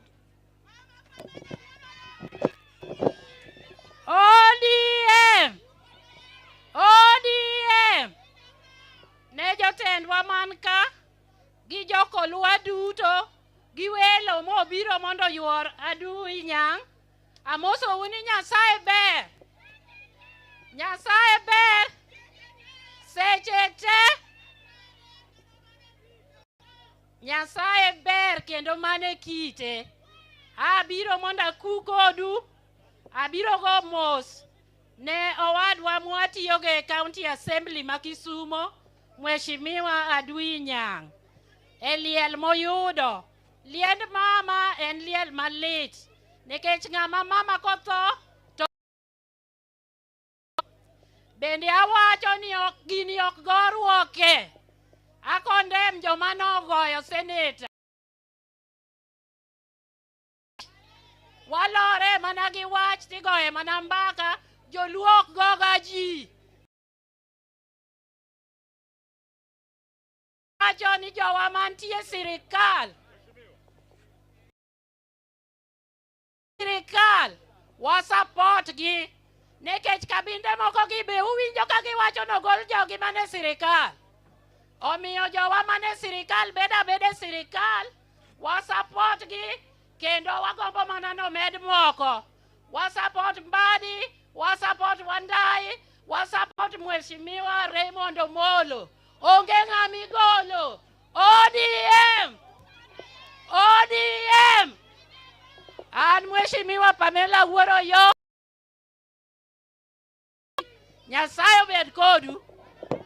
Aneno ka minego te. Erokamano Mheshimiwa Baso. Fuana urukama, fuana urukama, fuana urukama. Erokamano. ODM. ODM. Erokamano. An gi nyinga iluonga ni Peter Sedo Baso. Kawuono wabiro mondo wakaw mama kae. To ung'eyo family wa mar joka Sila Nyagweth gi family mar joka Kanga gin gimoro achiel. Ung'eyo ni ka wan gi shida kocha to giywago wa ka gin go koni to gimbe waywago gi e yo makare. Omiyo siep ma wan go gi joka Kanga boma medo thrive.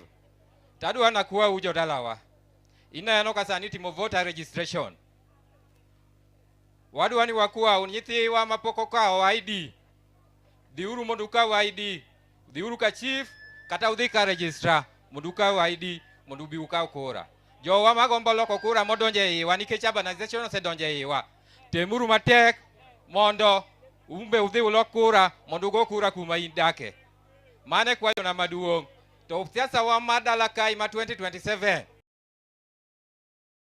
Donge. Donge kaka waboriwore kaka Jokolwa Central. To ka time no chopo. To bobo wako mbaka kaka Jokolwa Central. Gimatin go Nyasaye otelno. Aya, erokamano. Wan gi yote mar Beatrice Wadiaga dakika achiel tu.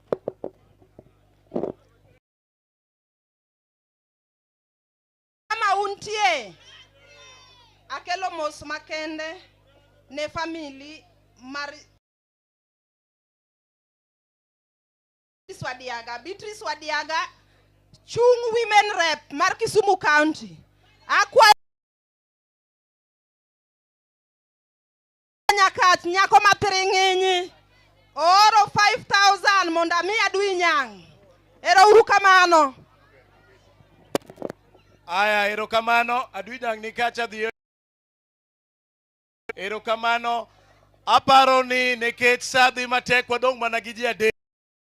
Mokwongo madongo en jaduong' Jim. Ma wito jaode wadwa no losi. Kosi loso to ker biro luwe. Kata dwasi biro loso to luongo ker mondo tieki. Apa ni nyasi orumo. Adwa kawo mana thuolo ni. Mona kwa jo kanisa ng'uono. Ung'ena adui nyang ong'ere. Kwe mukelo utimo gimaber. Amba mor kaka MCA Makolwa Central Ward. Kendo aneno ka siasa mwagoyo waonge koko kata yan. Kendo kaka aspirants wadhino watimo kamano. Ola nintie weche mabele mok nen maber. Achiel kuom wach mwawinje radio to anene TV tuwinjo katimore chalo ni nitie ng'ato mobedo kamoro to chalo ng'ama kelo lweny ne jotendwa moyiere serikal. Nitie scheme moro mitemo ni jaluo manie serikal omed ketho nyinge. Sani kidhi radio uwinjo kiketho nying Dr. Raymond Omolo. Kudhi uwinjo radio iwinjo ka nying Wandai ketho. Kendo joluo motelo ka wuoyo marach. Ka gitieko gi Dr. Raymond Omolo gi Wandai to kiny gibiro chomo Mbadi. To en scheme moya e kabila mamoko. Oganda jaluo jotelo mora moyiere piny luo. Jotendwa ma omi tich kwa lamne gi marach wamigi support motegno. Aparo ni osiemna Regina Chito madwaro women rep ong'isa na ng'isi Paul Adui Nyang omia 5,000 agoro ni simu sani mondo bedi mondo erokamano. Aparo ni okadhi ketho sa iloso gik biabia ka joagi oneni tata urumos ka jaduong' biro odero ket thum sama jaduong' motayo mos sama otayo mos. Aya tulia odero tulia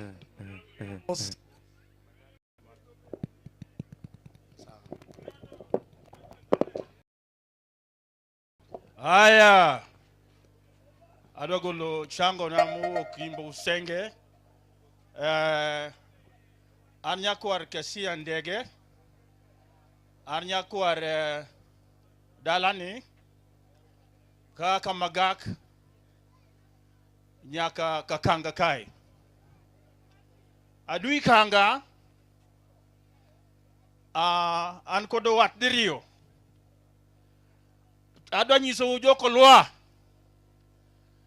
Aloko kura from Usenge nyaka ka. Aloko kura from Usenge nyaka Kolwa. Monami adui adui nyang. Oromo koso koromo. Odonjo koso kodonjo.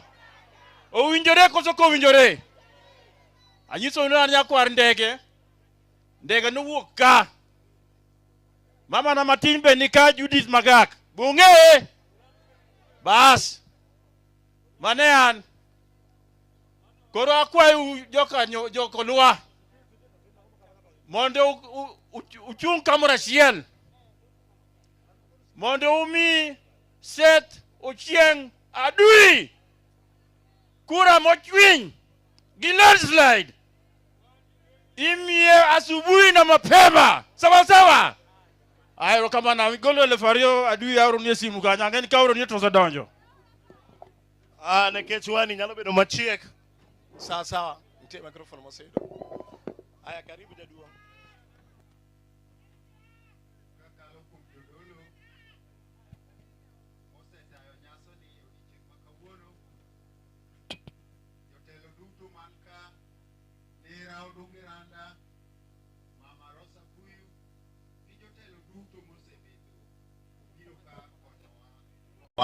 Koyo osiep nane.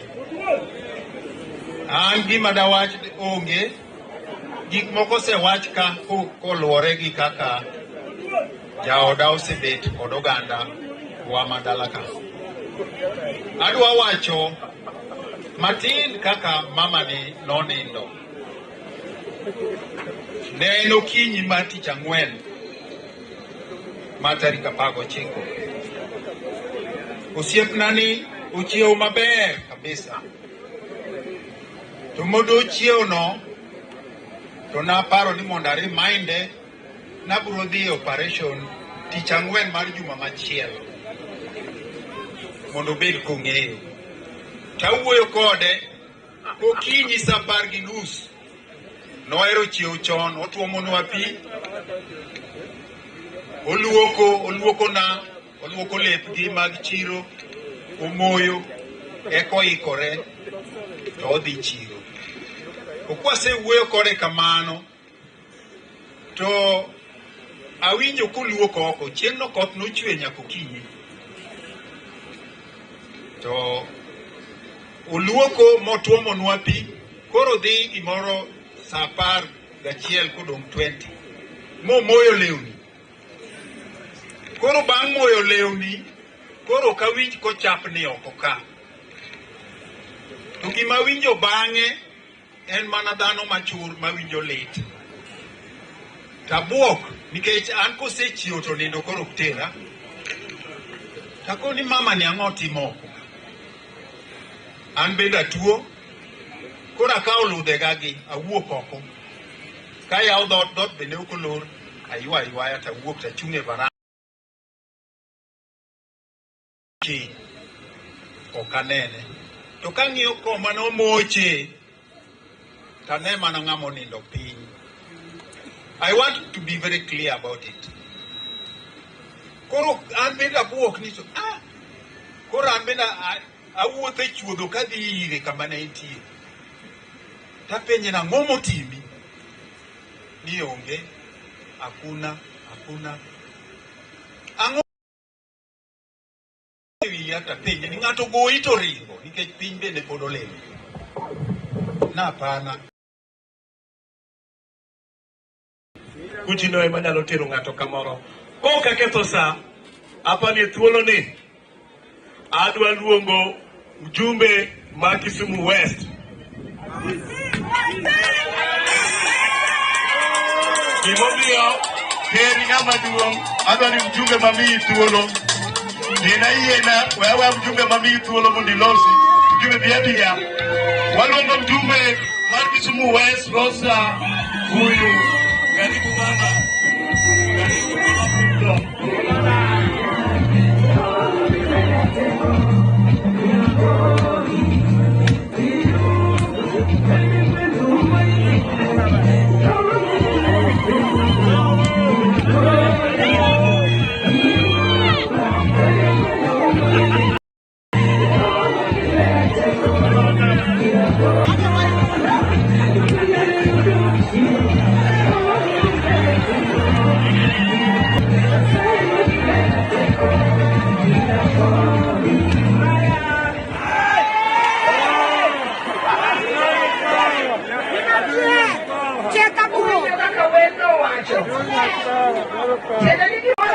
Nyasaye matelo ne kendo Nyasaye mamiyo ji gimoro ne jomoko lony koda ani Rosa Akinyi Bui.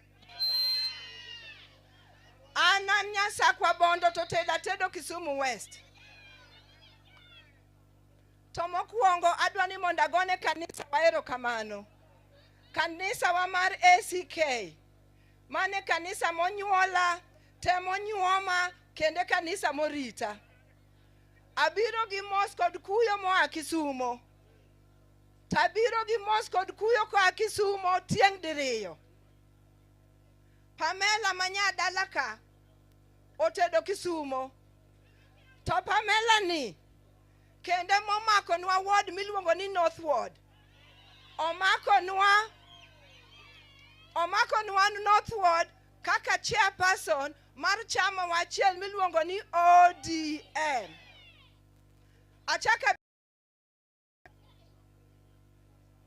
adui ma wuod dalaka otebedo siepna kisiasa igni mang'eny. Tabiro ka ewi siasa ewi chama mar ODM. Adwa ni mondo awach kama. Chama chalo club. 10 club bang'ama dwa donje ema donje. To chama en kami to wuod dalaka miluongo na adui oseringo gi chama mar ODM. Madiere ma piny koro tek Kenya ka. Kotelnwa gi jatendwa manyocha Nyasaye osemo Raila Amolo Odinga. Ka Raila osego firimbi Nairobi. Adui okrit ni podi kone ni kia nang'ango. Adui osekawo kiu. Makata ka ng'ato thoe. Adui ni dino se thoe. Adui wuoyi mathuon. Adui dhi. Kong'eno dhi ne chama. Kong'eno manyo ratich piny. Adui dhi mok gichien. To mane kakigero chama. Omiyo gima notimre dala gaduini. Ok da weyo mokachope. Agone jo dala niero kamano. Kuom miyo wuoyi mathuon. To kendo kuom miyo wanyako. Mabe koro tegno. Mabo makonwa kocha. Aduyo watch kangi kama. You have made us proud. You have sacrificed your life. You have sacrificed your time. You have sacrificed everything for this party called ODM. Omiyo samago numos ni. Ago numos kamere mamaka. Nikech kama koro jakom no nindecha. Thuondi machal kodu koro chama ka odong matin. Chama kama sakori neno ka ji yanyo chama. Ineno ka koro ji mok chama. To unu podu chungi chama. Omi on behalf of the party, adwa ni mondo agonu erokamano. Aneno ka jaduong'wa ma jatend joluo bet kacha, jaduong' Odungiranda. Odungiranda no osiep wuonwa kabisa. Wuonwa niluongo ni mosenindo, Mzee Patrick Onyango Chang. Awinjo ka ng'ato kwayo ni mondo mzee ni oriwa kaka joluo. Wan kaka joluo chama mane oriwa wa en chama miluongo ni ODM. En adier ni Raila molo Nyasaye nosekawo. To ene mano umo wa chama mo mako wa. Mi joluo be koro ni dewe Kenya ka. Maka ne gimore dwa tim, ipenjo mana ni Raila gi joluo to paro nang'o. Raila koro Nyasaye oseomo. But one Nyasaye pod omedo wangima. And it is our time and opportunity. Mondo wa make sure ni gik mane Raila sacrifice mondo joluo be jok mideo e Kenya ka. Kik mondo dhi. Mane momiyo waungo mkono ne jatendwa makoro party leader wa mabo wadgi Raila. Ma waluongo ni Dr. Senator Oburu Oginga.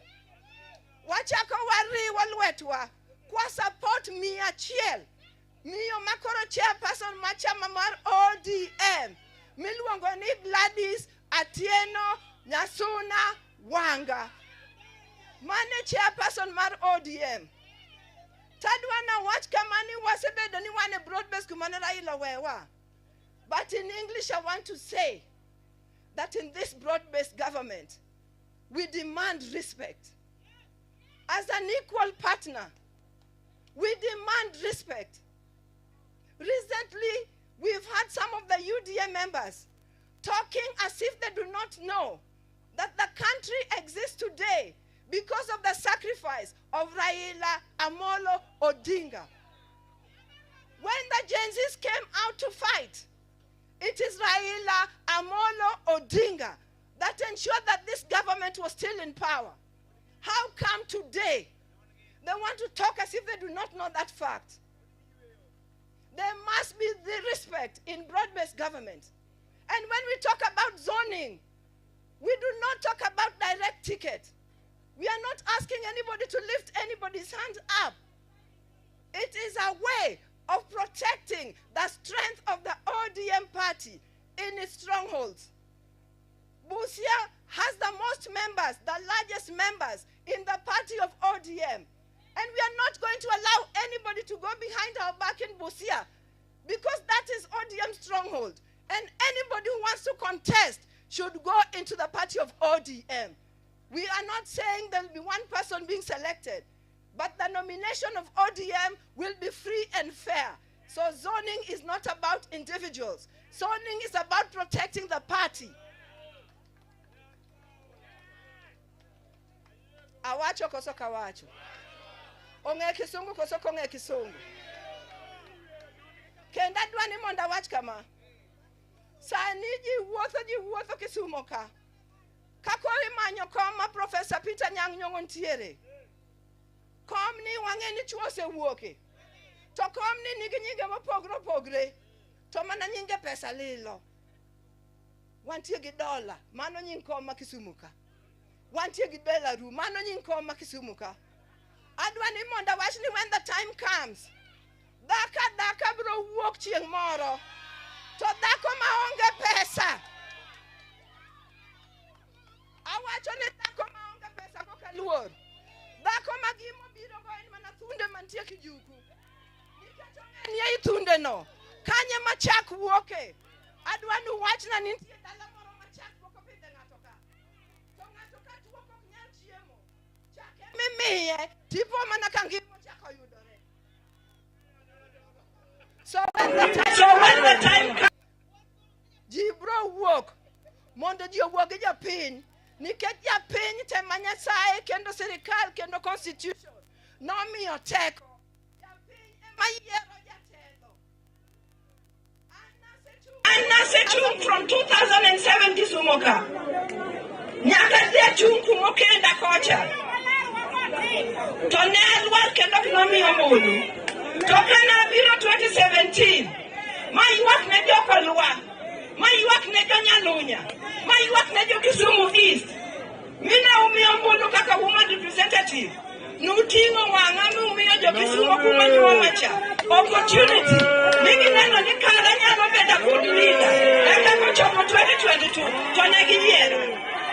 So for that reason, I owe my life and I owe my political opportunities. Nejo Nyalunya ka.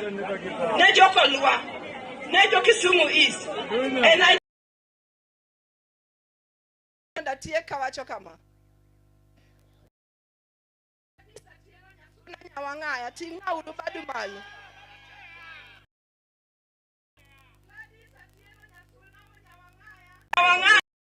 No se biro kachielo rambe.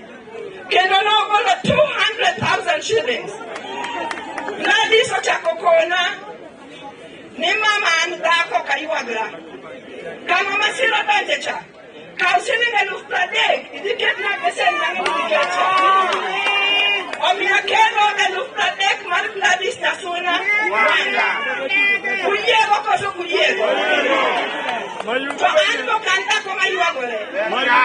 Amen asiko pesa na mekacho ma Gladys mondo golo na pesa. Kendo kawuono kata pesa dhako tin ni chake matinga thunda. Adwa na go 20,000 shillings mondo akete pesa. Awacho ni kanisa tang'ega kadhitie klago gi kanisa fulani. Adhitieka gi kanisa. Atieko kawacho kama. Kuyiena. Mose chama gi duond chama. Kaka Dui be chairman mar chama mar Kisumu Central. Kaka Dui ni be maketo mbele mondo dhi obednwa chairman mar chama e Kisumu County. Nikech bedo chairman mar Kisumu County dwaro ng'ama jachir, dwaro ng'ama otegno, dwaro ng'ama nigi msimamo. And that man is a Dui Nyang. Adwa ni mondo kuyiena Amose nying duond jochama uyiena. Aya ikre uru mondo Raila Amolo Odinga kuma entie cho winje ni kara chama ne pod nitie. Useikoru. To machuo man mbele gi ng'iya ni uikoru. Aya. Wanachama ODM. ODM. ODM. To power no pare uru ni power no iyudo mana gi kipande to gi kura. Omiyo sama wadhi manyo power ni, akwayo jok mochung' kama ng'eny maluongre ni aspirants ka. Nigi bende they must play their part. Watimuru mobilization maber. Mondo power man wadwaro cha, wadhi wakaw gi kipande to kod kura. Sani Kisumu County ka, Kisumu West ema lead. To kata ka gi lead kwan jok mo register sani, pod gi fall short. Nikech target en 10,000. To Kisumu West ma lead ni, osechopo 4,000 kende. Omiyo akwayo ni aspirants, show your worth. Chama bro miyo ng'ama tiyo ne chama, chama bro ng'iyo ng'ama ohero ne chama, to mane ma chama bro miyo tiko kokalo yiero mar jopiny. Adwa ni mondo akaw thuolo ni. Wantie gi jatendwa. Adui. Mheshimiwa Mapesa Mama Gladys Atieno Nyasuna Wanga. Oko na chaka ke 30,000 e besen. Ineno ni en 30 kosa wuondora? En 30. Abako na dhako magige tindo. To podo kaluor ma 20. Kanisa tadhi tiekrago. Adwaro Mr. Mheshimiwa Dui.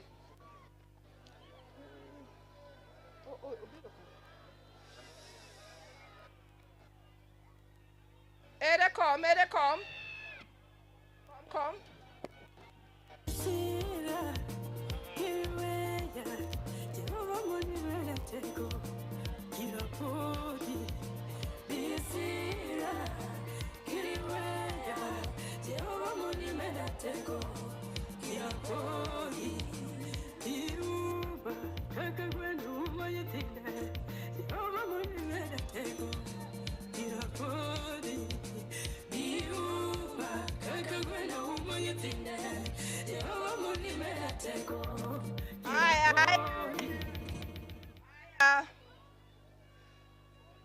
Kapok jatendwa ma jotend joluo owuoyo, wantie gi wuoyi ka wuoyi be mar andigandi.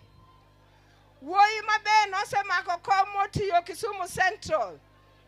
Wuodwa miluongo ni Mheshimiwa Fred Ouda. Adwa ni mondo miye thuolo mondo wuo. Uyie koso kuyie? Karibu Mheshimiwa. Gima chaka yudo ni Mheshimiwa manade bwonja ne koda kendo. Aya. Jothurwa untie.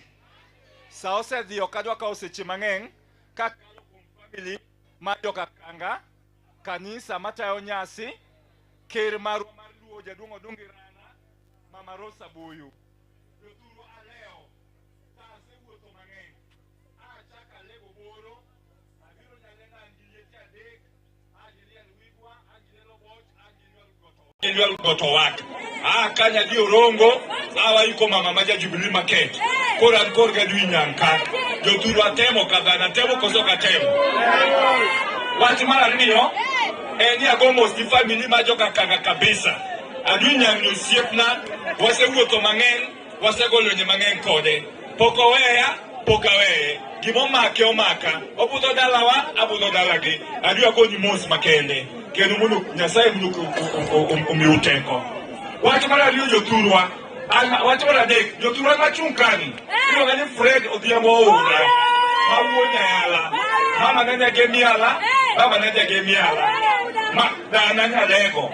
Anyuol gi nyakano kabonyo. Ane chama miluongo ni ODM. Party leader na en Oburu Kodinga. Chialegi na en Odiso Nyawang'aya. Jothurwa karachni toya gi mara ni nyaleloya. Aonge weche mang'eny Jothurwa, but en kaka oganda Luo. Kama kose dang timre, ni wawuok e tie otieloni, awachonu, katwara gi donjo the next 1 minute. Dagiso ji pile. Kane ondike muma, ni jaluo nyaka bakidi, ni jaluo nyaka bedo opposition. Jothurwa wasetime higni 50, waweye ni jomoko, waol kaka oganda Luo. Akwayo gi muono ni waol, wabedo gimoro achiel, wabedo tiyo bul gi Gladys Nyawang'aya, mondo wadefend riwruok mar oganda Luo. Nyasaye mondo ogol Jothurwa, onge weche mang'eny sarach.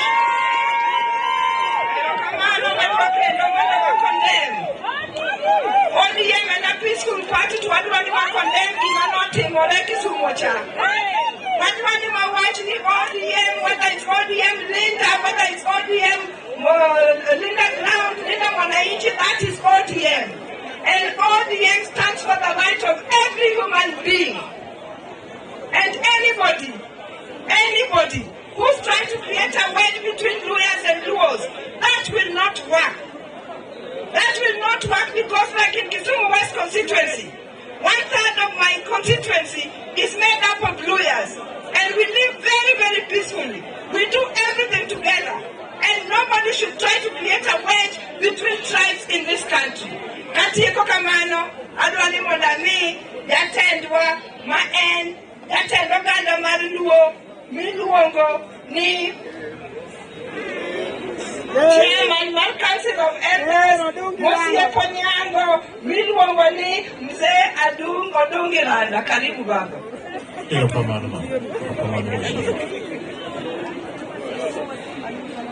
Ne joka kanisa matayo nyasi mar Nyabusia. Jim Nyakwandana, Seth Adui, joka Kanga Unogalo. Molo Mama Benta Dugu Niero Kamano Margo Nasimo Kan Kilifi. Joka Nyana Yeso Pake. Oganda Yeso Pake. Hallelujah. Satana Sinwe. Ero Kamano Ganda Luadwa Muyo Kodu Mate. Adugo ero Kamano ne Mama Rosa. Mummi Atuolo. Tomia suunu kapodu untiego na watu watu. Awachunu kama edalane na donje igapira bit gareyo. Igapira bit gareyo mane wangere gaga ko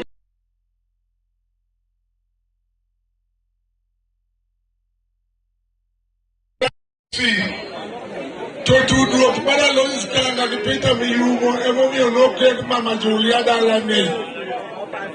Mama Julia monyuolo jimni Mama luo bang'uon.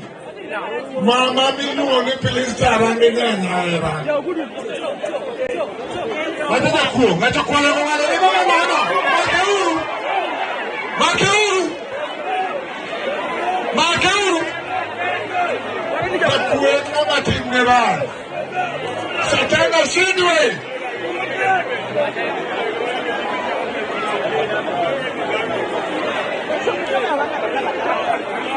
Pero kamano uru nyamu usiose ni yueyo walamero wakau Nyasaye mondo wamijri mudo mondo jimu bed giteko gijitidu mudo bange kagini orega rui margi mondo dalo di jume.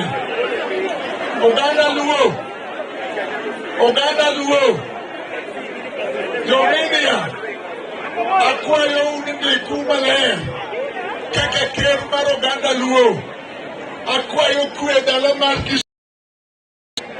Kisumu City mamarwa kosedo ma onge chandruok moro onge lweny mosebet e kindwa gi jo-Rasta osiepe mosebedo kama nyosa kata owuokeno wasewadie mana jachien wakwayo oganda luo mondo kwe obedie wakwayo jowa ma josiasa chakre MCAs nyaka MPs nyaka magavana duto kadhi e election mondo gibed gi kwe. Ok wadwar lweny e Kisumo. Oganda luo nyithindo ok onego ti godo. Nyithi luo ok onego ti godo ka nyithindo tongore, nyithindo negore. Betie jelo olowa uneno kawuotho kabiro kata imako bada ang'o ma yan ok mak bade yan wadero kamna kamisuru gano to sirikal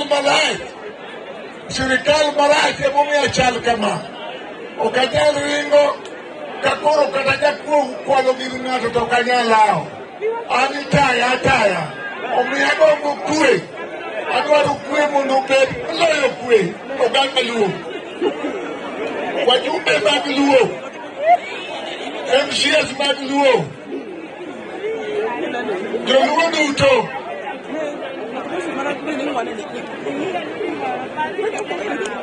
akwayo joluo miya umadu ng'ama ni kod kura kama untie kura ng'ama ni kura oting' bade ng'ama nigi kura oting' bade ok unyal gombo tero adui kanga nidhi e parliament uonge kod kura idhi e lweny nyaka ibed kura gi kipande to nono wang' wuon adui nudwa tere tuonge kod kipande wang' utere gi miriambo weru wuondo sef nudwa tere tuonge kod kipande walong gi dweche 14 to gidhi election to nyithi akwa nyithi luo moriwore gi nyithi Kalenjin te nyithi Masai te nyithi Samburu te nyithi Teso te mag anyuola mag luo mondo obed gi kura to kubed gi kura to ubiro tero sef e bunge ma Kisumo ka. Awachunu malong'o ni kinindo gi bathi koni nyaka ilokri gi bathe koni. Sef mang'eya kani ang'eyo wuon to ang'eyo min to ang'eyo kwerene te to nyawadu moro janyisau kwar mare ung'e kwar mare be ung'e kwar mare mano koro wachu tiu gi uyu kaka udwaro tiu go bwongou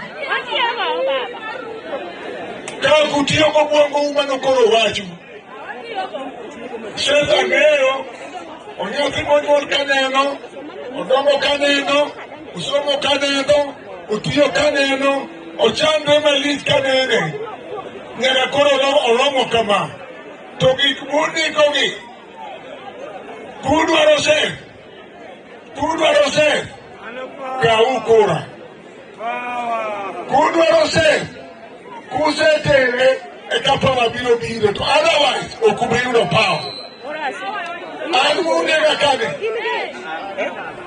asebede piny kuom higni 80 adong' higa achiel achop higni 90 to adwaro achop higni 106 not mina campaign Rosa en be Nyasaye ni kode irasefwadore go kumano uyie kod mano nego ka Lois Munogalo aduogo ni mos makende mar chandruok maduong' muyudo gimotimore kuom nyathi matin maduong' lit miwuoro kendo litna Pamela nyaka wino madala Adugo nuero kamano machugo manjin. Mondo Nyasaye polo okaw chunya busi oter kama ber. Akwayo oganda Luo. Jokanyana. Oganda Luo untie. Ere jomo ungo buro kinga mkono. Jomo ungo buro mkono ere. Mwenyewe. Ungo buro mkono. Kama party leader. Kaka seneta Masiana. Mobato ni Nyasaye pake no kamano. Uburu makoro dwatero ganda Luo kanan kumonja Raila tonena kamanya to buru dicho. Koro kuye no buru chopi to miya umbado mano. Raneno kanyo muye no buru dikanan utieka. Toko akanan to keno buru chopo kuduwa joge odi Peru odi kanye. Odi kodu Singapore uye kodu mano. Ero kamano ganda Luo. Udiamo makabuna onge giwaj antio gola siasa tia wacho weche Luo kelo kwe piny. Aketo kwe nyithindo. Nyithi Luo. Kik ng'ato wuondi ba ng'ato gi kidi. Nyithi Luo kik utim timbe makodhi kare wan be gik uneno untie gi ne wantiere. An abede gi higni 32. To siasa tukora bete mokadho kanyo nyako mwedu utani. Wuone wang'ego mang'eny marach. To kata sani an pod ang'e mang'eny. Onyango kocham nosiepne mabor. Apo kakoro mokata sa uchiel koro onyango biro duogo na dhot. Nine wachajo wach moro kama wadho watim kamano. Niwadhilongo niwatim ndiyo to basi. Uwinjo wachno. Omiyo pod ahere, pod ene chunya kata kubolero no. Olera lera. Mwanda okengien gato. Uwinjo. Komye pam. Kugone kura to bokawi akawa. Ana wuon chike motama monda wach ni mama dwaro nikech jogi duto te gin joga. Akwayo peace, akwayo kwe dala ma Nyalenda, dala ma Robonga, dala ma Manyata, dala ma Bandani, aluora ma taon te. Adware kwe Kisumo kika teka wich ita. Nere momoro chwere itaon. Nyoro nyowa Migori. Nyadi iko. Ruoth goro mamara ema nyowa ne giida mipiny. Nyowa loso ma jo Migori nyoting'onwa badgi ni ok gichak bang'a to ok gichak gitong're kendo. Jo Kisumo ubiro tong'oru. Jo Kisumo ubiro tong'oru.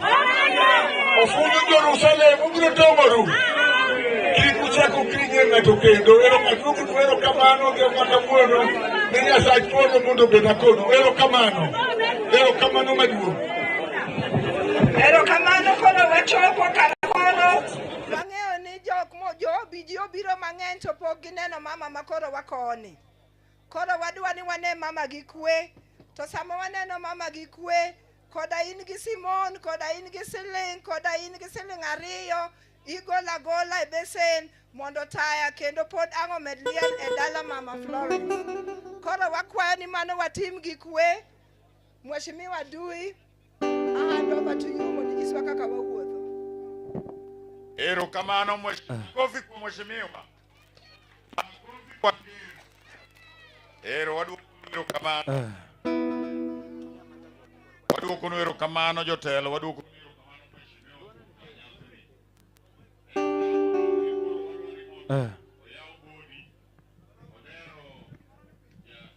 Ya luogo. Koro clear kanyo, security clear kanyo mondo ji okal. Oneno. We baba pokea sifa.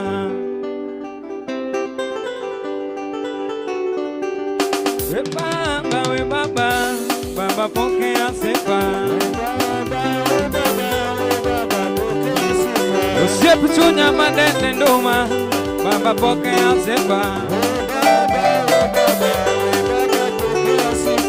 Usiep chunya madende nduma, baba pokea sifa. Maya suma dendo sani, baba pokea sifa. Chunga maloa. We baba pokea sifa. We baba Baba pokea sifa. We Baba, Baba pokea sifa.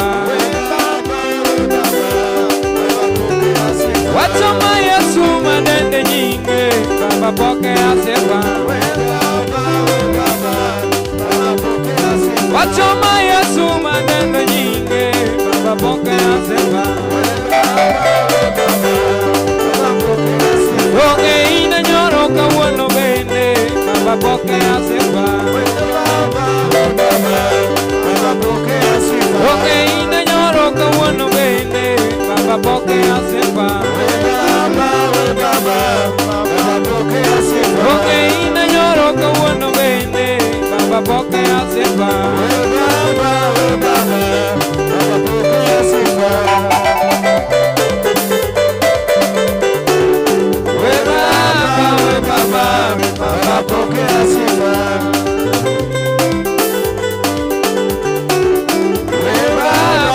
Baba pokea sifa.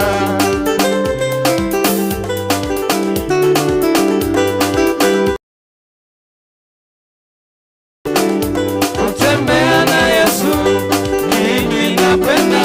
Kutembea na Yesu, mimi napenda.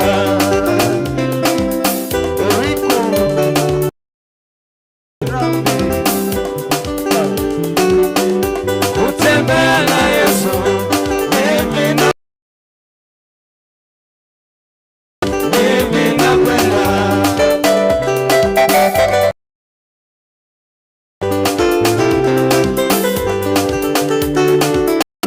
Kutembea na Yesu, mimi napenda. Mimi napenda. Engi mama ni polo, maber moloyo mar piny. Mama ni polo, maber moloyo mar piny. Engi mama ni polo, maber moloyo mar piny. Mama ni polo, maber moloyo mar piny. Ato watema ni polo, maber moloyo mar piny. Mama ni polo, maber moloyo mar piny. Ata mwandu maber moloyo mar piny. Ata mwandu mani polo, maber moloyo mar piny. Mama ni polo, maber moloyo mar piny. Osiepe mani polo.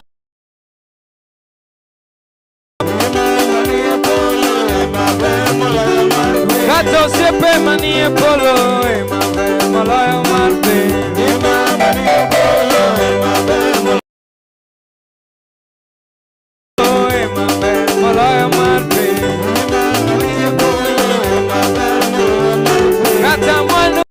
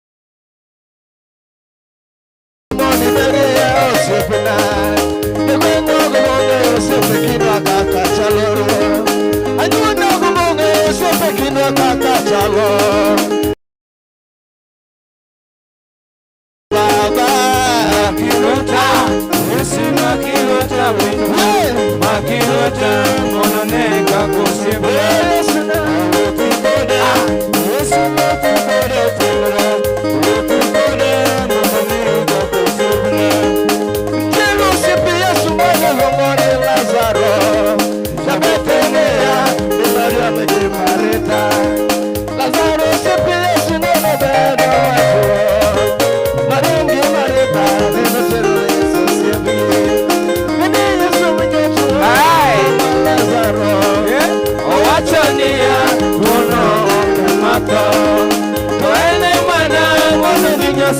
yudu kendo jibedo nge nyalo kodo siempre Nana modo nyinga sacho yudu kendo jibedo nge nyalo kodo sine babaye Makilota Yesu makilota Makilota modo nyinga koso Utikoda Yesu utikoda pimra Utikoda modo nyinga koso Yesu nyalode kon toko nyalela walewa Onyalode kon majuwoyo woya woya Sima nyalode kon maziyani nyatazaricho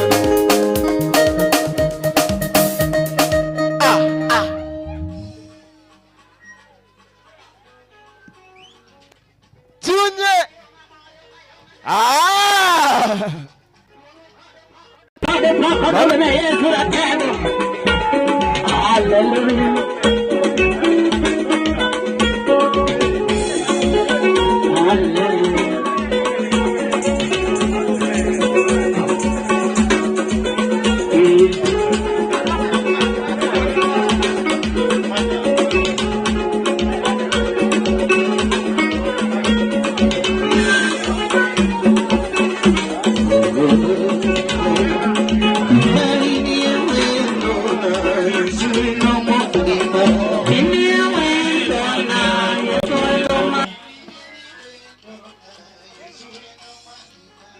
Inyewe nona baba wendo mwalima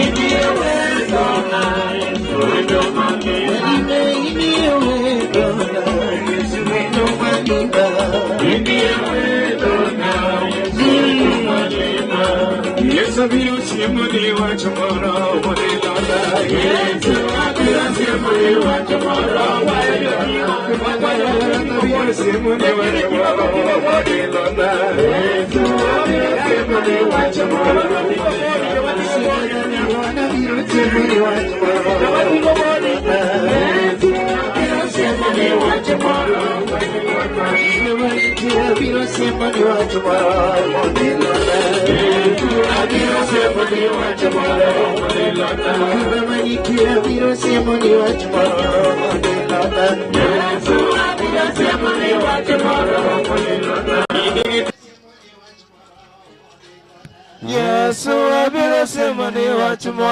mondilona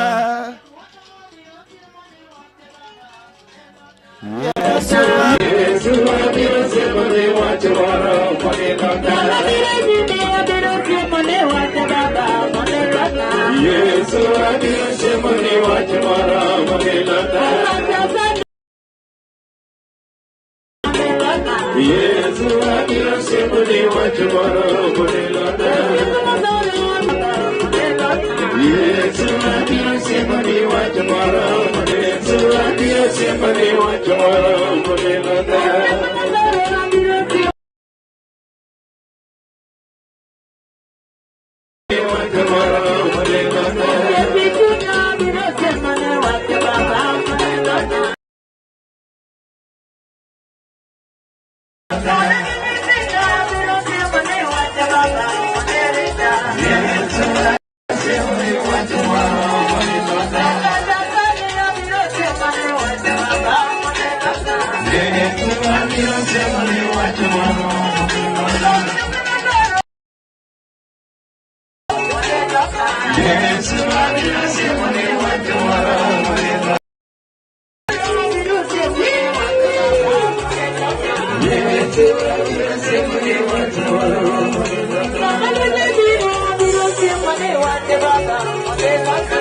Yesu abiro semani wa tomorrow mondilona Yesu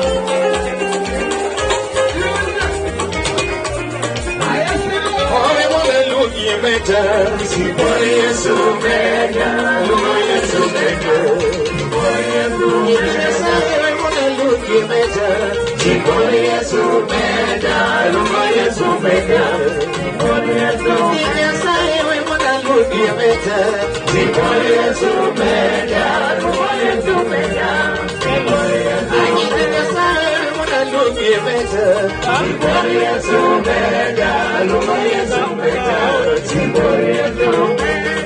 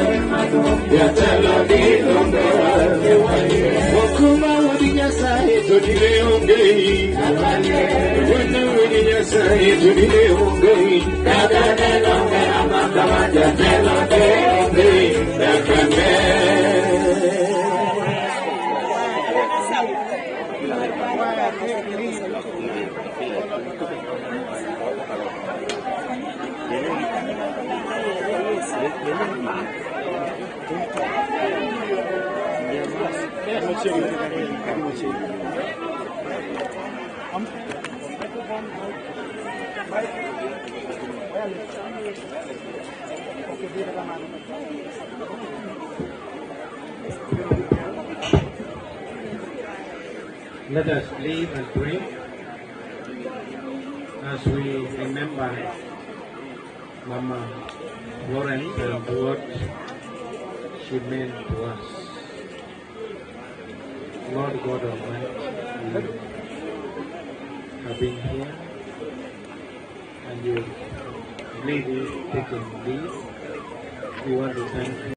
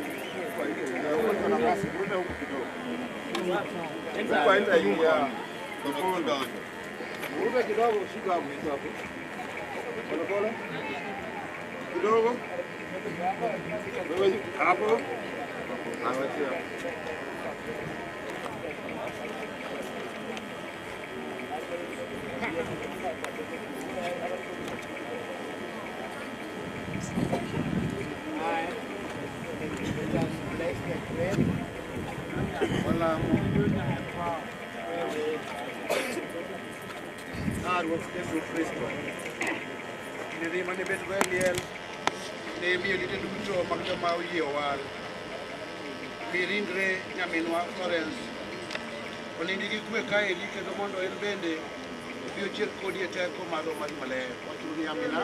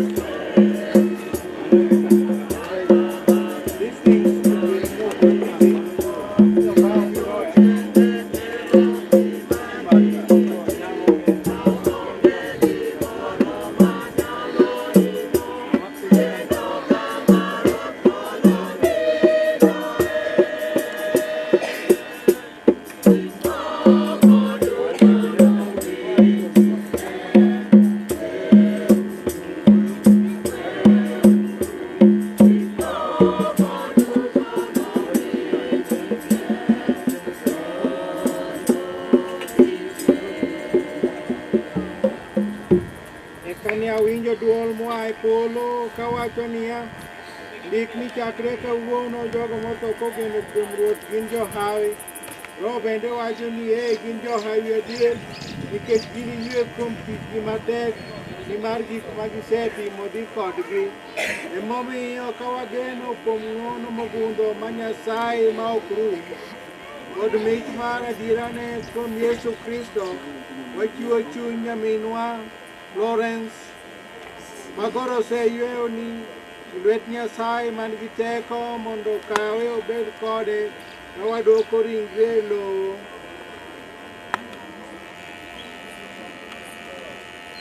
Lowo dok kuom lowo kendo buru dok kuom buru. Wang'eyo gadiera ni ji nochier kuom jomotho nikech chier mar Yesu Kristo Ruodhwa mabiro kawo ringre onyak kendo matho miyo loko bed machal gi ringre owuon man gi duong' kotiyo gi teko ma omiyo keto gik moko duto e bwo lochne ndalo duto nyaka chieng'. Mano emomiyo gin e nyim kom duong' mar Nyasaye ma gilame odiechieng' kod otieno e hekalune, kendo jal mobet e kom duong' biro dak kodgi. Kech ok nochako kagi kendo riyo ok nochako logi, bende liet mar chieng' ok nowang'gi nikech nyarombo manie dier kom duong' ter ne bet jakwadhgi. Noternegi e sokni mag pi ngima, kendo Nyasaye noywe pi wang'gi duto. Amina. Koro e kindeni wabiro wacho lamo mar Ruoth. Wuonwa manie nyingi mondo mibo wachni